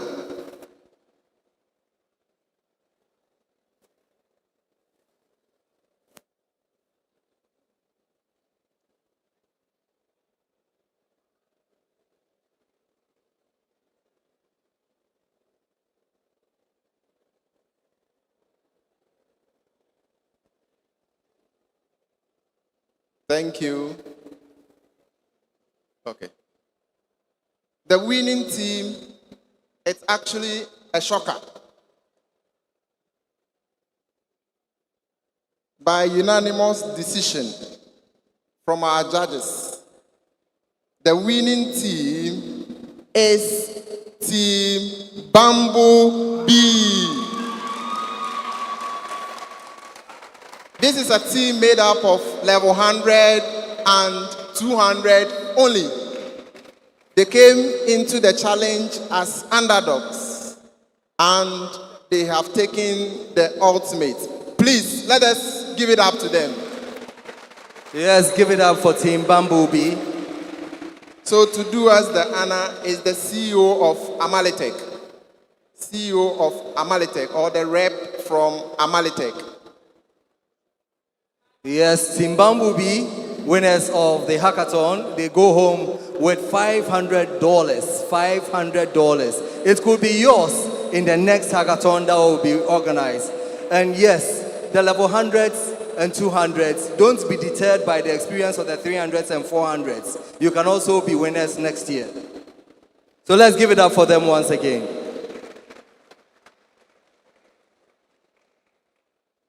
Thank you. To all our participating teams, every team that took part in the challenge will go home with a cash prize, an undisclosed amount of cash prize from our head of department. Give it up.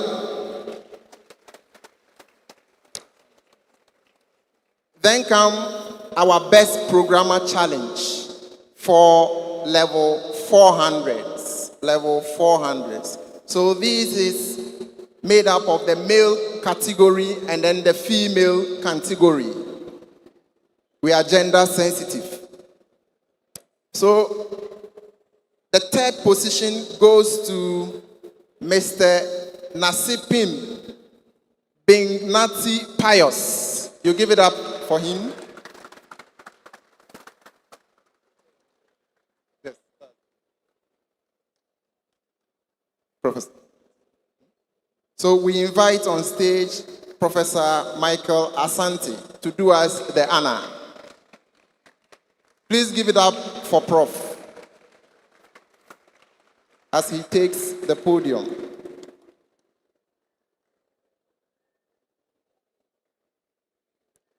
These guys were able to build a complete solution within 5 hours.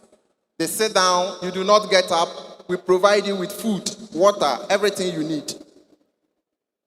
The second position for the Best Programmer Challenge goes to Mr. Boache Yadom Caleb. So to do us the honor is Dr. Anoche, A.A. Amponsa Anoche, from our own department, a senior lecturer.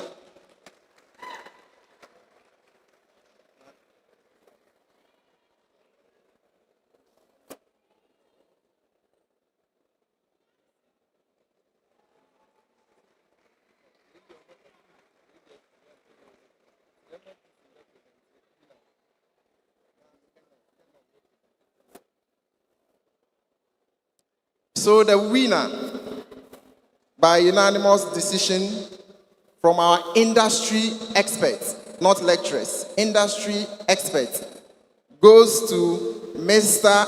Eliakim Wedena.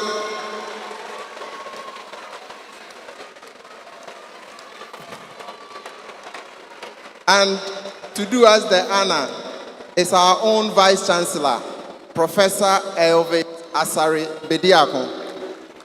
He is given a brand new laptop, a Core i7, 8 gig RAM, dedicated 8 gig graphic memory, a GPU machine. If you understand what I'm saying, this machine cost over 10,000 Ghana cedis. Give it up for him, please. Give it up for him. Give it up for him.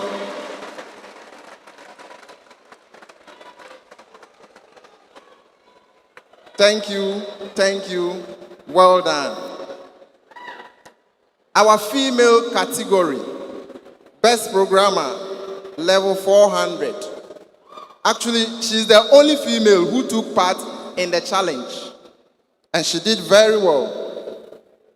And the winner is Miss Winifred Daniels Diagu. Oh, yes. And she doubled as my co-moderator today, so please give it up for her. So to do us the honor is Colonel Dominic Buam to present the Please award. give it up for Colonel. Give it up for Colonel.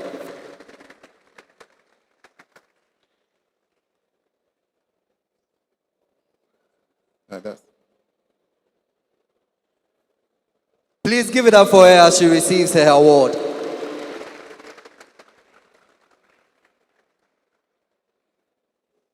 To our contestants, we are proud of you all. Congratulations once again to all our winners. Thank you and God bless you all. All right, thank you very much, Mr. Aite. Please, our contestants, you can take your seats. Thank you very much.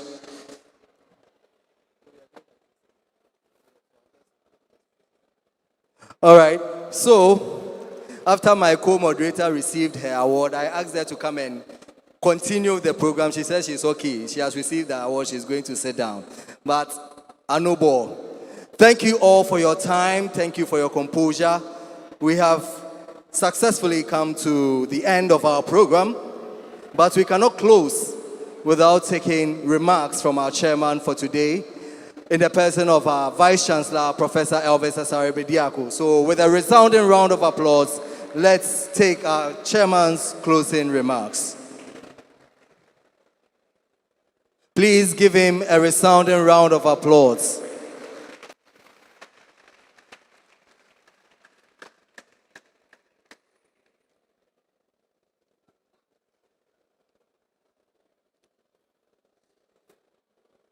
The Deputy Minister of Communication, Honorable Mohammed Adam Subaru, MP Sisera and also MP for Sisera. Honorable Millicent Yabua Mankwa, MP for Sunyani West. Our MPs, distinguished guests, keynote speakers, industry players,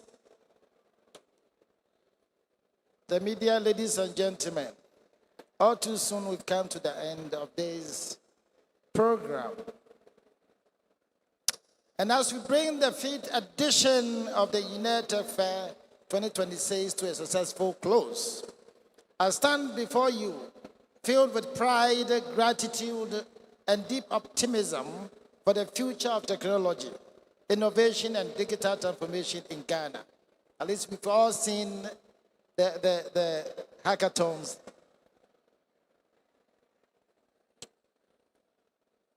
On behalf of the University of Energy and Natural Resources, and in my capacity as the chairman of this occasion, I extend heartfelt appreciation to everyone who contributed to the success of this remarkable event. Today has been more than a gathering of technology enthusiasts. It has been a festival of innovation, a showcase of creativity, a celebration of collaboration, and a powerful reminder of the limitless potential of our young people. And of course, to us, it's been very revealing. At least today we had the chance to inaugurate the 200 computers, and for the university to be selected as a hub to run this 2 million codex flagship program. Ladies and gentlemen, as chairman of this occasion, I leave here with renewed confidence that the future of Ghana's digital economy is bright. If the talent, passion, creativity, innovation displayed today are anything to go by, then the next generation and the technology leaders, entrepreneurs, software developers, AI engineers, and digital innovators is already among us. Let's continue to empower our youth with the skills to thrive in the digital age. Let's continue to invest in innovation. Let's continue to embrace technology. And let's continue to build a resilient 24-hour economy powered by knowledge, creativity, and digital excellence. On this note, I officially declare the UNED Tech Fair 2026 successfully concluded. Thank you for your participation. Safe travels to all our guests. May God bless you all. Thank you very much, Chairman. Please give our Chairman a big round of applause. Thank you for your time. And I love the way our Vice Chancellor is smiling. And I know that this one day I'm come to make an allegation. I know that in Prof's next life, he will come and do computer science and become a programmer. Or Prof. And I believe that from here, Prof will also throw a challenge to other departments to come up with fairs like this. We look forward to having the engineering fair here at the University of Energy and Natural Resources. Please, let's give it up for the organizers of this program. To all our partners, to all our sponsors, we say a big thank you. To do the vote of thanks for us, we invite the Women's Commissioner for ITS in the person of Miss Prudence Trema Yeboah. Please give her a big round of applause.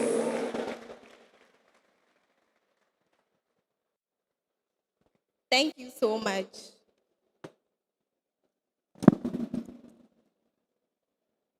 Distinguished guests, ladies and gentlemen, as we draw the curtains down of the 5th edition of Tech Fair 2026, it is my singular honor and privilege, on behalf of the host Department of Information and Decision Sciences, the Information Technology Society, and the entire student body, to express our profound gratitude to everyone who contributed to the success of this remarkable event. First and foremost, we will give thanks to Almighty God for His grace, protection, and guidance through this event. Over the past few days, we have witnessed inspiring keynotes, insightful panel discussion, innovative project exhibition, exciting hackathon competition, startup showcase, mentorship sections, networking opportunities, and meaningful engagement among academians. Through these activities, we have collectively explored this year's theme, Code Around the Clock, equipping the youth with digital skills to build a resilient 24 hours economy. This theme reminds us that the future of Ghanaia's economy will be driven by innovation, entrepreneurship, digital transformation, and the ability of young people to create solutions that transcend geographical boundaries and time zones. The ideas, conversation, and innovation showcased throughout this tech fair have demonstrated that Ghanaians youth are ready to build the digital revolution and contribute meaningfully to the national development. Before I conclude, permit me to express our sincere appreciations to many individuals and organizations whose support made this event possible. In no particular order, we would like to thank our special guest of honor, the chairman of the occasion, the vice chancellor of the University of Energy and Natural Resources, our honorable ministers, deputy ministers, members of parliament, former ministers, former members of parliament who honored our invitation, our distinguished guest speaker, keynote speakers, resource persons, and panelists for sharing their knowledge and experiences and expertise. The Pro Vice Chancellor, Registrar, Deans, Directors, Head of Department, and the entire student management for their unwavering support. Representative of institutions, organizations, government agencies, universities, technical universities, colleges, innovation hub, professional bodies, and corporate organizations present today. Our industry partners, development partners, sponsors, exhibitors, and collaborating institutions whose support continues to strengthen innovation and technology education in Ghana. Our distinguished UENR alumni, students, we would like to place on record our special appreciation to our key industry partners, Ayuda Amalitech Extreme for their commitment to digital skills, innovation, mentorship, and youth empowerment.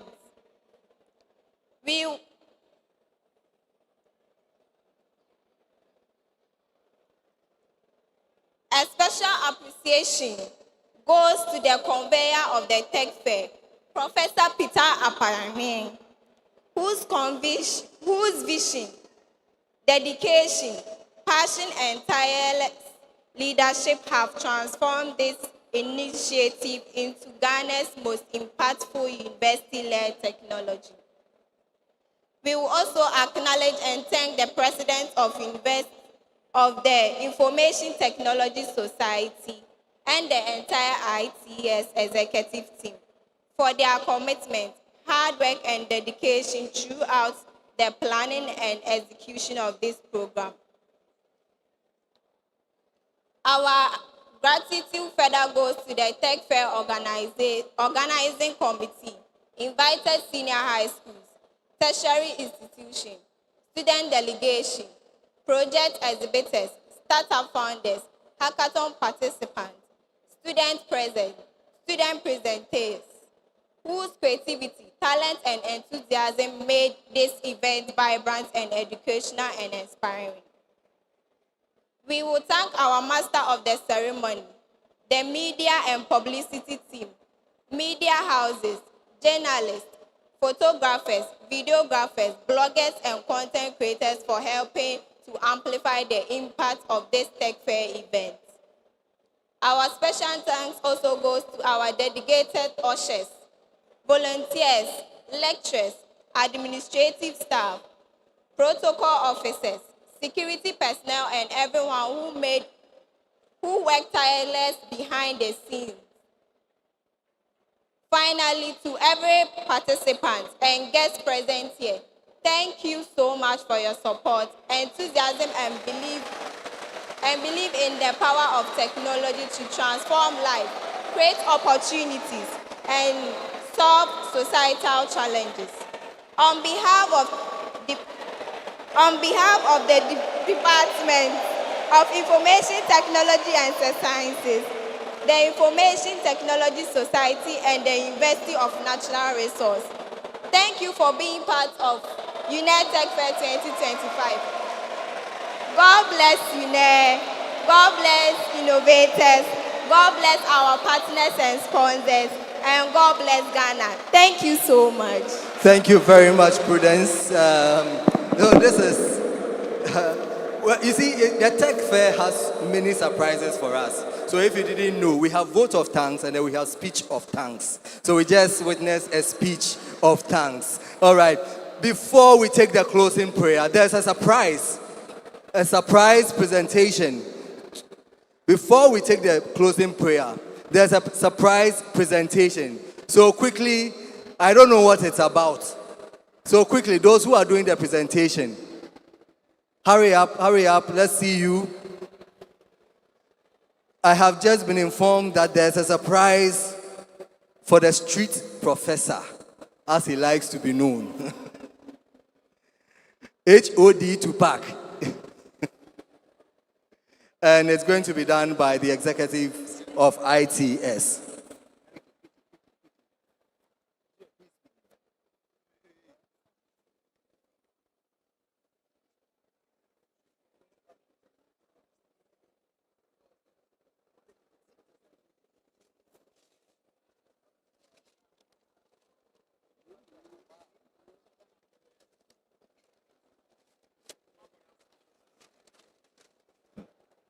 Hello. Please, let's give it up for the executives.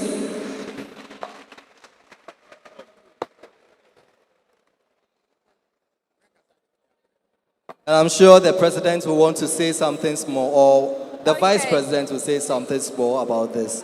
Hello.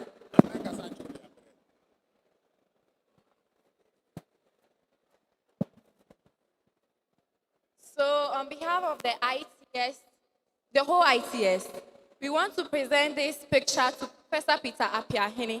This is the list we can do for him, for what he has done for us for this tech event. So Professor, on behalf of ITS, we present to you this picture frame to your office. Wow, that's a very wonderful pencil art there to the head of department for ITD. All right, so we'll quickly take our closing prayer by the financial secretary of the department. Sorry, for the association, Mr. Julius Owusu Ofori. Please let's pray. You are Alpha and Omega. We started with your name and we are ending with your name. We thank you for a successful program. We humbly seek for showers of blessing of people who attended this program.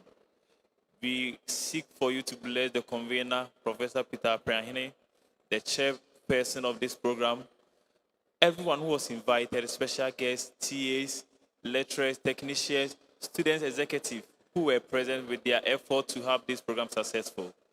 We seek for protection from those who are living here.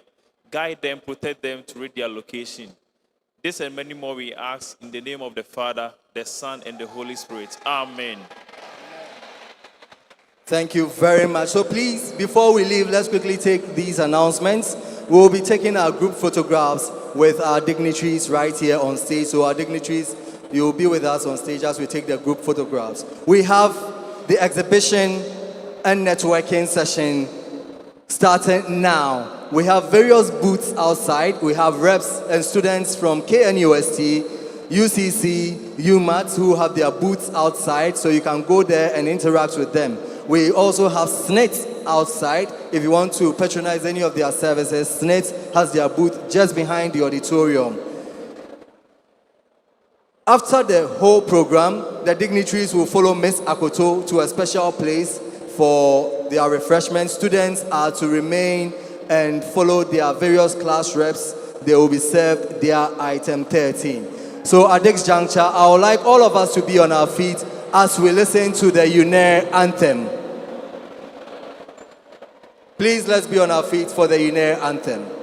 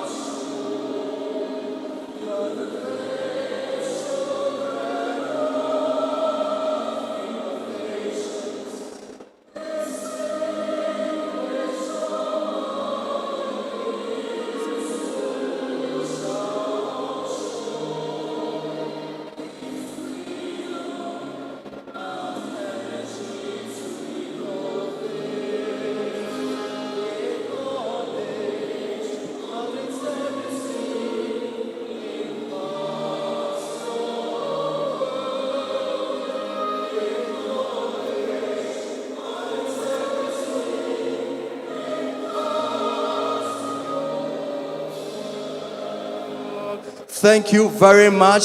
Thank you for your participation. My name is James Boateng. I moderated this program together with my co-MCs, Punana, Mercedes, and Winifred. Please, we are taking the group pictures up here. Our dignitaries, please move off stage as we take the pictures.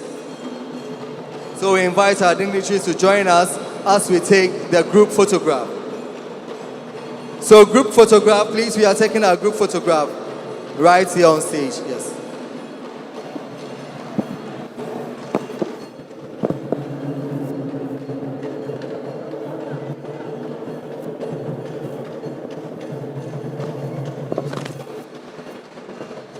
So dignitaries, please join us upstage.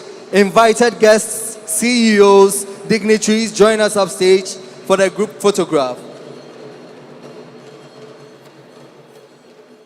ITS executives, please be on standby. You take your group photograph with the